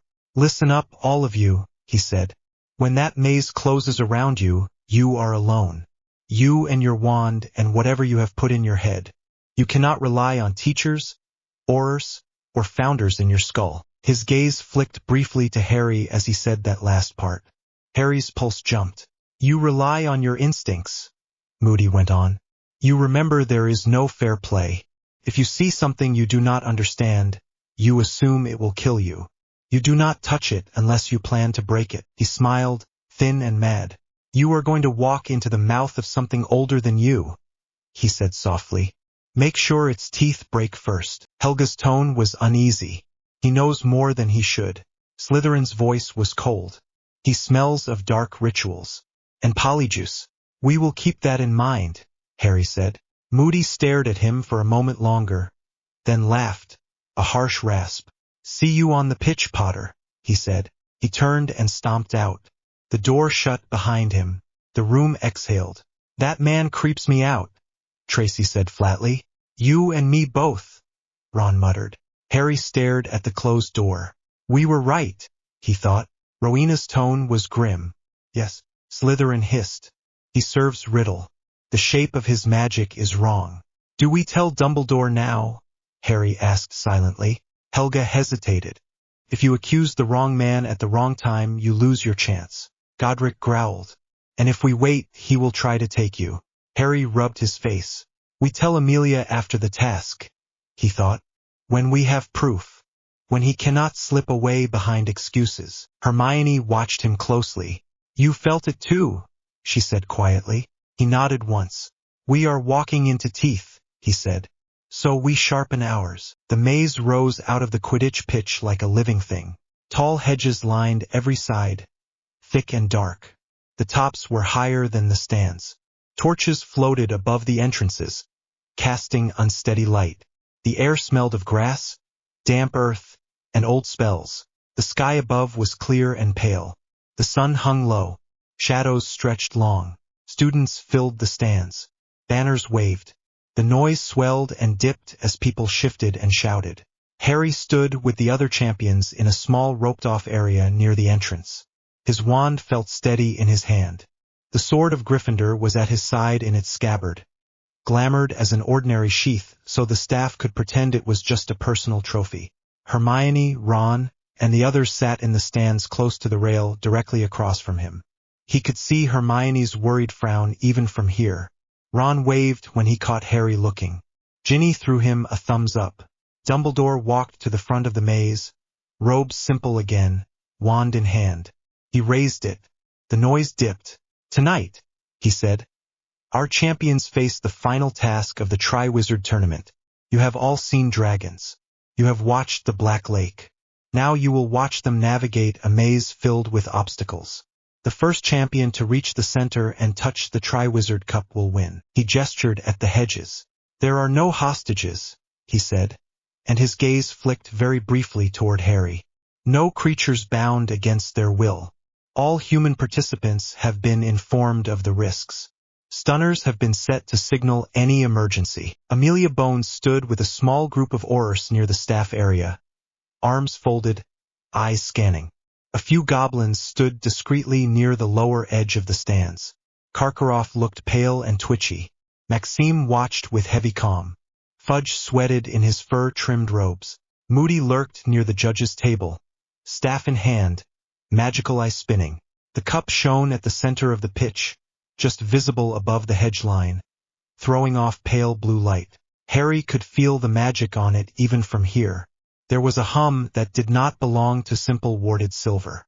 The hairs on his arms rose. Rowena murmured, "Portkey, layered with something else. Blood anchor." Slytherin hissed, "Riddles stink." Cedric stood beside Harry, jaw tight. "You feel it too?" he asked under his breath. "Yes," Harry said. Cedric swallowed. "Plan still stands," he said. "Yes," Harry repeated. They had spoken the night before in the common room, low voices under a quiet charm. Harry had told him as much as he dared. Cedric had listened, pale, and then nodded. "If we both touch the cup," Cedric had said, "we both go. If you think you can stop him, I am not letting you go alone." Harry had wanted to argue. He had not. Now Cedric took a breath. "Let us do this," he said. Bagman's voice boomed. "Right then," he called. "Our current leader tied on points, Mr. Harry Potter and Mr. Cedric Diggory. You will enter first. Then Victor Crumb. Then Fleur Delacour, each at intervals of 1 minute. He grinned, face too wide. "On my whistle." Harry flexed his fingers. His heart beat a steady, fast rhythm. "You are not alone," Helga whispered. He felt the ring on his hand, the castle behind him, the friends in the stands, the quiet weight of the sword at his side, the 4 old presences in his head. The whistle shrieked. "Go!" Bagman shouted. Harry and Cedric stepped into the maze together. The hedges swallowed the noise at once. The air inside the maze was cooler, heavy with the smell of leaves and enchanted soil. The path ahead split in 3. Torches flickered low. Cedric lifted his wand. "Lumos," he said. Light flared at the tip. Harry did the same. Rowena's voice was calm. "Feel for the currents. The hedges are built on the pitch wards. The paths bend around them like water around stones." Harry reached out with that extra sense he had been practicing. The maze was not the castle. It did not have the same deep personality, but it sat on Hogwarts ground, tied to its wards. He felt where the magic flowed smooth and where it snagged. Leftmost path, heavy with confusion charms. Rightmost, lined with something hot and crawling. The center path felt clearer, but there was a faint ripple ahead, like heat on stone. "Middle," he said. "For now." Cedric nodded. They moved wands up. The hedges rustled softly on either side. The ground underfoot was dry and firm. The torches spaced along the walls gave enough light to see, but not far. They reached the first bend. The path sloped gently upward. Mist rolled across the ground ahead. It glowed faintly gold. Harry stopped. "This is wrong," he said. Cedric squinted. "What?" he asked. "The mist," Harry said. Throw a stone. Cedric picked up a loose clod of dirt and tossed it. The moment it touched the mist, it shot up, hit the hedge and thudded down again. It had fallen upwards. Cedric swore under his breath. Gravity reversal, Hermione's voice said in Harry's memory from one of their planning sessions. There is a charm for it. If you step in, you will fall up. If you are not careful, you might break your neck when it ends. Rowena spoke. Slow steps, small jumps. Use your own anchor. Harry took a breath. Hold on to me, he said. Cedric stared. What? Trust me, Harry said. After a second, Cedric grabbed his arm. Harry stepped forward into the mist. The world flipped.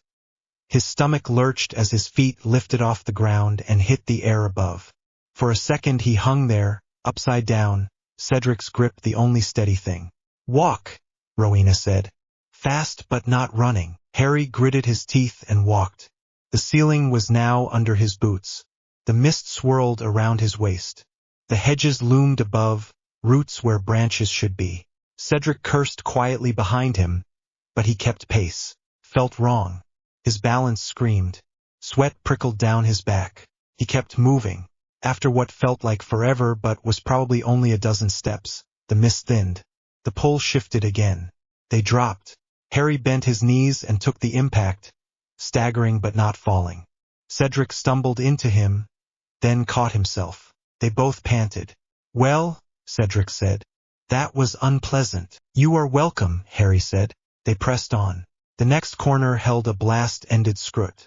It was bigger than the ones Hagrid had shown them. The shell glistened. The stinger glowed red. It hissed and charged as soon as it saw them, belching sparks. Down, Godric snapped. Harry dove aside. Heat washed over him. Cedric rolled the other way. They scrambled to their feet. Stunner on the joints, Rowena said fast. Shell deflects most spells. Harry aimed at the scrut's front leg. Stupefy, the spell hit. The leg buckled, but the creature did not go down. It swung its tail, blasting a scorch mark into the hedge. Cedric shouted a freezing charm.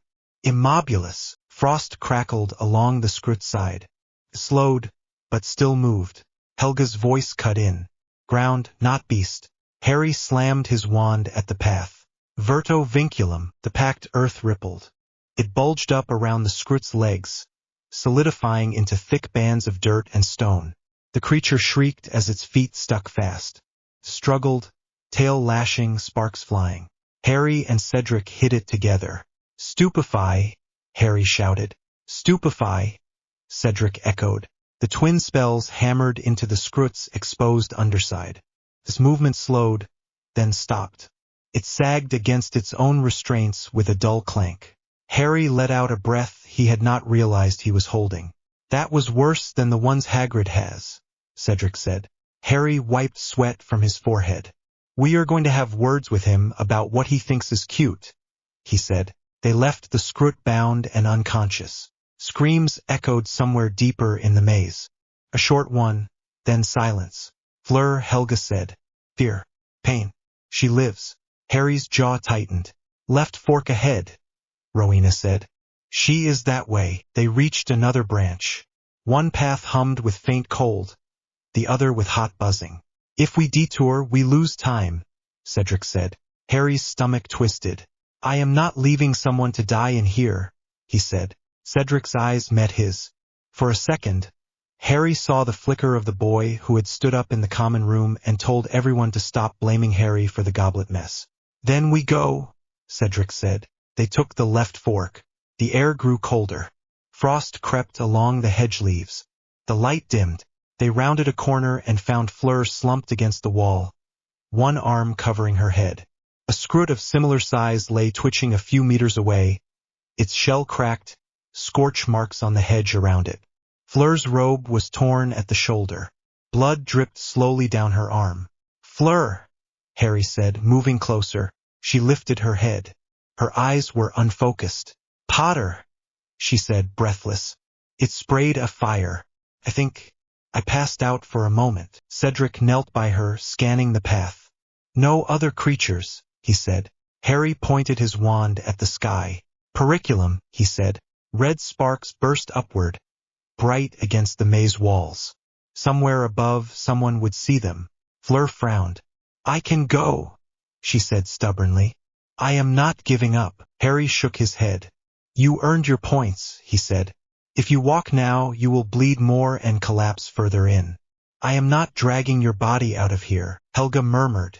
Gentle. He softened his voice. "You kept your sister alive long enough for me to get to her," he said. "You do not need to prove anything tonight. Let the adults do their jobs for once." Her jaw clenched. For a second he thought she would argue. Then she sagged.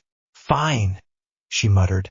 "But if they give me low points, I will hex someone." Cedric laughed once. Shaky. Harry conjured a glowing orb and left it floating above her. "Stay put," he said. "Help is coming." They moved on. A few turns later they found Crumb.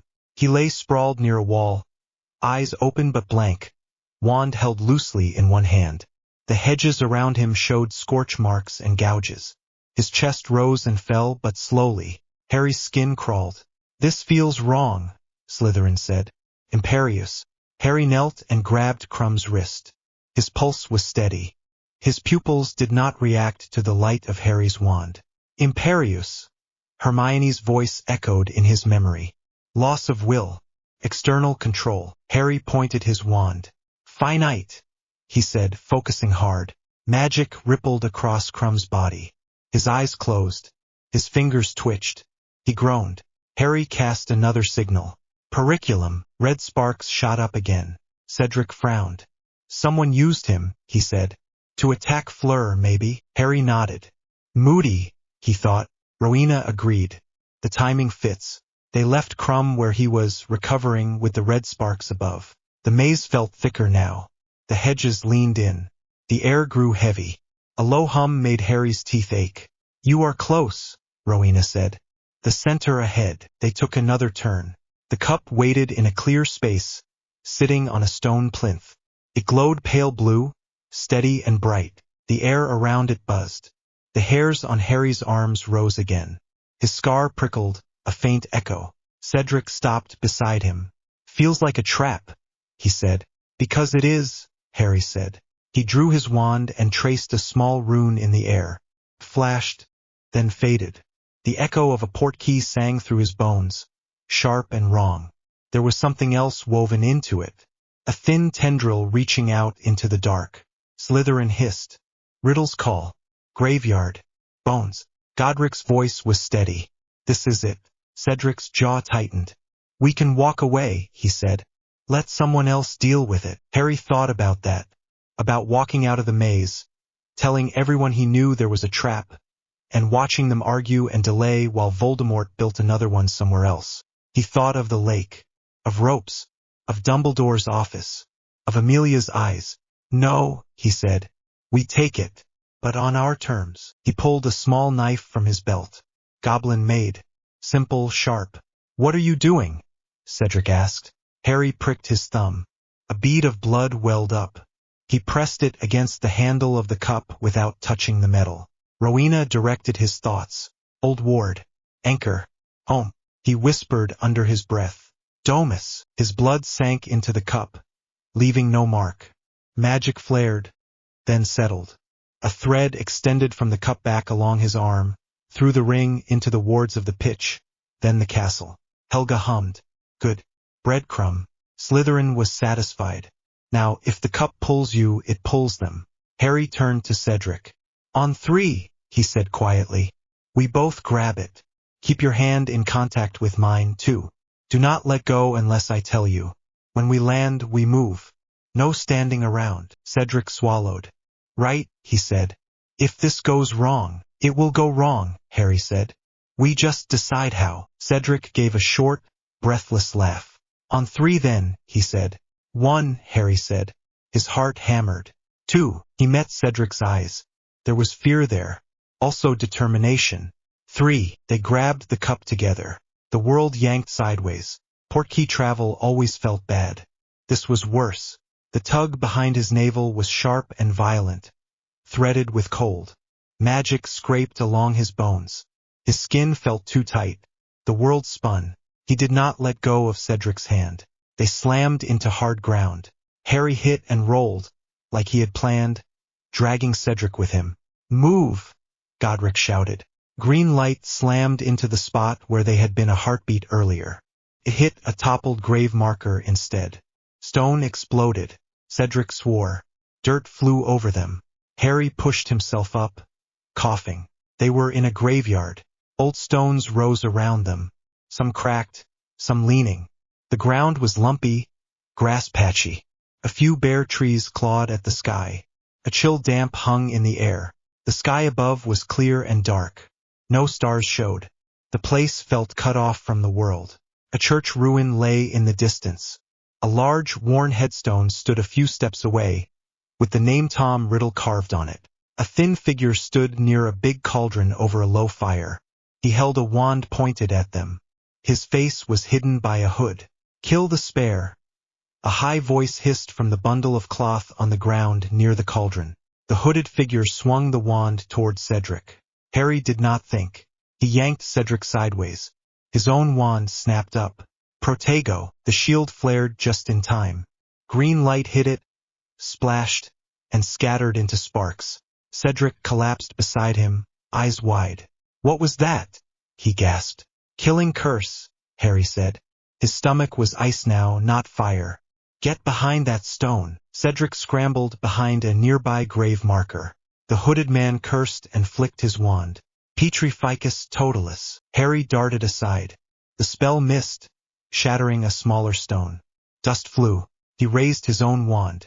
"Expelliarmus," he snapped. The red bolt hit the man's wand hand. The wand flew. The hood slipped back. Bartemius Crouch Jr. stared at him, eyes wild. Moody's face was gone. His hair was shorter. His features twisted with hate. The dark mark burned on his bare forearm. Slytherin hissed, satisfied. "There is your traitor." "Hello, Professor," Harry said, breathing hard. Crouch snarled. "You ruined everything," he spat. "You and your bloody founders. You could have made it easy, Potter. You could have come alone." Harry's grip tightened on his wand. "I do not do easy for Dark Lords," he said. "Or for their pets." Crouch laughed, high and cracked. "You think you know what you are," he said. "You are a key and a sacrifice. Nothing more." He snapped his wrist. Ropes shot out of thin air, thick and fast. Harry tried to dodge. One wrapped around his chest. Another tangled his legs. He hit the ground hard as the ropes jerked tight, forcing the air from his lungs. Cedric started to rise. "Stay down," Harry gasped. A third rope snapped around Cedric's arm and yanked him further behind the grave marker, pinning him there. "Do not kill him yet," the high voice by the cauldron said coldly. "He may be useful. The blood of the spare is still blood." Crouch grabbed Harry by the bound shoulders and dragged him toward the large headstone. The stone cut into Harry's back. Pain shot down his spine. Crouch forced him up against the cold surface. Ropes slithered tighter, pinning his wrists and ankles. The bundle near the cauldron shifted. The high voice spoke again. "Stop staring, boy," it said. "You have seen worse than this." The bundle was small and twisted. A pale thing like an overgrown infant lay there. Skin stretched over bone, eyes red and bright. It breathed in thin gasps. "Voldemort." Harry's scar burned. Helga's voice was steady. "Breathe." Rowena's tone was clinical. "The vessel is weak. The ritual will try to fix that." Slytherin hissed low. "He defiled my house. Cut off his path." Crouch limped toward the cauldron, muttering under his breath. He picked up a bone from a nearby grave and dropped it into the bubbling liquid. "Bone of the father unknowingly given, you will renew your son," he said. The grave beside them cracked open. Dirt shifted. A pale bone rose into the air and drifted toward the cauldron. Fell in. The water hissed. Voldemort laughed. A thin, unpleasant sound. "Flesh of the servant," he said. "Willingly given." Crouch's smile twisted. He held out his left arm over the cauldron and brought a knife down on it. Helga flinched. "He gives a lot." Blood poured. Crouch bit back a scream. His hand dropped into the cauldron. The liquid boiled around it. He yanked the bleeding stump back, panting. The knife clattered to the ground. "Staunch it," Rowena said. He will not bleed out. The ritual grabs him. Crouch pressed the stump to his chest, shaking. Blood of the enemy, Voldemort said, forcibly taken. You will, we will. His voice shook once, then steadied. Revive your foe, he finished softly. Bring him to me. The knife lifted into the air, tugged by invisible magic. It floated toward Harry. His pulse pounded in his ears. Sweat ran down his neck. This is it, Slytherin said. You have one chance to twist the line. Rowena spoke fast. Hold counter. Shift intent. Make the blood refuse. Harry licked dry lips. The knife sliced his arm. Pain flared. Warm blood ran down his skin. He grabbed it with his will. He felt the pull toward the cauldron, the way the ritual tried to drag his blood into its pattern. He pushed back. He spoke in old high, teeth gritted. By blood unbound, by will unbroken, I reject your claim, he hissed. I am not your sacrifice. I am not your enemy in chains. I am my own. Godric's presence burned bright. Yes. Helga poured steadiness into him. Hold. Slytherin's tone was cold. Turn it on him. Harry added one more line. Let the thief be bound by what he steals, he whispered. Let the false lord choke on stolen blood. The knife tipped. A few drops of his blood fell into the cauldron. The liquid went white hot. It boiled. Steam shot up. The air filled with a scream, high and grating. Voldemort laughed again. Wild joy and pain. The bundle lifted into the air and dropped into the cauldron. The liquid closed over it. For a heartbeat, everything held. Then the cauldron exploded. The blast slammed into Harry like a hammer. Heat washed over him. The ropes bit into his arms as he jerked against them. Shards of metal flew. Steam filled the graveyard. Cedric shouted something from behind the stone, but Harry could not make out the words. Magic roared through the air. It scraped along Harry's bones again, harsh and wrong. His scar felt like it was splitting. A figure rose from the wreck of the cauldron. Tall, thin, skin pale as bone, face sharp and snake-like, eyes red. But the body jerked, unsteady. The skin flickered, sometimes smooth, sometimes pocked with dark spots. One arm twitched, jerking out of sync with the other. Something in the shape did not match the pull of the magic. Rowena's voice was grim. The ritual misaligned. He is incomplete. Voldemort looked down at himself, eyes wide. His fingers flexed and spasmed. His legs shook. What? He hissed. What did you do? Harry forced a smile through the pain. You tried to drink my blood, he said. I added something. You do not get to own me. Voldemort's face twisted. You insolent brat, he spat. You think you know anything of rituals older than your line. Slytherin hissed in Harry's mind, furious. You stole from my house. I know exactly what you use. Harry held Voldemort's gaze. I know enough to see you, he said. You are not a lord. You are a scared boy who renamed himself and carved his soul because he could not stand being mortal. Voldemort froze. Cedric sucked in a breath. You know nothing, Voldemort snarled. I know you hate your father, Harry said. I know you killed him and dumped his bones here. I know you think power means never being vulnerable again. And I know you needed a child's blood to stand up straight. Voldemort's eyes burned. You dare speak to me like that, he whispered.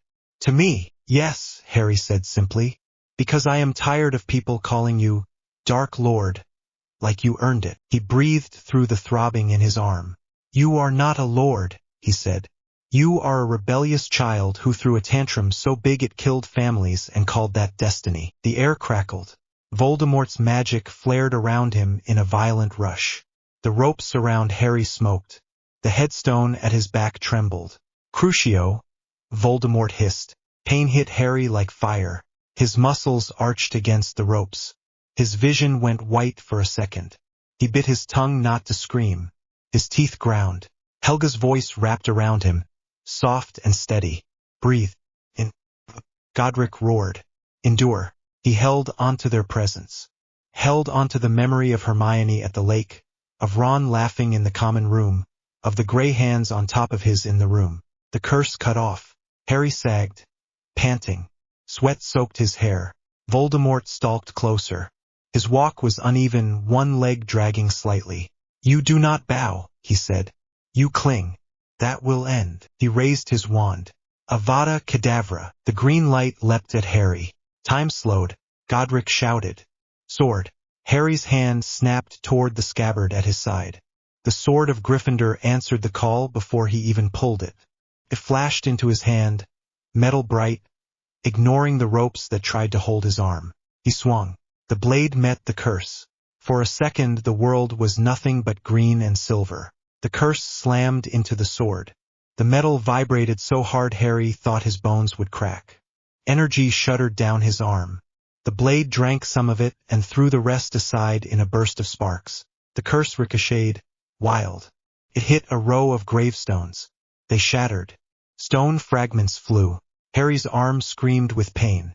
His fingers almost lost their grip. He forced them tight again. Voldemort stared. "That is not possible," he hissed. Rowena's tone was thin and tight. "The sword has drunk basilisk poison and your Horcrux's magic. It knows your taste." Slytherin sounded grimly satisfied. "My blade will not bow to him." Harry swallowed. "You are not the only one who can break rules," he said. Cedric moved. He had used the blast and confusion to wriggle free from the worst of the rope around his arm. Now he raised his wand from behind the headstone. "Expelliarmus!" he shouted. Voldemort's head snapped toward the sound. The disarming spell hit his wand hand. The wand flew from his grip, spinning. Harry did not waste the opening. He slammed the sword into the ground. "Consurgo!" he shouted. He pumped his magic into the earth. The graveyard bucked. Dirt rippled outward from his blade in a wave. Headstones trembled. The ground split and bulged. Shapes rose from it. Not ghosts, not corpses. Hands. Stone and earth surged up in the rough shape of grasping arms. They grabbed for anything standing on them. Death Eaters. They had been gathering at the edge of the clearing, masks on, wands out, watching in stunned silence. Now the ground under them turned traitor. One masked figure shouted and fired a curse at the nearest hand. The dirt arm shattered, then reformed, fingers clamping around his ankle. He fell cursing again. Another tried to disapparate. The hands grabbed his waist and shoulders, pinning him. His exit fizzled, sparks at his feet. The graveyard filled with shouts and spells as masked figures fought the rising earth. Voldemort snarled. "Enough!" he screamed. He extended his empty hand. Raw magic streamed from his fingers, tearing some of the hands apart. Harry felt the strain in his own body as they broke. Felt like something was pulling at his bones. Helga gasped. "You are overextending." He grit his teeth. He kept the grip on the sword. The earth shifted again, grabbing at Voldemort's legs. The incomplete body stumbled. One of his knees buckled. The grasping stone hand closed around his shin. "Potter," he spat. Harry looked up at him. "You keep talking about destiny," he said, voice rough. "You keep saying I am your mirror," he panted. "I am not your mirror," he said. "I am your correction." Godric made a pleased sound. Voldemort screamed again, wordless. His magic flared harder. The hands holding his legs cracked, then shattered. Harry's vision blurred. Blood dripped from his nose now as well as his arm. The ropes around his chest smoked again. Cedric stood, wand out, aiming at one of the Death Eaters who had managed to free a hand. "Incarcerus!" Cedric shouted. Ropes burst from his wand, wrapping around the masked figure and pinning him. Another tried to throw a curse at Cedric. Harry jerked the sword, forcing the earth to heave again and trip the man's aim. A red curse flew past Cedric's ear. He flinched but kept his feet. Rowena's voice cut in urgently. "Enough. Pull back. The thread to Hogwarts is there. Use it." Slytherin agreed. "You weakened him. You broke his circle. Do not throw your life away for a few more cuts." Harry stared at Voldemort. The dark wizard's chest heaved. His skin flickered again, patches turning blotchy before smoothing. His fingers spasmed. "You think this is over?" Voldemort panted. "You think you have won because you made me stumble." He laughed, short and ugly. "I will rebuild," he snarled. I will burn your castle. I will carve your friends into pieces and feed them to your goblins. I will make you watch. Harry's stomach roiled. Helga's voice was cold now. Remember this promise. Harry met Voldemort's eyes. You cannot even stand straight, he said. You call yourself a lord while you wobble in your own graveyard. You are not a king. You are a corpse borrowing time. He yanked on the sword again, sending another ripple through the ground. Hands grabbed more ankles. Voldemort's magic flared once more, tearing free. He looked at the circle of fallen Death Eaters, at Crouch slumped against a stone, ashen, at Cedric with his wand up, at Harry bound but still standing with a glowing sword and blood on his face. Hate burned in his eyes. This is not done, he whispered. His body twisted. For a second, Harry saw something black and thin peel away from it. A shadow inside a shell. The incomplete flesh fell, hitting the ground with a dull thud. The shadow streamed upward, shrieking, and shot into the dark sky, slipping through the anti-apparition wards like smoke through fingers. Voldemort fled. The graveyard went quiet except for the groans of bound Death Eaters and Crouch's ragged breathing. Harry sagged against the ropes. Rowena's tone was tired. You forced him to abandon the body. That will slow him. Helga sounded shaken. And you are still breathing. Slytherin hissed softly. Barely. Cedric stumbled toward him, wand raised. Finite, Cedric said. The ropes around Harry loosened. He slumped forward. Cedric grabbed his shoulder to keep him upright. You are insane, Cedric said, voice shaking. Completely insane. Harry laughed weakly. I get that a lot, he said. He wiped blood from his face with the back of his hand. Behind them, one of the bound Death Eaters wriggled free of a cracked stone hand. Harry pointed his wand at him without looking. Stupefy, the man dropped. Time to go, Rowena said. Harry nodded. He looked at Crouch. The man was pale, eyes glassy, stump wrapped in a crude bandage. He stared at Harry with hate and something like fear. You will not get away with this, Crouch rasped. He will come for you. For all of you. Harry stepped closer, leaning on the sword. He already did, he said. He failed. He turned to Cedric. Cup, he said. Cedric's eyes widened. It brought us here, he said. What if it does not take us back? Harry lifted his bleeding arm. I tied it to the castle, he said. It will listen. He staggered toward where the cup had landed. It lay on its side near a broken stone, still glowing faintly. He picked it up.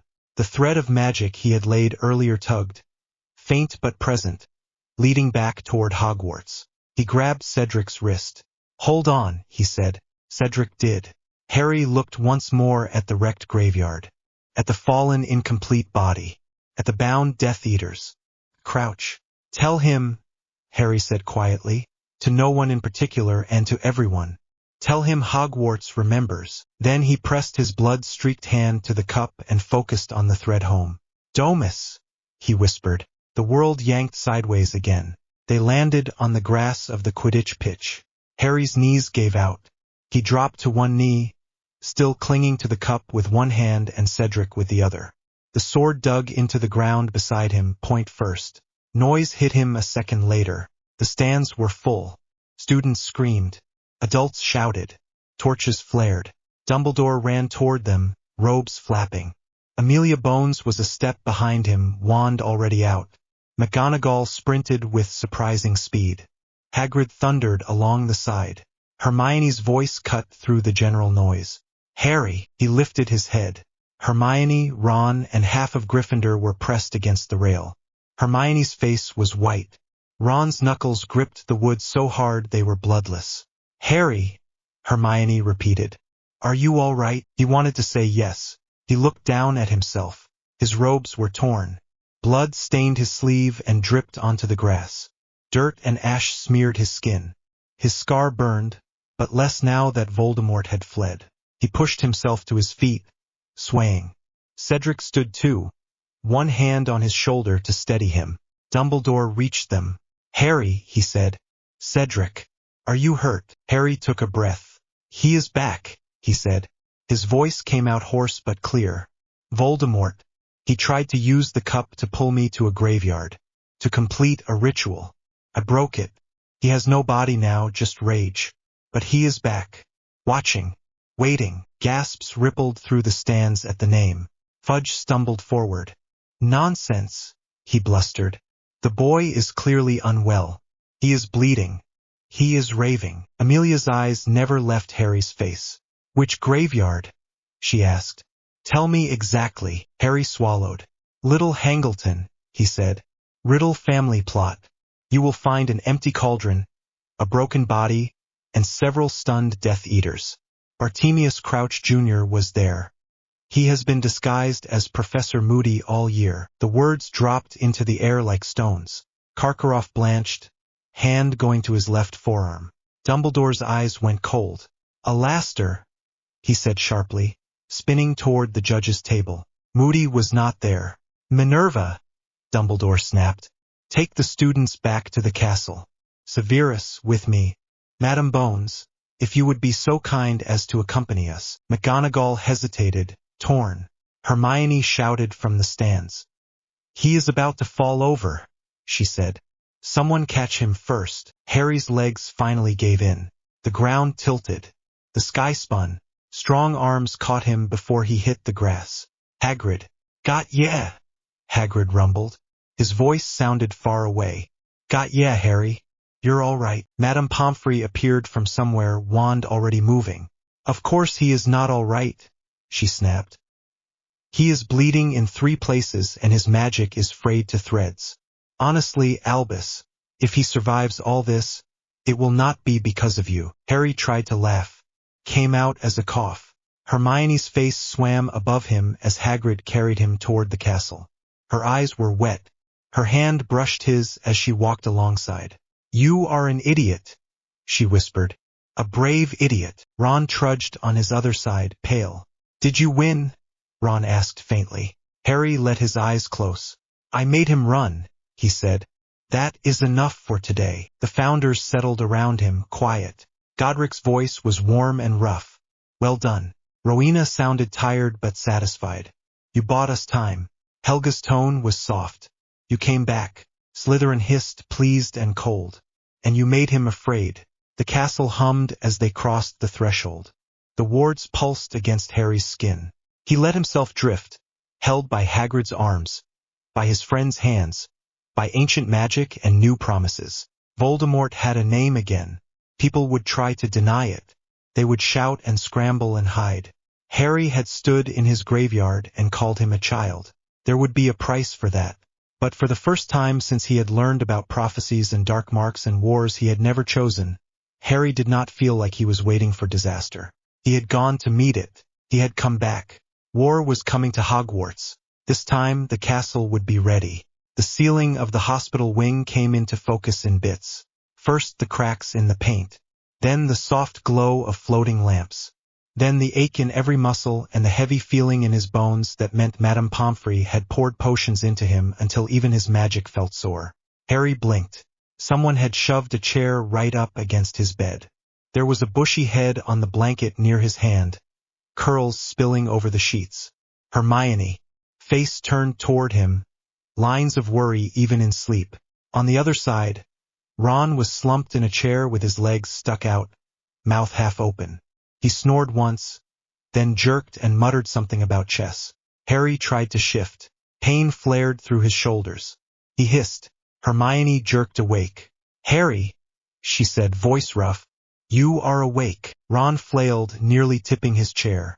What? He spluttered. Did we win? Are we dead? We are not dead, Harry said. His throat felt like sandpaper. I think Madame Pomfrey would be offended if we died on her watch. Hermione wiped at her eyes and glared at him. You scared me, she said. You do not get to joke yet. He tried a smile. Give me 10 minutes. Madame Pomfrey appeared at the end of the bed in an instant, as if she had been waiting just out of sight. Do not try to sit up, she said. You tore half your arm and burned your reserves to the bottom. Honestly, Mr. Potter, if you insist on picking fights with dark wizards, at least let me ward you first. Harry looked down. His right arm was bandaged from elbow to wrist. A faint line of pain throbbed there, but it no longer felt like fire. There were more bandages under his hospital shirt. His legs felt heavy, but they moved when he flexed his toes. "How long?" he asked. "Half a day," she said. "You came back late last night. It is mid-morning. You would have slept longer if the castle had not decided to rattle itself like a kettle on." Harry frowned. Ron sat up straighter. "Rattle itself," Ron repeated. "What happened?" Madame Pomfrey glanced at the doors, then lowered her voice. "The wards are under pressure," she said. "Something keeps testing them. Director Bones and Professor Dumbledore have been in and out of the ward room since dawn." Hermione went very still. "Voldemort," she said. Madame Pomfrey flinched at the name but did not argue. Harry pushed himself slowly up against the pillows. Every movement sent little stabs through his ribs. Madame Pomfrey fussed twice, then gave up when she saw he was not going to lie flat. "What did the ministry do?" he asked. "After we came back. Made a mess," Ron said. "Fudge tried to shout you down on the pitch." Amelia ignored him and went straight to Little Hangleton with half her oars. "They came back with prisoners." Hermione nodded, talking fast now. "They found the graveyard just like you said. Crouch Jr. Masks. Marks in the ground. A burned thing that might once have been human. They did not find a proper body for you know who, but they did find his wand. The goblins verified the residue." Madame Pomfrey clicked her tongue at the name. Hermione winced but did not correct herself. "Fudge still denied it," Ron added bitterly. "Said it was a hoax or some old Death Eaters playing dress-up on your scar." Harry stared at the ceiling for a moment. "And Amelia?" he asked. Hermione's mouth tightened. "She did not shout," Hermione said. "She just sent him a report and told him she was opening an independent investigation under emergency war power law. Ragnock signed something beside her. Your name was on it as well." Harry blinked. "My name?" he repeated. Hermione nodded. "Harry James Potter. Recognized heir of the 4 founders. Recognized ally of Gringotts under charter law. You should have seen Fudge's face when the goblin delegation arrived." Ron grinned for a second at the memory. "They brought armor," Ron said. "Full plate. Swords and everything. Stood there in the great hall while Fudge tried to pretend nothing was wrong." Harry almost wished he had been awake for that. The floor under the bed gave a faint shiver. The hanging lamps swayed a little. Madame Pomfrey looked up. "There," she said. "Again." Harry felt it now. A low thud, more like a distant heartbeat than an earthquake. Magic pulsing against magic. The founders stirred in his mind. Rowena's voice was crisp. "Outer wards. Someone is knocking." Helga sounded uneasy. "Hard." Repeated. "Testing for weak spots." Slytherin hissed. "Riddle is impatient." Godric's tone was flat. "He comes to the castle before his house is ready.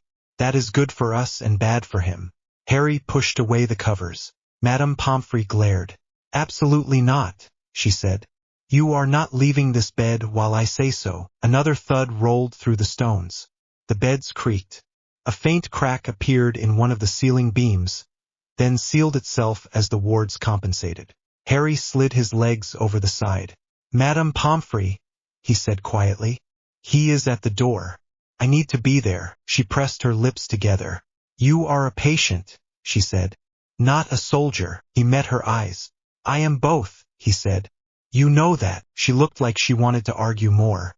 Then the floor shook again, this time hard enough that a few empty potion bottles clinked together on a shelf. She swore under her breath. "You are worse than your father," she muttered. "Fine.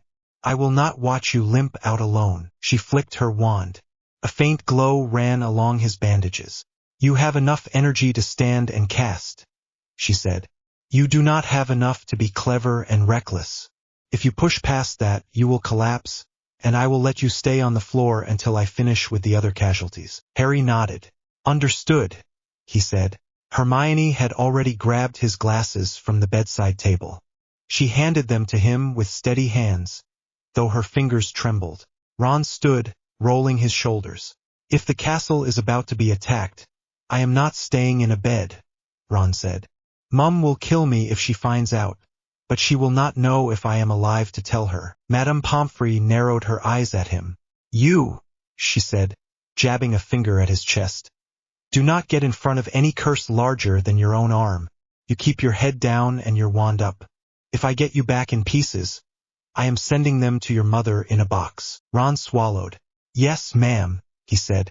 Ginny stepped out from behind a curtain, freckles sharp against her pale face. She had clearly been sitting nearby listening. You are not going without me, she said. I can hex as well as any of you. Madame Pomfrey muttered several words that would have made Filch proud. Fine, she said in the end. At this point, keeping you in bed will just make you sneak out behind my back. At least this way I can watch you leave. Harry slid off the bed. His legs held, his head spun for a moment, then settled. The sword was not here, but he could feel its presence near, still under the hospital bed where Hagrid had propped it. Hogwarts did not like that much steel in the ward. The floor tingled around it. He reached down and closed his hand around the hilt. The metal felt warm. Godric hummed. Ready. The wardroom was buried deep under the castle. Harry had never seen it before. The door appeared in a blank stone wall behind a statue when Dumbledore traced a pattern in the air with his wand and pressed his palm to the stone. Only the headmaster has access by default, Dumbledore said as they stepped inside. And the founder recognized by the castle. The room was round with a high ceiling. The air felt thick, like a summer storm before rain. Lines of light ran along the walls, thin and bright, forming circles within circles.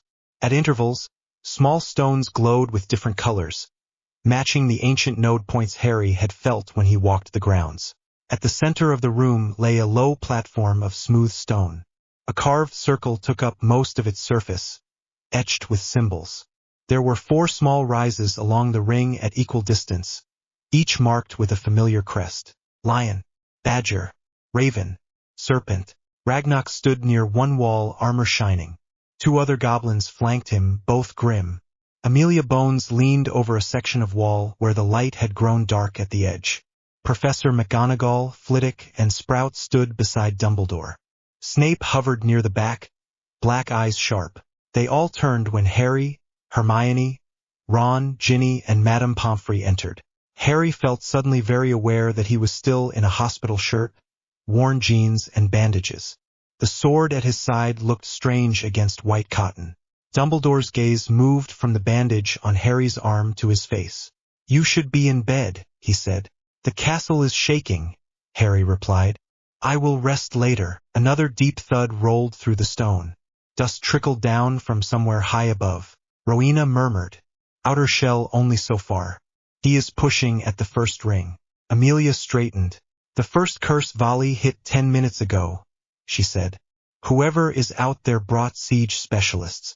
The outer wards are holding, but they will not do so forever without a proper anchor. Ragnarok nodded once. We offered to send more warriors, he said. But the wards around a wizard school do not welcome large goblin forces. Your ancestors were very clear about that. Given the last time some humans tried to invade Hogwarts with blades, I cannot say I blame them, Flitwick said dryly. Dumbledore turned back to Harry. We can strengthen the wards from here, Dumbledore said. I have done so before, but with the founder awake inside you, the castle will respond even more directly. I would not ask this if there were a safer option. Slytherin sounded faintly amused. He is being honest. Mark this day in your journal that you do not own. Harry stepped toward the platform. What do I need to do? He asked. Rowena's tone was clear in his mind. Stand in the circle. Place your hand where our crests meet. Breathe with the stone. Match your heartbeat to the bass rhythm. Helga added. You will feel the strain. Do not try to carry everything yourself. Let us take the edges. Godric's voice warmed. And remember, you are not a wall. You are a gate. You choose who gets through. Harry stepped up onto the platform. The stone thrummed under his bare feet. He moved to the center where the 4 crests met in a small raised point. He set the sword carefully down along the edge, point away, then placed his right hand flat on the carved junction. Cold shot up his arm, then spread through his chest. His heart skipped a beat, then steadied. The glow in the walls flared. The castle's heartbeat met his. It was slow, deep, and wide, pulsed through his bones. He felt the towers, the corridors, the classrooms. He felt the great hall roof, the staircases, the pipes that ran under the floors. He felt students clustered in groups, some in the hall, some already shepherded into safe rooms. He felt house elves zipping between kitchens and evacuation points. He felt the lake and the creatures within it, restless under the surface. And beyond the outer ring he felt pressure. Curses rained against the wards like hail. Some sizzled and vanished. Others stuck, trying to eat into the surface.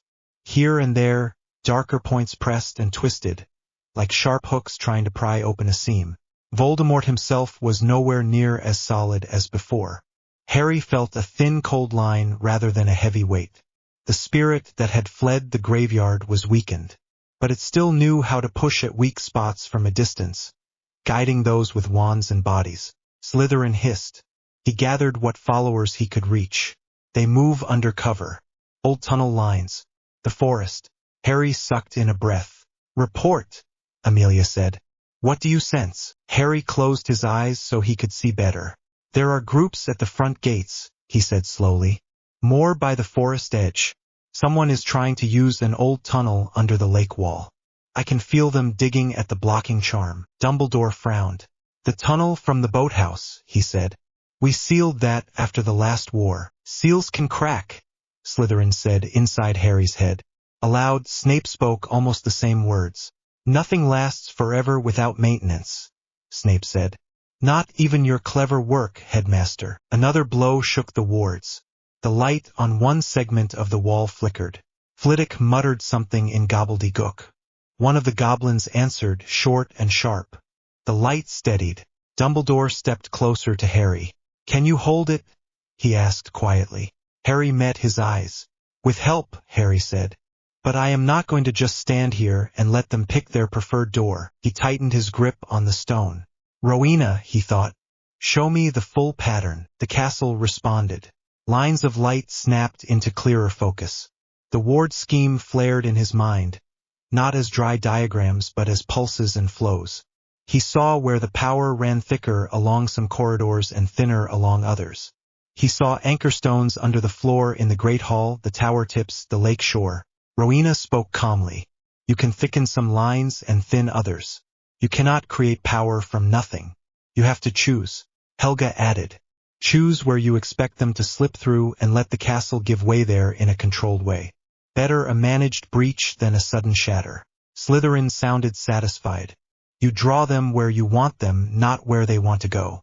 Harry opened his eyes again. We are not going to hold every wall, he said. Amelia frowned. Explain. Harry nodded toward the glowing lines. The wards are like a net, he said. If you pull too tight on every point, it snaps when someone hits hard enough. If you let some give, you can catch what comes through. Flitwick's eyes lit with interest. You intend to channel them into prepared corridors, he said, rather than let them pick random entrances. Exactly, Harry said. We have students who can fight. We have staff. We have aurors and goblins. We cannot cover every entrance, but we can choose which ones exist. Another thud shook the room. Ron shifted his weight. You are talking about letting Death Eaters into the school, Ron said. Harry did not look away. Yes, he said. On our terms. Hermione swallowed. You are going to move the wards, she said slowly. Right under their feet. Harry nodded. Dumbledore studied him for a long moment, then nodded as well. Very well, Dumbledore said. What do you need from us? Harry exhaled. I will hold the main pattern, he said. Rowena will help with the detail. Rowena will do nothing of the sort. Rowena sniffed, then sighed. Very well. Try not to break my castle. You, Harry went on, pointing at Dumbledore and Flitwick. Take the north and east lines. Keep them from collapsing when I divert. Professor Sprout, see to the greenhouses and anything that might explode if stray curses hit it. Madame Pomfrey, the Great Hall and the triage lines. Ragnarok, Amelia, coordinate the outside response. If they break this outer ring, we are going to need aurors and goblins at the chosen breach points, not scattered. Amelia's mouth curved faintly. You are giving orders now, she said. Harry shrugged, feeling sweat start along his neck already from the effort of holding the circle. Someone has to, he said. You can shout at me for insolence when no one is trying to blow up my school. Ron cleared his throat. And us? He asked. What do we do? Harry looked at him. You get the students ready, he said. Older ones who can fight in groups, lines, phalanxes, whatever word you like. Keep the younger ones behind them. You know how to place pieces on a board, Ron. This is the same, just with more screaming. Ron's face went pale, then set. Right, he said. Come on. He nodded to Hermione and Ginny. Hermione looked torn for a moment, then nodded back. I will help organize in the Great Hall first, she said. Then I will join one of the lines. Madame Pomfrey glared at her. You will join the healers, Pomfrey said. You fainted once this month already. Do not make it twice. Hermione opened her mouth to argue. Harry caught her eye. We need you alive, he said quietly. And we need someone smart in the triage area. You know how to think sideways and remember 50 things at once. She closed her mouth again, then nodded, cheeks flushing. Fine, she said. I will be sensible. Ginny squeezed Harry's hand briefly. Try not to set the whole place on fire, she said. He managed a weak grin.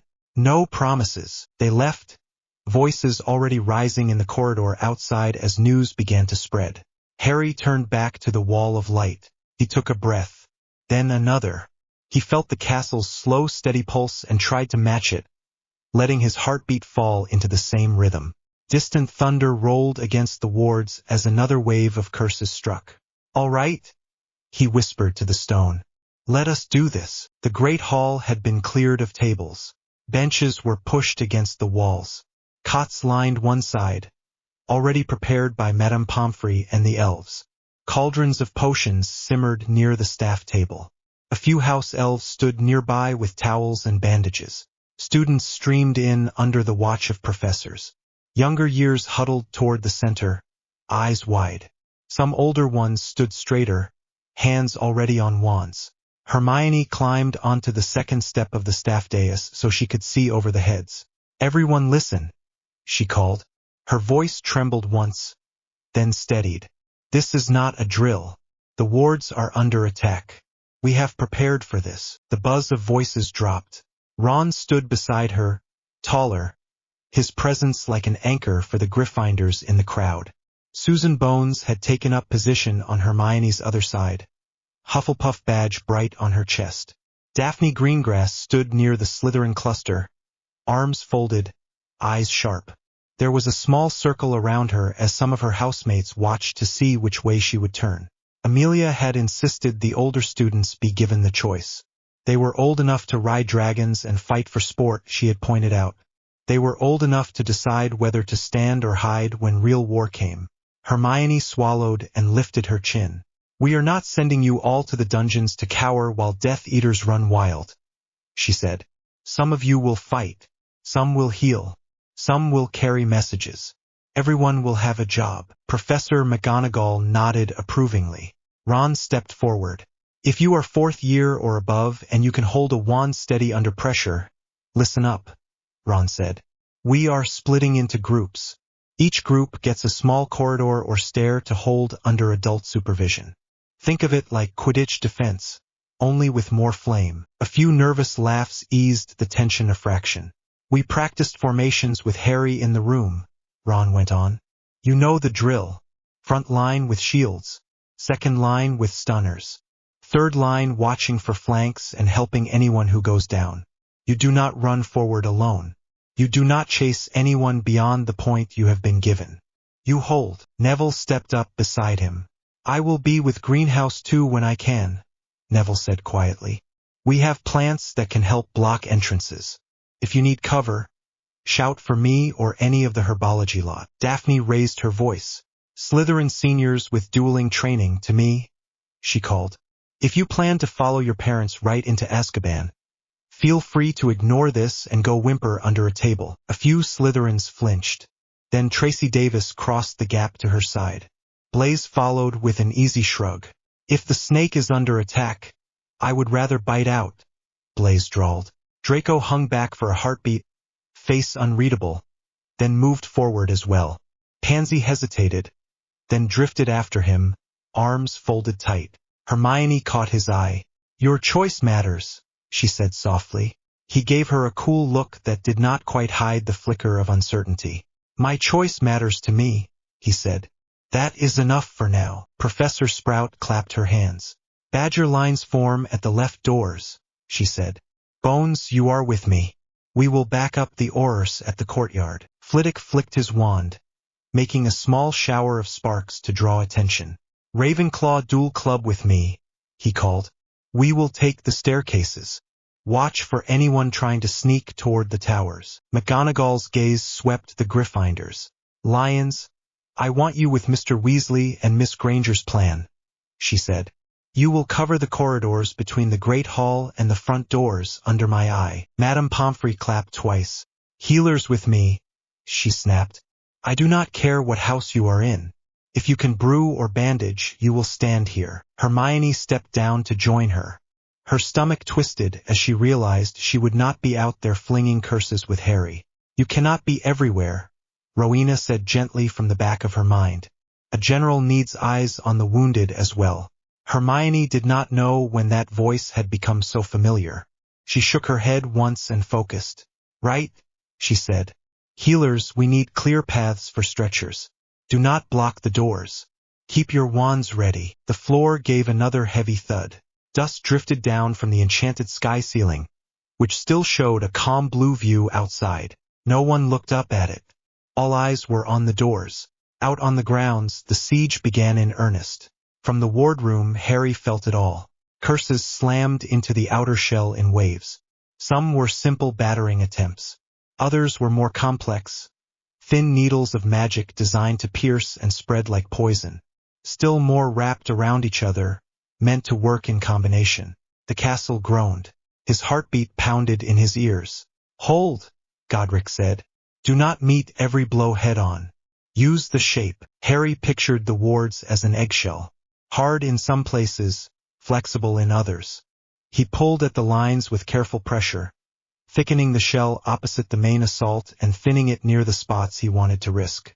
By the front gates, he let a thin channel form, guiding power into a narrow doorway rather than a wide field. By the boathouse tunnel, he loosened the blocking charm just enough that someone following it would think they had broken through. He could feel the intruders now. Groups in cloaks and masks, dark marks burned under sleeves. Some moved with trained discipline. Others with the eager, twitchy energy of recent recruits. Voldemort's presence brushed them like cold wind, giving them focus and orders. "Take the school. Kill the headmaster. Bring me the boy." Harry gritted his teeth. Rowena helped him tug the flows so that all the pushing from outside bent along two main axes. "They will break through in the front courtyard and at the boathouse," Harry said aloud. His voice sounded distant to his own ears. "Nothing else will give." Amelia nodded once. "I will take the front," she said. "Ragnarok, can your people handle the boathouse line?" Ragnarok bared his teeth. "My warriors have been wanting a reason to stretch," he said. "Consider it done." He barked something in gobbledygook. The other two goblins thumped their fists to their chests in answer. Dumbledore glanced at McGonagall. "Minerva, the Great Hall is your command," he said. "Keep the students steady." McGonagall looked like she wanted to protest, then nodded. "Do not die," she said to him quietly. "I am not training anew you." He smiled faintly. "I shall do my best," he said. They left the wardroom at speed, flanked by Aurors. Snape melted away toward a side corridor, cloak snapping at his heels. Flitwick followed Amelia. Sprout hurried after Ragnarok.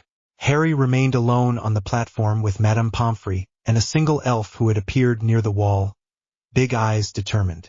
The elf bowed. "Dobby will watch the lines near the kitchens for Master Harry," he said. "If any bad wizards come through there, Dobby will make them sorry." "Thanks, Dobby," Harry said. His muscles trembled with the effort of keeping his hand on the stone. "You should sit," Madame Pomfrey muttered. "If I sit, I will fall asleep," Harry said through his teeth. "I am not giving him that chance again." The next wave of curses hit. The outer shell flared bright white for a second, then dimmed. A spot over the front gate shuddered. Harry exhaled slowly. "Let it crack," he told the castle. The wards there thinned like stretched glass, then broke with a sharp snap. Magic roared inward. Death Eaters poured through the gap. Harry grabbed the next line of the ward net and swung it into place behind them, sealing the breach so they could not flood the grounds at large.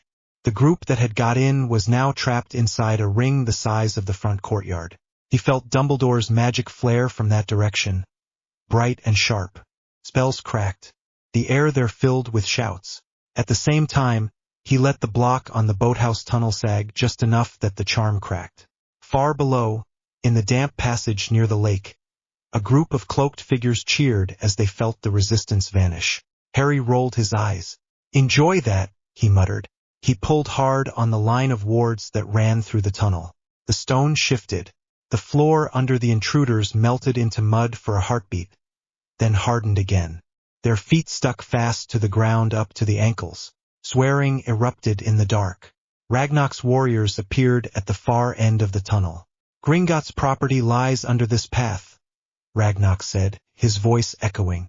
"You are trespassing." The Death Eaters snarled and raised wands. Ragnarok raised his sword. Steel sang. Magic flared green and red. The tunnel filled with light and the clang of metal on spell. Harry did not have the strength to follow every swing. He felt enough to know the goblins were in their element.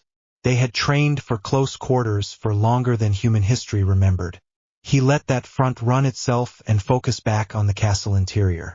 The first group that had breached the front ward ring had been met by Dumbledore and Aurors. They were now being forced back against the ward wall. Harry could feel the strain where their curses hit the inner surfaces. He thickened the barrier behind them and thinned a point above. "Now," he whispered. Dumbledore sent a wave of conjured chains low along the ground. At the same time, Flitwick fired a barrage of stunners at chest height. The Death Eaters, focused on the falling chains, did not see all of them. One by one, masked figures dropped. Dobby gave a small cheer from his corner. "You have them," Rowena said. "Leave that ring to Amelia. She knows how to tie the legal knots." Harry gave a small nod he hoped the castle felt. He turned his attention to the corridors inside. The real fight was about to start. The first Death Eaters made it into the corridor near the Great Hall when one of the secret passages flickered open.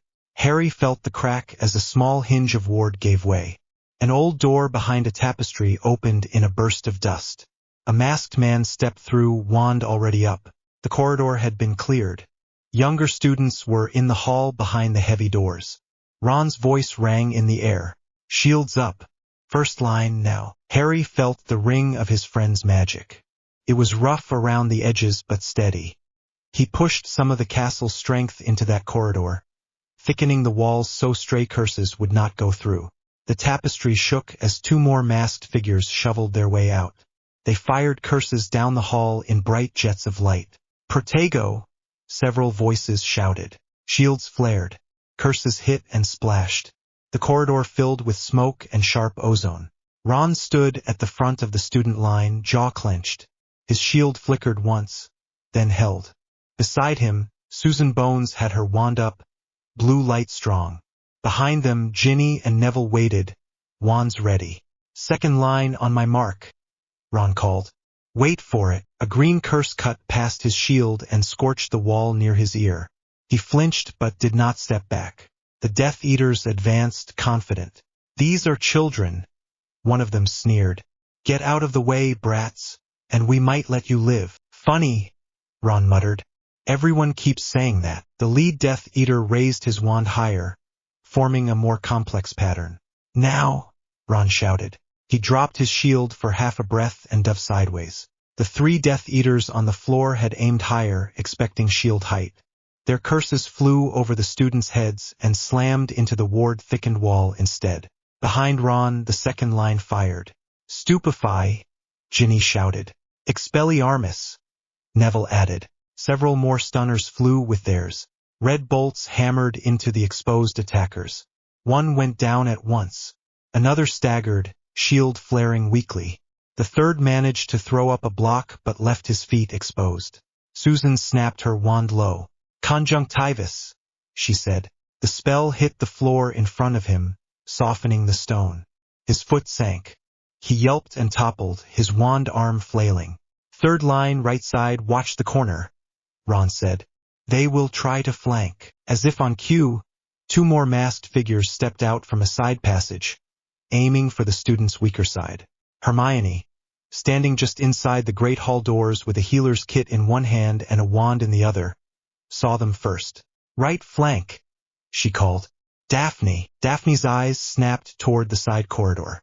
She flicked her wand, lips barely moving. A silent cutting curse sliced the floor at an angle in front of the newcomers. One tripped, the other slid, arms windmilling, and hit the ward wall with a painful thud. Tracy followed up with a body bind, face pale but steady. "Next time, aim lower," she muttered. "Right at the ankles." Ginny let out a short laugh. "Take notes after," she said. "Hex now." Curses flew. The corridor filled with light and smoke and the smell of burning dust. Harry felt every impact in the wardroom. Each shield that buckled. Each burst of spell. He sensed strength where he could. He thickened the floor under Ron's feet when an enemy curse tried to turn it to slime. He hardened the arch above Ginny's head when a stray cutting charm went wild. He softened the wall behind a masked figure just long enough that he lost his balance and exposed his side. The students held. They were not perfect. Shields slipped. A Gryffindor 5th year took a stunner to the shoulder and hit the floor with a grunt. A Ravenclaw missed his target and almost hit his own front line before Flitwick darted in to deflect it. But they were organized. The phalanx held under pressure. At one point Ron bellowed with more force than grace. "Back 2 steps on my count. 1, 2, move." The whole line shifted together. Curses splashed against empty air. A moment later they moved forward again, reclaiming the ground without anyone being left alone. "That is my boy," Helga said softly. Godric chuckled. "He is learning." Harry's hand shook on the stone. Sweat dripped down his temple. "How many got through?" he asked the castle. The wards sent him a sense of numbers rather than precise count. Dozens became handfuls as Aurors, goblins, and professors pinned groups at the edges. Inside, perhaps 24 Death Eaters had made it past the initial ring. They were now scattered in small knots around key corridors. He could not see each one, but he could feel where their magic moved differently from the students. One cluster moved toward the Slytherin common room, another toward the stair to the astronomy tower, a third, larger one, toward the main entrance to the Great Hall, sweeping along the long corridor that led past the statue of the One-Eyed Witch. Harry focused on that last group. He could feel one presence at the center of it that burned brighter than the others. Familiar, slippery. Lucius Malfoy. Slytherin hissed. "That snake." Rowena's voice sharpened. "He is heading for the hall. Draco is near." Draco had thought he knew what War looked like. War was his father arriving late for dinner with ash on his cloak and a tired look in his eyes. War was whispered names at the breakfast table. War was the dark mark on his father's arm, proud and shameful at the same time. Now he watched a hex rip a chunk out of the stone near his head and decided he had been wrong. War was loud. It was dust in his mouth and the smell of hot stone.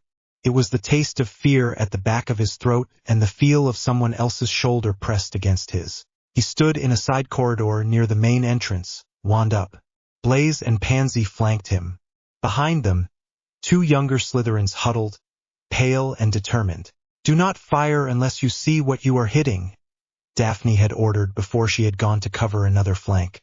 "We are not shooting blind." Now Draco watched the end of the corridor where it opened into the main hall space. Aurors were already engaged there, spells flashing. He could see flashes of green and red, blue and yellow. Shouts echoed. A masked figure staggered back from the main fight into their view, robes scorched. Draco did not think. "Stupefy," he snapped. The bolt hit the figure in the chest.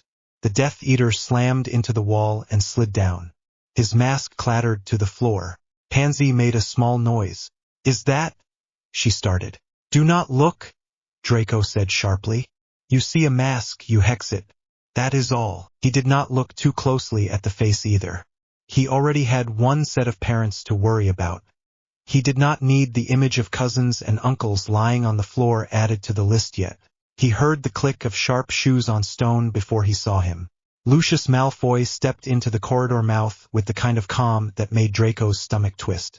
Mask in place, wand steady, posture relaxed as if this was a stroll along the manor garden. Two other masked figures flanked him a step behind. Draco's grip tightened on his wand. Lucius did not lift his yet.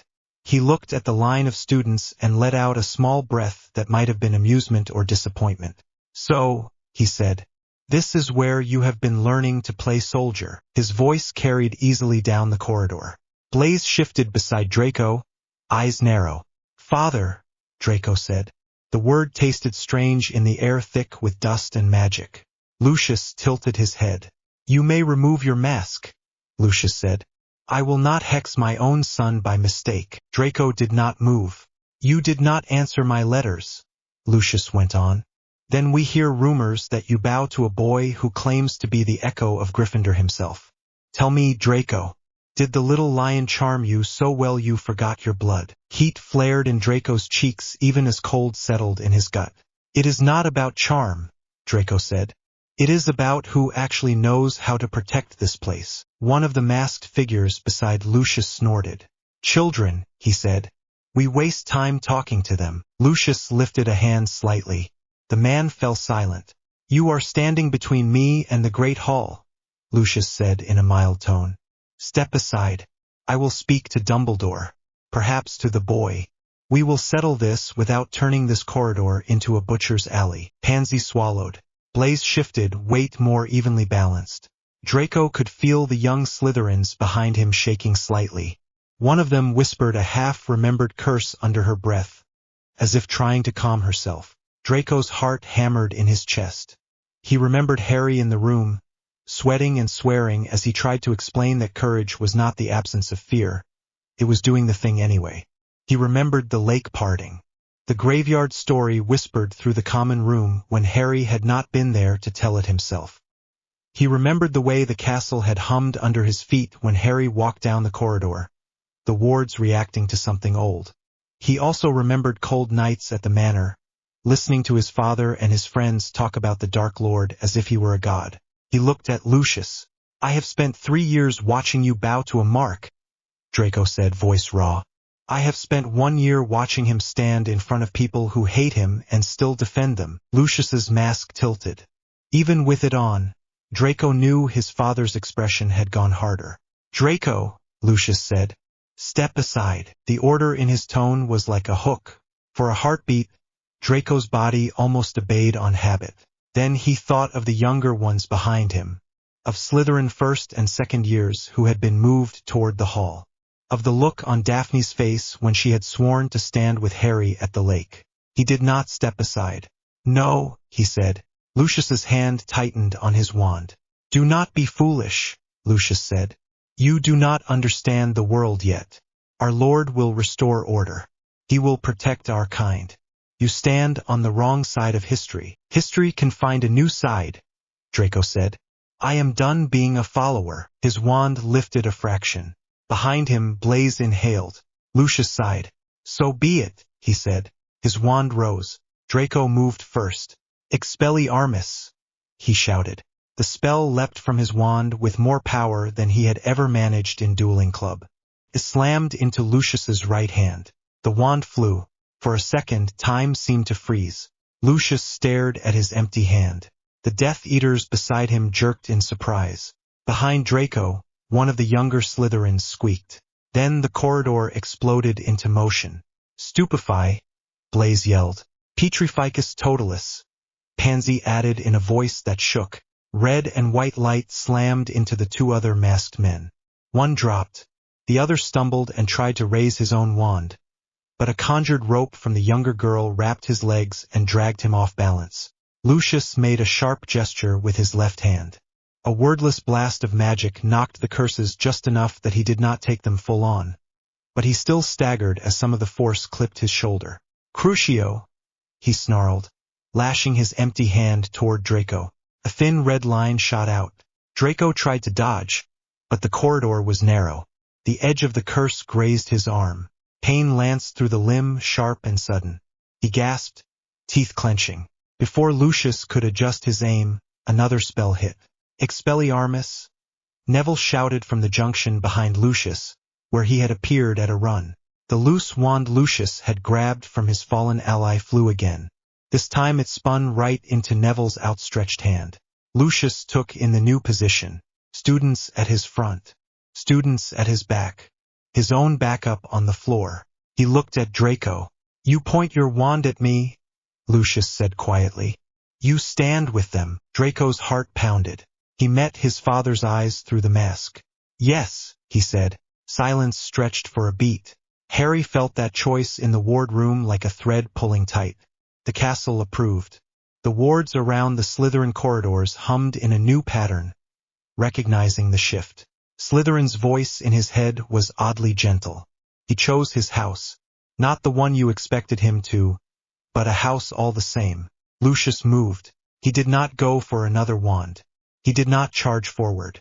He stepped back 2 steps, took out a small silver coin from his pocket, and crushed it in his fist. Magic flared around him. Not the feel of a proper apparition, blocked by the wards, but something smaller, older. A twist that slid along cracks rather than through walls. "Port key," Rowena snapped. Harry reached instinctively for the wards around the corridor, trying to clamp down. He was a fraction too slow. Lucius vanished. The air where he had stood crackled, then stilled. The masked man on the floor groaned. Pansy let out a breath that turned into a scared laugh. "Oh," she said weakly. "Your father is going to be furious." Draco sagged back against the wall, arm numb and throbbing where the curse had clipped him. "He already is," Draco said. "Might as well make it worth it." Neville hurried forward. "Wand up. Bind them," he said, "before they wake properly." The younger Slytherins stepped in, their hands steadier now. Ropes flew. Masks were tugged off with jerky movements. Draco watched his father's followers being tied up by 14- and 15-year-olds and felt something in his chest loosen. Just a little. Maybe the world did have another side after all. Back in the ward room, Harry's knees trembled. Madame Pomfrey hovered a hand near his elbow as if ready to catch him. "You have to sit," she said. "Now." He shook his head. "Not yet," he said. His voice sounded far away to himself. "We are nearly there." The siege had gone on long enough that time blurred. Spells hit the wards in regular waves now, like someone hammering with a tired but steady rhythm. Outside, the Death Eaters had realized Hogwarts was not the soft target they had hoped for. Inside, their small infiltration groups had been forced into confined fights where students, professors, Aurors, and goblins had the advantage of knowledge and prepared ground. Amelia's Aurors had secured the courtyard, stunning and binding masked attackers as they tried to regroup. Ragnarok had collapsed the boathouse tunnel behind his warriors so sharply that the stone fused. The few intruders who had made it into the lower levels before his arrival were now tied up in a side chamber under the watch of elves. Draco's choice had broken one of the more serious pushes toward the hall. A group of 3 Death Eaters had tried to reach the greenhouses, perhaps with the idea of setting them on fire as a distraction. But Neville and Professor Sprout had met them with vines and anger. They were now wrapped in Devil's Snare that had been coaxed into an unusual level of enthusiasm. Every time Harry thought the pressure might ease, Voldemort pushed again. He could feel the thin presence on the edge of the wards, cold and furious. The spirit moved along the outside of the shell, probing, looking for cracks. "You are not invited in," Slytherin told him.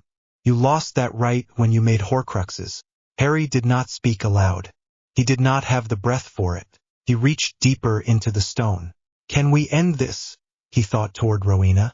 "Not just hold it." Rowena considered. "You have the Charter," she said. "You have the Goblin Alliance. You have the Ministry representative in the castle. You can make a binding. But it will cost you," Helga added. "Once you do this, there is no going back to pretending this is a quiet school." Harry almost laughed, but his chest hurt. "I think we passed that point already," he thought. Godric spoke. "You can offer terms," he said. "The castle has the right under its founding rules to accept surrenders on its grounds. If they are inside the wards and captured, it can bind them to certain oaths as condition for mercy." Slytherin hissed softly. and those who refuse can be handed over to the ministry without that protection. Let Bones and Ragnak do the rest. Harry opened his eyes and looked at Amelia, who had just stepped back into the room with soot on her face and a cut on her sleeve. We can make this stop, he said aloud. We can force a surrender. But I need you and Ragnak to stand with me when we call it. Amelia frowned, stepping closer. What do you mean, force? She asked. Ragnak answered before Harry could. The castle can press down, he said. It can make movement very difficult for those tied to old pacts. If Lord Potter calls on the founding charter, and the Director of Magical Law and the Chief of Gringotts for Britain witness it, any Death Eater inside these walls who refuses to yield will place themselves outside all three structures. Amelia's eyes narrowed. Outside the school charter, wizard law, and goblin treaty, she said. Meaning no legal protection at all. Ragnak's smile was small and sharp. Meaning if my warriors decide to cut them down where they stand, no one can complain later, he said. We prefer clean lines. Madame Pomfrey made a face. Try not to drip that in my ward, she muttered. Harry swallowed. I am not looking to slaughter people who fall over, he said. If they drop their wands, they get a cell instead of a grave. That is the line I am willing to draw. Helga's presence warmed. Amelia studied his face, then nodded. Very well, she said. What do you need us to say? Harry took a breath. Place your hands on the wall where the light gathers most, Rowena instructed. Speak with him. Make it a council, not a decree. Amelia stepped to one side of the glowing wall. Ragnak moved to the other. They each set a hand on the stone. Lines of light flickered under their palms. Harry tightened his fingers on the central circle until his knuckles went white. He raised his voice, letting it carry along the lines of the wards. By the charter of Hogwarts School, he said. The words came from an older place than his throat. By the oaths sworn when these stones were laid. By the consent of its current head and heir. This castle calls all who stand within its walls to hear. His voice boomed through the corridors. Every student flinched as it echoed in their ears. Every Death Eater stiffened as the walls around them vibrated. Lucius, far away and hidden now in some safe house, felt a faint echo and cursed that he was not there. Voldemort felt it at the edge and hissed. Harry continued. Those who have entered this place with wands drawn against its children and staff, you stand now in breach of its oldest law, he said. You stand under its gaze. He took another breath. Lay down your wands and you will live to stand trial, he said. You will face justice before wizard law with goblin witness. You will spend your days behind bars instead of under stone. Fight on and you stand outside all bonds. This castle is no longer bound to shelter you. Neither is Gringotts. Neither is the Office of Magical Law. Ragnak's voice joined his, deep and calm. Gringotts hears, Ragnak said. Gringotts agrees. Those who have broken the oldest pacts on these grounds and refuse surrender will find no vault, no contract, no safe passage among us. Those who yield will be treated as prisoners of war under treaty, not as beasts. Amelia's voice followed. The Department of Magical Law Enforcement hears, she said. Under emergency war authority, I recognize the school charter's call. Any who drop their wands now and cease resistance will face trial and sentence.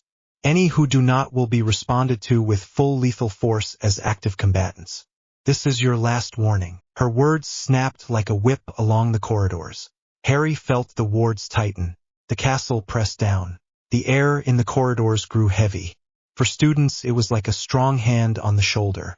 For Death Eaters, it was like the weight of stone on their backs. Masks wobbled. Knees buckled. In the corridor near the Great Hall, one masked man tried to raise his wand and found his arm moving as if through syrup. Susan's stunner hit him squarely before he could complete the motion. In the tunnel near the boathouse, a remaining attacker tried to shout a curse and choked as the air went thick in his lungs. Ragnak's sword hilt met his jaw a moment later and the issue resolved. In a stairwell, a masked witch stumbled as the step under her foot grew steeper than she remembered. Her ankle twisted. She fell, wand clattering. A Hufflepuff boy she had been aiming at stared down at her, then lifted his wand. Drop it, he said, voice shaking. Now. Harry could feel the choices. Here a wand falling from fingers. There a hand clutching tighter. He spoke once more. "Choose," he said simply. Voldemort clawed at the outside of the wards, furious. "You do not speak for me," the spirit hissed in the back of Harry's mind. "I do not speak for you," Harry answered silently. "I speak for them. For the stones you wanted to turn into a stage." One by one, wands hit the floor. Some clattered. Some were set down slowly. A few were thrown away as if they burned. Not all. A handful of Death Eaters chose to fight on, trying to stand under the crushing weight of the wards. One fired a killing curse even as his knees buckled. It went wide and hit a suit of armor that had just stepped into the corridor under McGonagall's command. The armor did not care. A second tried to slice his way out with a wild cutting charm and managed only to open his own arm more before a stunner took him. By the time the pressure eased, there were more bodies on the floor bound in ropes than still standing. Harry held on long enough to feel the castle's slow, grudging relaxation as the threat dropped. Then his grip slipped.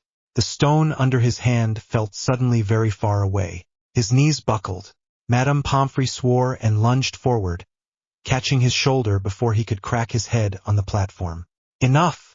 she snapped. "That is enough heroics for one day." The room spun. Harry heard voices echoing down the corridor outside as Aurors began to march prisoners toward holding cells. He heard Ragnarok issuing clipped orders to his warriors, directing them to collect dropped wands and mark them with goblin runes for later verification. He heard Amelia speaking into a mirror, calling for secure transport and backup. He caught one more distant impression of Voldemort's presence at the outer edge of the wards, drawing back like a hand ripped away from a hot pan. Then his vision went black around the edges. Rowena's voice softened as if from far away. "You did it," she said. "For now." Helga added. "Sleep." He did. He woke later in the same bed in the hospital wing, but this time he was not alone with sleeping friends. The ward was full, cots stretched in every direction. Some held groaning Aurors. Some held students with bandaged arms or heads. Madame Pomfrey moved like a storm, wand flicking, muttering, shouting at anyone who tried to get up too early. House elves darted between beds with water and potions. Hermione sat near his bed again, though this time she was awake, a smear of dried blood on her sleeve and dark circles under her eyes. Ron dozed in a chair nearby, head tilted back, mouth open. Ginny was sitting on the end of another cot, one leg bouncing, talking quietly with Neville, whose hair was full of bits of plant. Daphne stood with her back against the wall, arms folded, watching the room with a cool, assessing gaze. Draco sat on the bed nearest the door, his arm in a sling. Pansy perched on a chair beside him, still pale. Amelia stood near the center of the room, talking to Dumbledore and Ragnarok. A stack of scrolls sat in front of her, most of them marked with ministry seals. Ragnarok held a small chest that jingled when moved. The noise washed over Harry for a moment, then sorted into pieces. As he shifted, Hermione looked over and let out a breath. "You are awake again," she said. "I keep doing that," he said. "It is becoming a habit." Her eyes filled with tears, and she swiped them away with an impatient gesture. "Idiot," she said fondly. "You nearly drained yourself dry." He tried to sit up. Madame Pomfrey appeared instantly. "If you try to roll out of that bed again, I will glue you to it," she said. "You can sit. That is all." He obeyed, because he had seen what she could do with simple bandages and mild spells, and it was honestly more terrifying than some dark curses. Dumbledore and Amelia turned toward him. Amelia walked over, her limp more pronounced than usual. "We have the count," she said without preamble. 37 Death Eaters captured on the grounds or immediately outside the wards. 7 more dead. Lucius Malfoy and a handful of others escaped with pre-prepared portkeys, but we have their wands and we have their marked associates in custody. Bartemius Crouch Jr. is under secure guard and will be questioned under Veritaserum. Ragnarok nodded. "Gringotts has claimed confiscated assets under breach of treaty," he said. "Any vaults linked to branded traitors will be frozen until the Wisengamot sorts itself out. We will not be used as a war chest." Harry blinked. "That is a lot," he said. Amelia's mouth twisted. It is a start, she said. We will still have corruption to deal with. We will still have cowards who claim they were under Imperius the whole time. But we have moved the fight from shadows to a place where people have to look at it. Dumbledore's gaze on Harry was complicated. There was pride there and guilt and relief and something like grief for old mistakes. You anchored the wards as if you were born to it, Dumbledore said quietly. Harry snorted. Given who shares my head, that might be true, he said. Godric chuckled. I will take that compliment. Rowena sniffed. And I. Slytherin made a small amused noise but said nothing. Helga hummed. Amelia glanced between Harry and Dumbledore. The Wisengamot will have to hear what happened, she said. They will try to shout you down. But they cannot ignore 37 marked prisoners dragged out of their seats by their own wards. I will make sure you are called as witness when you are strong enough to stand without falling. Harry grimaced at the thought of more public speaking, then nodded. I will tell them what I saw in the graveyard, he said, and what Voldemort tried to do to the castle. The name made a few nearby patients flinch. Madame Pomfrey swatted one with a pillow when he tried to sit up and run. Ron stirred and cracked an eye open. Did we win? Ron mumbled. Harry looked around at the crowded ward, the bandages, the tired faces, the empty beds that had not been used because some people had not made it back at all. We are still here, Harry said. He is not. That is enough for this round. Ginny snorted softly. That is the most depressing way to say we won, she said. Neville smiled weakly. Harry does not like taking points, Neville said. He wants to flip the whole board. Amelia straightened. For now, the castle is secure, she said. The captured Death Eaters are under heavy guard in the old dungeons with goblin wards added on top. Fudge is trying to spin this as a minor disturbance. The front page of the Prophet tomorrow will decide how much success he has. Hermione's eyes flashed. Rita Skeeter cannot write if she is a beetle in a jar, she said under her breath. Harry frowned. What? She coughed. Nothing, she said quickly. We can talk later. Amelia hid a smile behind her hand. Ragnarok closed the small chest with a snap.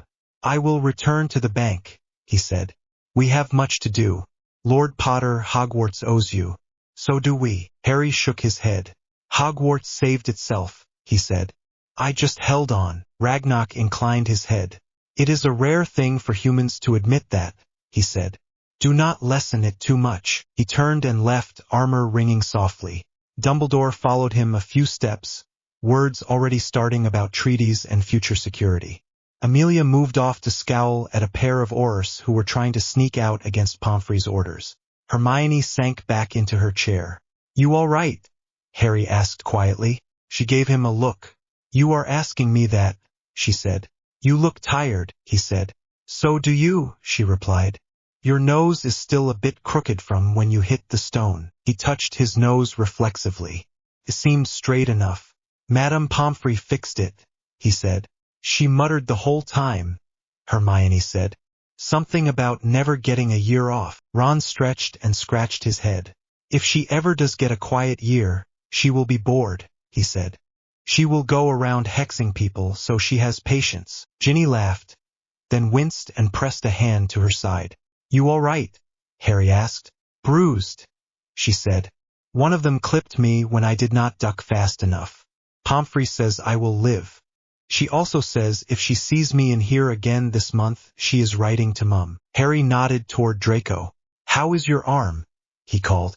Draco raised his left hand in a small wave. Hurts, Draco said. But the curse did not go in full. Your healer is terrifying. I heard that. Madame Pomfrey snapped from across the room. Pansy snorted into her hand. Harry sobered. You know this means you cannot just go back to pretending, he said. Draco looked at him for a long moment. I know, Draco said. My father will either try to drag me back or write me off. Either way, I am not going to stand behind him again. Daphne pushed off the wall and walked over. Family politics later, she said. For now, you are alive and we have a castle that did not fall. That is better than half the stories in our history books. Hermione nodded. We are going to have work to do, she said. Laws, trials, rebuilding, fixing all the things the founders complained about in your head. Harry rubbed his face. Yeah, he said. We are, Helga murmured in his mind. One battle at a time. He let his head rest back against the pillows. The ward's noise blurred into a low hum again. He let his eyes close for a moment, not fully asleep but drifting. He saw the graveyard, broken and empty. He saw the castle, wards humming. He saw Voldemort's thin spirit at the edge of the world, pacing like a trapped animal. He did not feel helpless. He felt tired, sore, worried, but not helpless. The war had come early. Hogwarts had not fallen.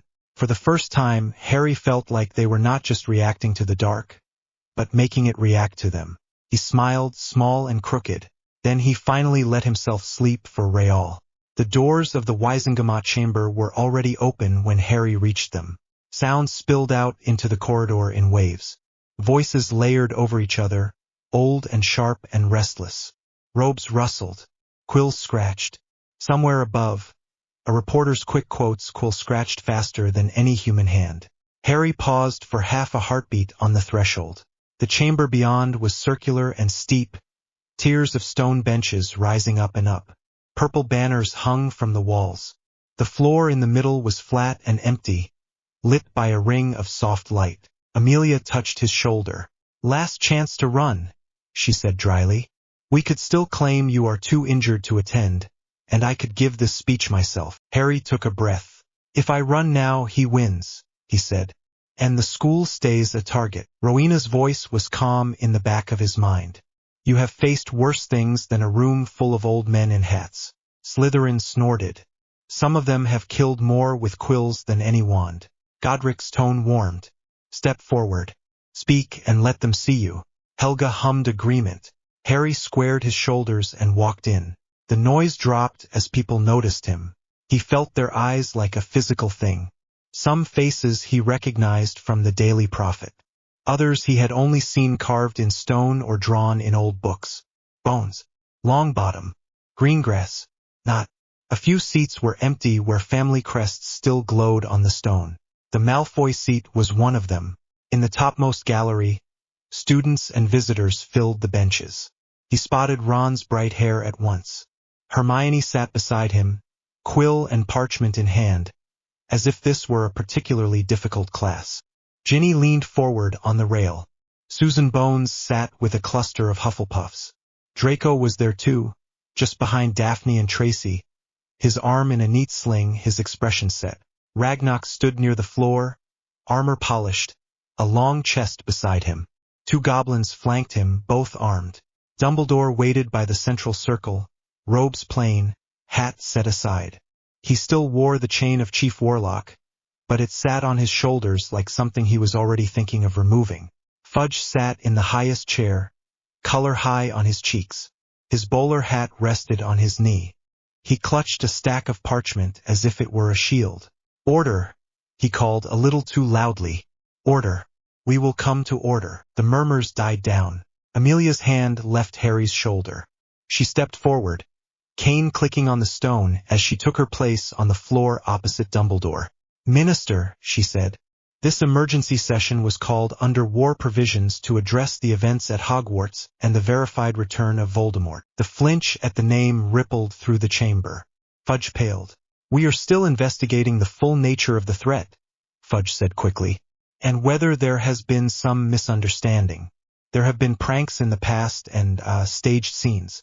We must not jump to conclusions based on the claims of a teenage boy and a handful of panicked. Ragnarok opened the chest beside him. The faint clatter of wood on would cut through Fudge's words. Inside, row upon row of wands lay in careful slots, each tagged with a small metal plate engraved in goblin script and English. 37, Ragnarok said, voice carrying clearly. Taken from marked Death Eaters captured on Hogwarts grounds. Many of them bearing the residue of the dark mark curse, cast by their own hands. He reached in, picked up one wand, and held it up. You, 13.5 inches, he said. Very old. Recognized by our records as the wand of Tom Marvolo Riddle, also known as Lord Voldemort. taken from a graveyard in Little Hangleton by Orrs under Director Bones' command. There was no flinch this time. There was silence. The weight of it was thicker than any shout. Amelia let it hang for a breath, then nodded. "Thank you, Lord Ragnarok," she said. "Minister Fudge, with this evidence on the table and 37 masked prisoners in our cells, I do not think prank is a word you want to use again." A murmur of agreement rolled through the benches. Fudge's mouth opened and closed. We must of course investigate all sides," he said weakly. "We cannot simply take the word of—" Dumbledore stepped forward, voice gentle but firm. "Cornelius," he said, "you have my testimony as Chief Warlock and Headmaster of Hogwarts. You have the testimony of your own Orrs. You have goblin verification. And you have the boy who was taken and survived. It is time to listen." Dozens of eyes turned to Harry again. Amelia glanced back at him. "Ready?" she asked quietly. He swallowed. "As I will ever be," he said. She stepped aside. The light in the center of the circle brightened. Harry walked into it. For a heartbeat he felt small. Just a skinny boy in school robes and a hospital shirt under them, with a sword hidden by magic back in the castle and 4 ancient voices in his head. Then he remembered the feel of the wards, the way the castle had listened when he spoke. He looked up at the rows of old faces and let his voice land steady. "My name is Harry James Potter," he said. "You know me as the boy who lived. I am also the recognized heir and vessel of Godric Gryffindor, Helga Hufflepuff, Rowena Ravenclaw, and Salazar Slytherin. I am here as their voice, and as Hogwarts." The words dropped into the chamber like stones into still water. In one of the lower tiers, an old witch with a long-bottom crest flinched, then leaned forward, eyes sharp. "Prove it," someone called from the benches. The voice was male, nasal.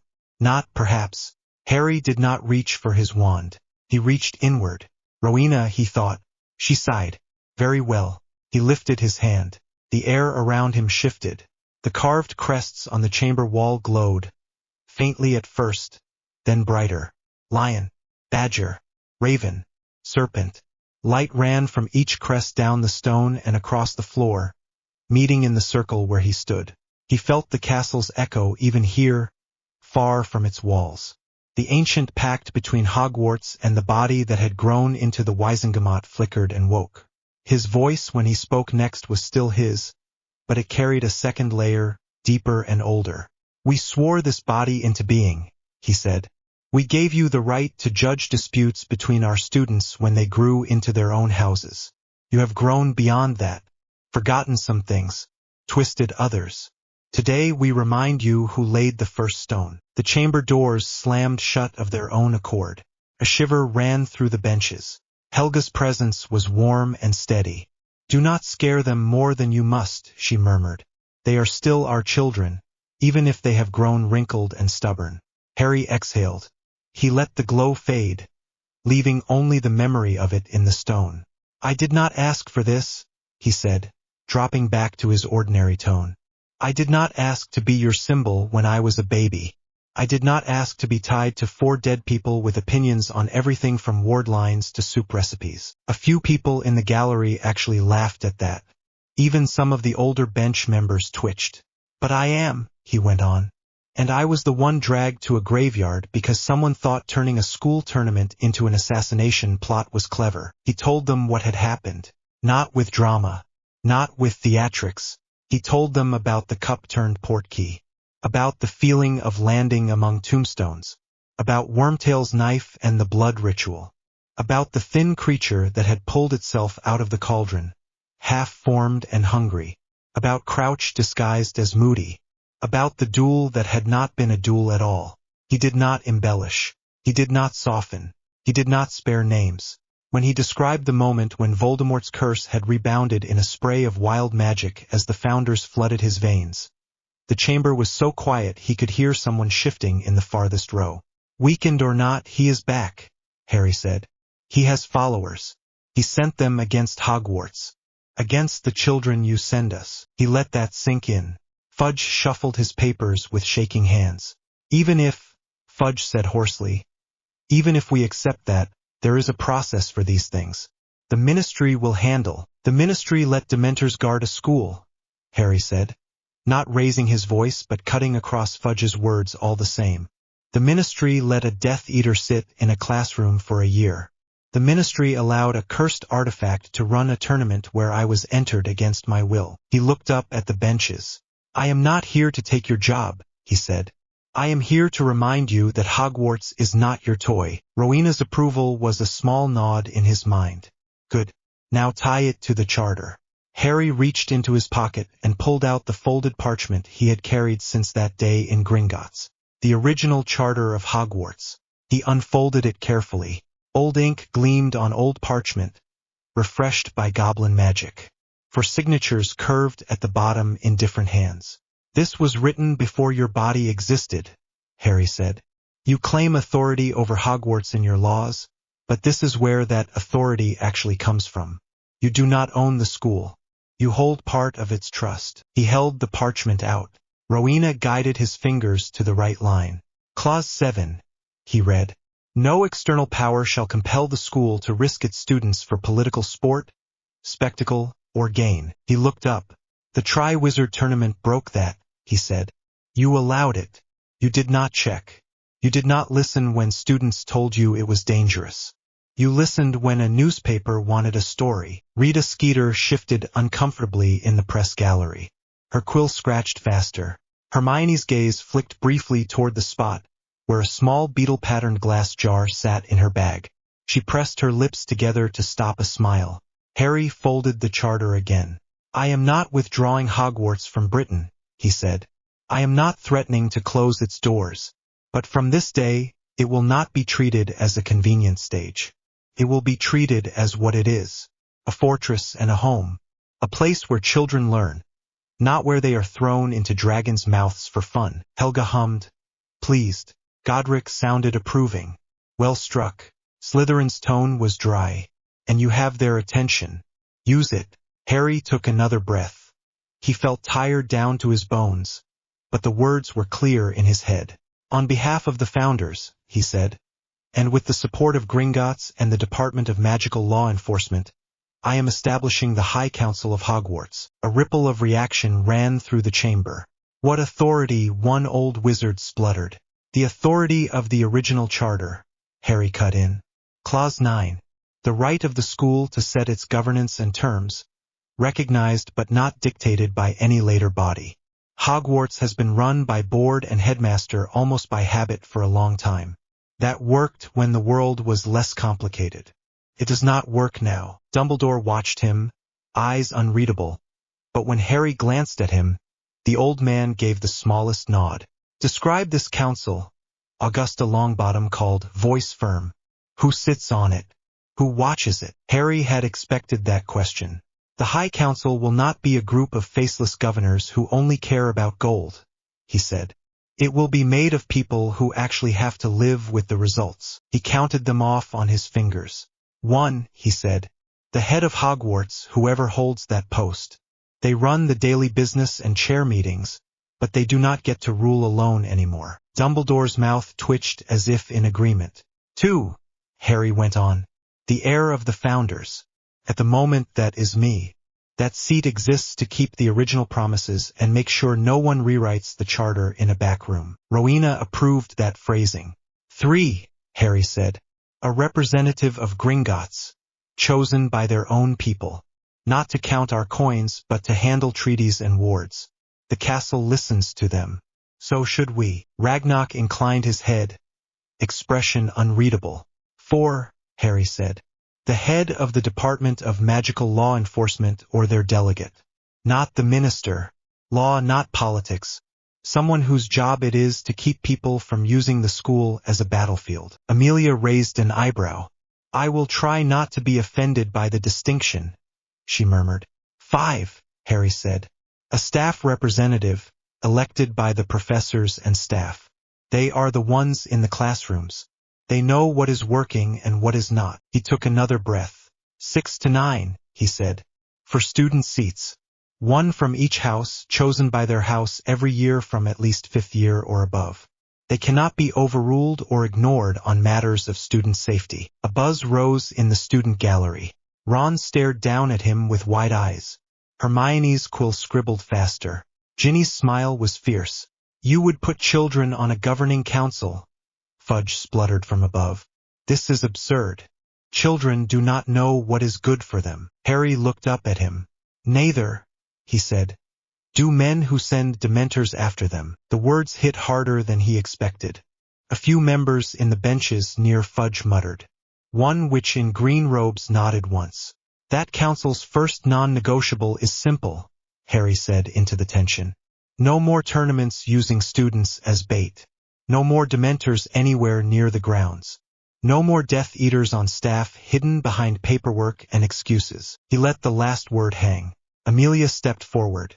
As Director of Magical Law Enforcement, she said, voice cool, I recognize the High Council of Hogwarts as an advisory and oversight body. We will work with it to ensure student safety and war readiness. We will also recognize its right to bar ministry experiments from the school if they endanger children. Ragnarok tapped a claw on the coffin wands. Gringotts recognizes the council, he said.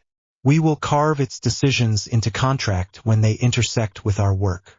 Those who ignore its terms will find their dealings with us much more difficult. Harry looked at the benches. I am not asking you to vote today, he said. You cannot veto this. The charter does not give you that power. But you can stand against it and prove that you care more about tradition and image than the safety of our children. Or you can accept it and help us make it work. Silence again. Then Augusta Longbottom rose, her vulture hat bobbing. The House of Longbottom recognizes the High Council of Hogwarts, she said, and will support measures that make the school safer and more honest than it has been in years. Fudge sputtered.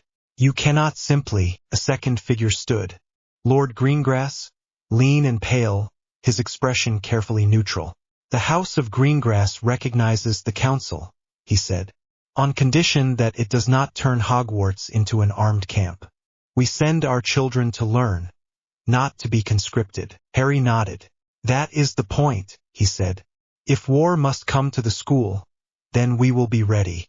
But the council exists so that it is not used as a training ground without our say. One by one, other heads rose or spoke. Bones. Shacklebolt's voice for a small ancient house whose last direct heir had died in the First War. A smattering of clearly neutral families who saw which way the wind was blowing. Some remained seated, stony-faced. Not a few old pure-blood names who had always flirted with the darker side of things. Harry did not expect them to change their minds in one afternoon. He only needed enough to make it stick. He felt the castle's approval echo faintly under his feet even this far from its walls. The ancient pact between Hogwarts and the body in this room rearranged itself around the idea. Helga sounded tired but satisfied. We have pulled the school a little out of the swamp, she said. It is a start. Godric stretched. There will be battles yet. But at least they will not be hidden behind games. Rowena's tone softened. You did well. Slytherin was silent for a long moment. Then he said, quieter than Harry had ever heard him. You changed the game board, he said. That is more than most do at your age. Harry exhaled. Fudge slumped back in his chair, looking smaller. This is irregular, Fudge muttered. Highly irregular. War usually is, Amelia said politely. Took hours to wind the session down. There were questions about procedure. Questions about how the student seats would be chosen. Questions about whether the council could expel a minister from the grounds. Harry resisted the urge to say he hoped so. He repeated that he was not taking over anyone's job. He was just making sure no one forgot theirs. By the time they finally left the chamber, his legs felt like they were made of jelly. The corridor outside was cooler, the light less harsh. Hermione reached him first. That was...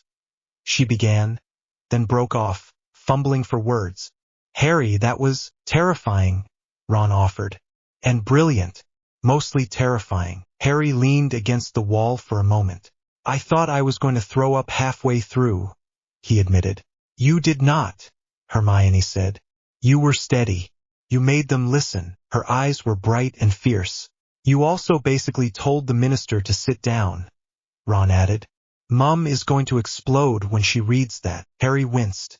Oh, he said. Right. The prophet. A sudden movement to their left made him tense. Rita Skeeter stepped out from behind a column, quill in hand, lips curved in a practiced smile. "Harry dear," she began, "how does it feel to seize the reins of power at such a tender age?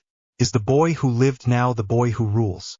Do you have a comment on the rumors that you—" Hermione's hand was already on her bag. "No," Hermione said. She pulled out the small glass jar. The beetle inside skittered furiously against the glass. Harry blinked. Ron's grin was slow. "You kept her," Ron said. "All year." Hermione's chin lifted. "Animagus regulation is very clear," she said. "All unregistered forms must be reported. At the moment, she is safer here than in a ministry office that still lets Umbridge walk around with a quill made out of blood." Harry did not even want to know. Rita backed away, eyes darting between the jar and Hermione. "I will write what I saw anyway," she snapped.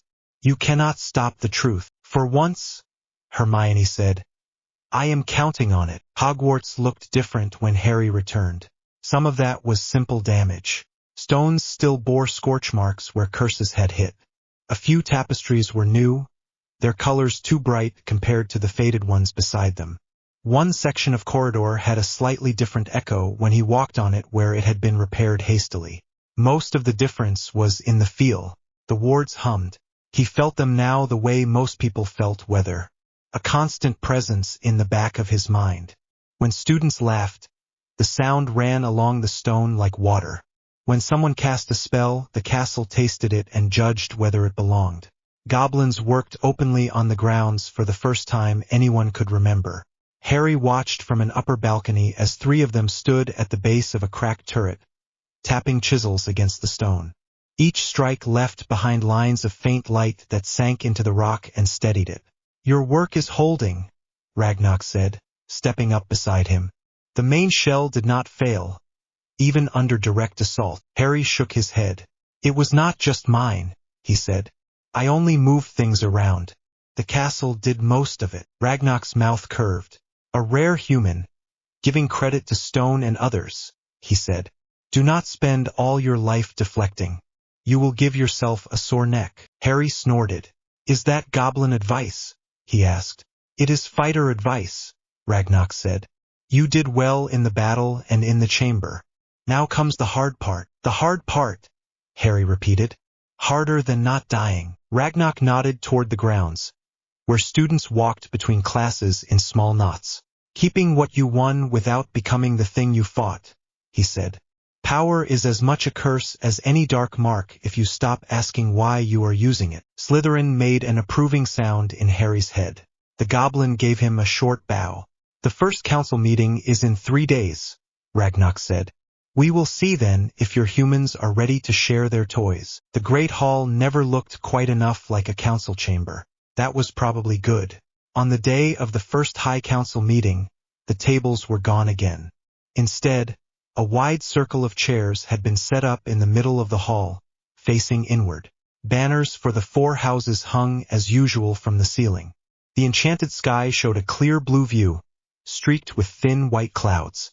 Harry stood near one of the side doors, watching people find their seats. Dumbledore walked slowly to the chair at the top of the circle. He had taken off the Chief Warlock chain that morning, handing it over to Augusta with a formal bow in the chamber. Now he wore only the simple badge of headmaster over plain robes. Professor McGonagall took her place with a small card in front of her that read staff. Flitwick sat beside her, legs dangling, eyes bright. Sprout smiled warmly at anyone who looked her way. Ragnarok sat near them, armor polished, a different, slightly smaller chest at his feet. The card before him read Gringotts. Amelia's card said law. She leaned her cane against her chair, expression serious but satisfied. The student cards made Harry's stomach twist more than any of the others. Neville sat in the Hufflepuff chair, looking like he wanted to shrink and stand taller at the same time. Susan had argued he should take it. He had argued she should. Sprout had eventually settled it with a coin toss and a promise that they would swap next year. Padma Patil had taken the Ravenclaw seat. Her posture was straight, eyes thoughtful. Ginny had slid into the Gryffindor chair with the determined look she wore before a Quidditch match. The Slytherin chair had taken the longest to settle. In the end, the house had chosen Daphne. She sat there now, composed, hands folded, gaze sharp. Draco hovered nearby, not part of the circle yet, but not tucked away either. Pansy stood with him, arms folded. Blaise leaned against a pillar with an amused look. Harry took his own seat last. His card read Founders. Godric chuckled quietly. It suits you. Helga squeezed his shoulder from the inside. Rowena reminded him of 3 clauses he had not mentioned in the Wisengamot but would matter in the next months. Slytherin was very quiet. Dumbledore looked around the circle. This is not a formal board, he said. No one here is being paid to sit in these chairs. We are here because the world has changed and we would prefer our school not be crushed under it. Amelia nodded. First order of business, she said. Organization. How often do we meet? What decisions does this council actually make rather than advise on? They went through the basics. 1 meeting a month during term. Emergency meetings on ward alert or at the request of at least 3 members. The council would have formal say over anything that materially increased risk to students. Tournaments, trials held on grounds, ministry experiments, visiting dangerous creatures. It would advise on curriculum changes but not micromanage classroom teaching. Student representatives would have full vote on safety matters, advisory voice on others. They would not be used to rubber stamp adult decisions. The more they spoke, the more the hall felt different. Not as a quiet refuge from the outside world, as a place where the next decisions about that world would be made. When they broke for a short pause, Harry found himself near Hermione at one of the side doors. She was there as an observer, quill already half through a scroll of notes. Well, she said, that went better than it could have. No one shouted, Harry said. That is a start. Hermione nodded toward the circle. You realize, she said, that you have made it possible for students to stop another tournament before it starts. That was the idea, he said. Her mouth quirked. You have also made it possible for them to argue about whether we should get more homework, she added. Padma already looks like she is drafting a proposal for a mandatory ancient runes supplement. Harry groaned softly. Godric laughed aloud. That is a battle you can sit out, lad. Rowena sounded almost amused. The girl has taste. They finished formalities by late afternoon. By the evening, the great hall had transformed again for the leaving feast. The tables returned. Food appeared. The sky darkened slowly to a deep, gentle blue streaked with stars. Students talked in low, tired voices. The banners over the tables showed no house scores this time. Instead, all 4 crests hung at equal height. Dumbledore rose at the staff table, tapped his glass, and waited until the room quieted. In other years, he said, I have stood here and spoken of house cups and points, of mischief and successes, of detentions and desert. This year, I will say something simpler. He looked over the hall. You faced war, he said. You faced it in corridors and classrooms and tunnels under the ground. You shielded each other. You stood between your friends and those who would harm them, sometimes when the adults had not reached you yet. I am proud of you, all of you. His voice almost broke on the last words. Madame Pomfrey sniffed loudly and pretended to check the level in a potion bottle. Some of you bear scars now, Dumbledore went on, visible and not. Those are not points to be tallied or trophies to be polished. They are marks that you lived. We will help you carry them. He glanced briefly at Harry. As you know, he said, we have agreed to form the High Council of Hogwarts to make sure this school is never again used as an unthinking stage for others' battles. You have seen some of its members today. Some of you sit on it. It will make mistakes, as all human things do. It will argue. I expect the student seats to argue loudly. That is their job. A wave of quiet laughter eased the tension. But it is a beginning, Dumbledore said. And beginnings matter. He lifted his glass. To Hogwarts, he said. Still standing, hundreds of voices answered. To Hogwarts. Harry felt the wards hum under the words. Pleased. The train left the next morning. Most students crowded onto it with relief. War or not, they wanted their summers, their own beds, their familiar routines. Harry did not. He stood on the platform for a while, watching smoke curl, watching friends lean out of windows to wave. Ron stuck his head out of a compartment, hair already windblown. "You sure you do not want to come to the burrow straight away?" Ron shouted. "Mum will only fuss for a bit. Then she will feed you until you explode." Harry smiled.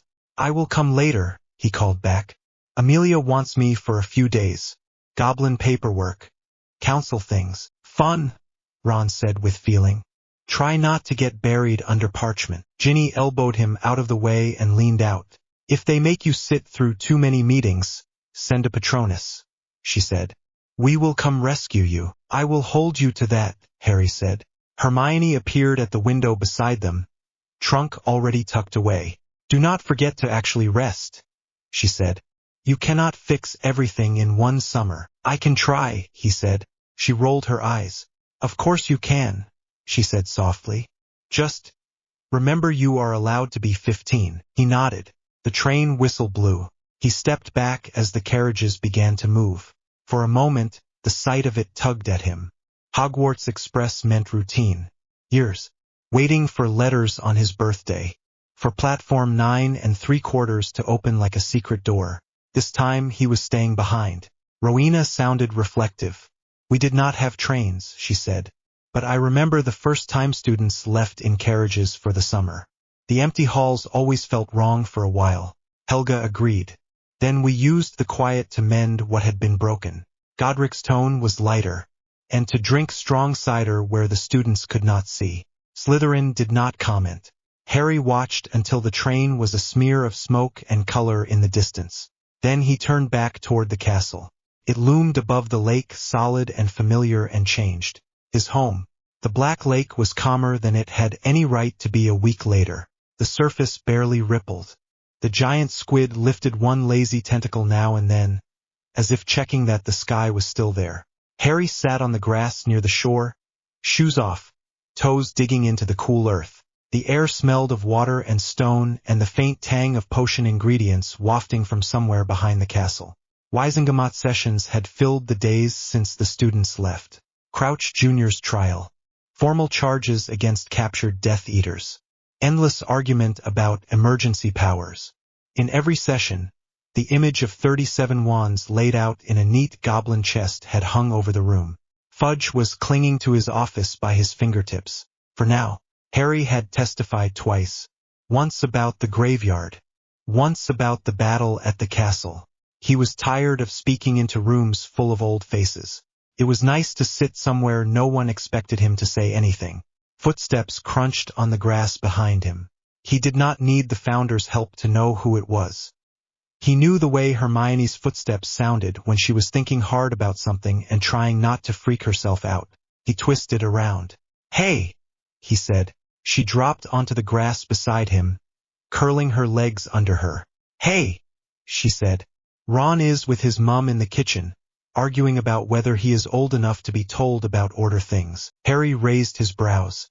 "Order things," he repeated. Hermione made a face. "Dumbledore's new group," she said.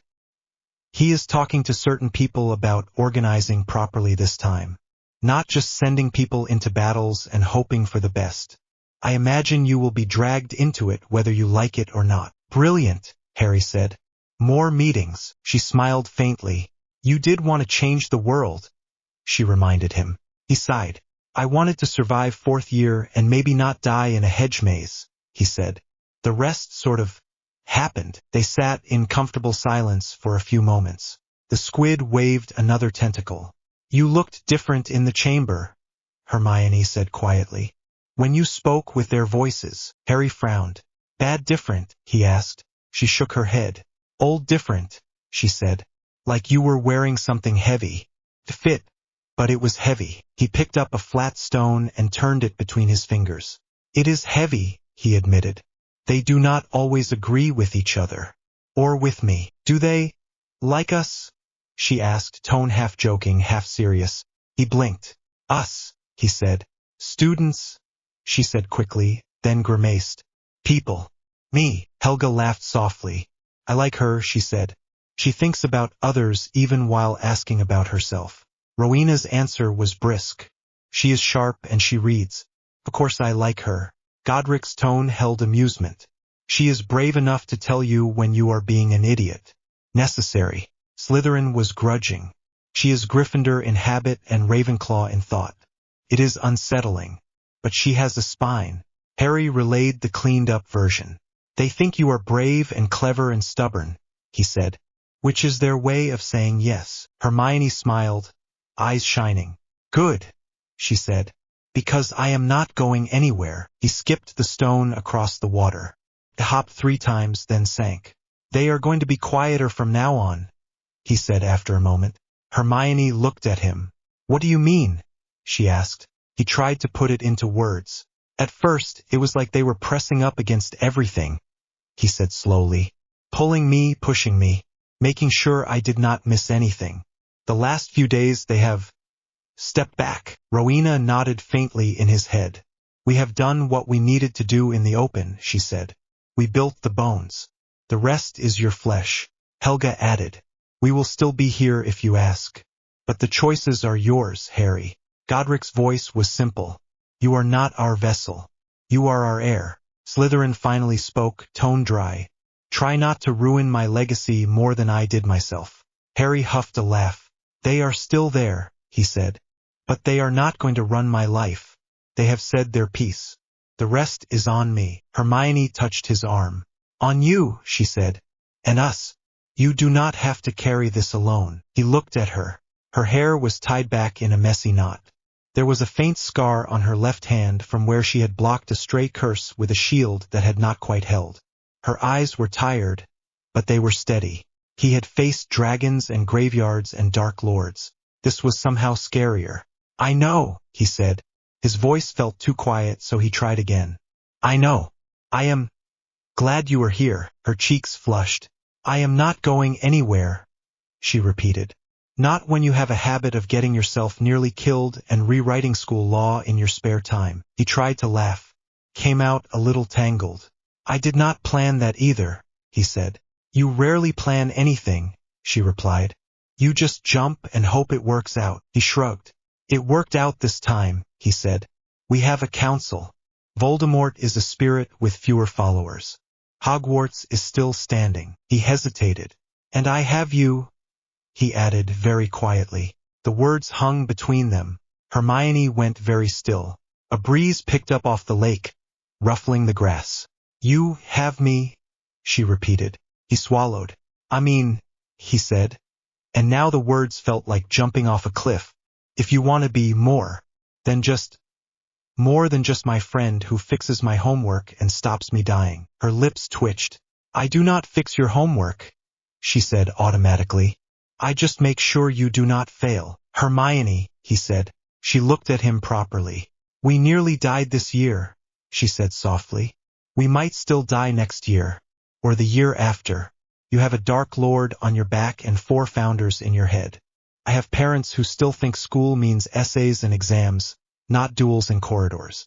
Ron has a family that will probably join a secret war the moment Dumbledore looks at them. She took a breath. I do not know what next year looks like, she said, or the one after.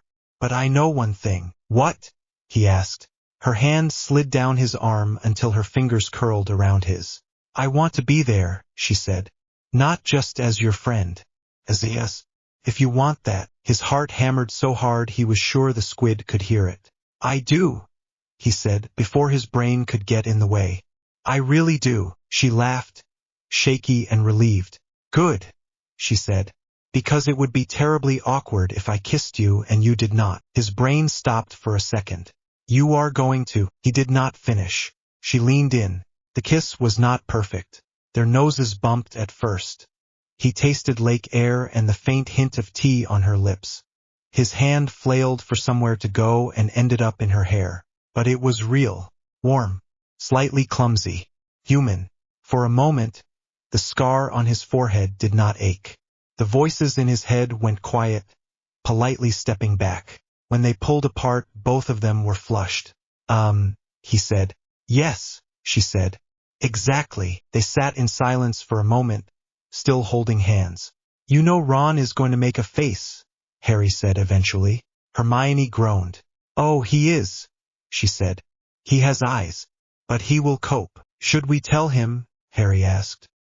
He has probably already guessed, she said. He is not as thick as he pretends to be. Thanks, a voice called. They both jumped. Ron stood a few meters away, hands in his pockets, trying very hard not to grin too widely. How long have you been there? Hermione demanded. Long enough to see you finally do something about it, Ron said. About time, really. He walked over and dropped onto the grass on Harry's other side. I am not going to throw a fit, Ron said before either of them could speak. I thought about it. Then I thought about dragons and Death Eaters and nearly dying in mazes and decided being alive is more important than… whatever. Harry blinked. That is mature, he said. Ron pulled a face. Do not tell anyone, he said. I have a reputation. Hermione laughed. Ron looked between them. So, he said. We are good. We are good, Hermione said. Harry nodded. Yeah, he said. We are. Ron nodded back once, satisfied. Right, he said. Now that that is done, can we go back to talking about important things, such as… Hermione asked, amused. Such as how we are going to avoid homework in whatever new Ancient Founders class McGonagall lets Rowena talk her into adding next year, Ron said. Because if we are getting a second war and more essays, I might just move into the forest with the centaurs. Harry laughed properly then. Came out light and easy for the first time in what felt like months. The three of them sat there until the sun dipped lower, talking about nothing and everything. Plans for summer. How they would sneak into Grimmauld Place if that became the new base. Whether goblin warders snored. What sort of plants Neville would bring back from his trip with Professor Sprout. No prophecies. No Dark Lords. No councils. Just friends. Later, when the light had turned gold and the shadows stretched long, Harry stood up. His legs felt steady. Come on, he said. Where? Ron asked. Harry looked up at the castle. It glowed in the evening light. The repaired turret lines were clean. The wards hummed in contentment. Just up there, he said. One more look. They climbed the slope together, slow and unhurried. At the top, near the main doors, Harry paused. He placed his hand on the stone arch. Warmth met his palm. Not burning, not overwhelming, just a quiet, steady thrum. Thank you, Helga murmured. You did well, Rowena said. Godric's tone was proud. We will be here when you need us. Slytherin's voice was softer than usual. Try not to be too Gryffindor, he said. But do not be afraid to be yourself either. Harry smiled. For the record, he said under his breath, I am not your second coming. I am Harry. That is enough. The wards hummed agreement. The boy who lived had walked into a graveyard and come out something else. Not a weapon. Not a god. Not even just an heir. A boy with a school to protect, friends at his side, and a future he was going to fight for. He lowered his hand. Behind him, Hermione and Ron waited, patient and solid. Ready? Ron asked. Harry looked at them, at the lake, at the castle, at the faint outlines of goblin ward marks in the stone. Yeah, he said. I am ready. They went inside together.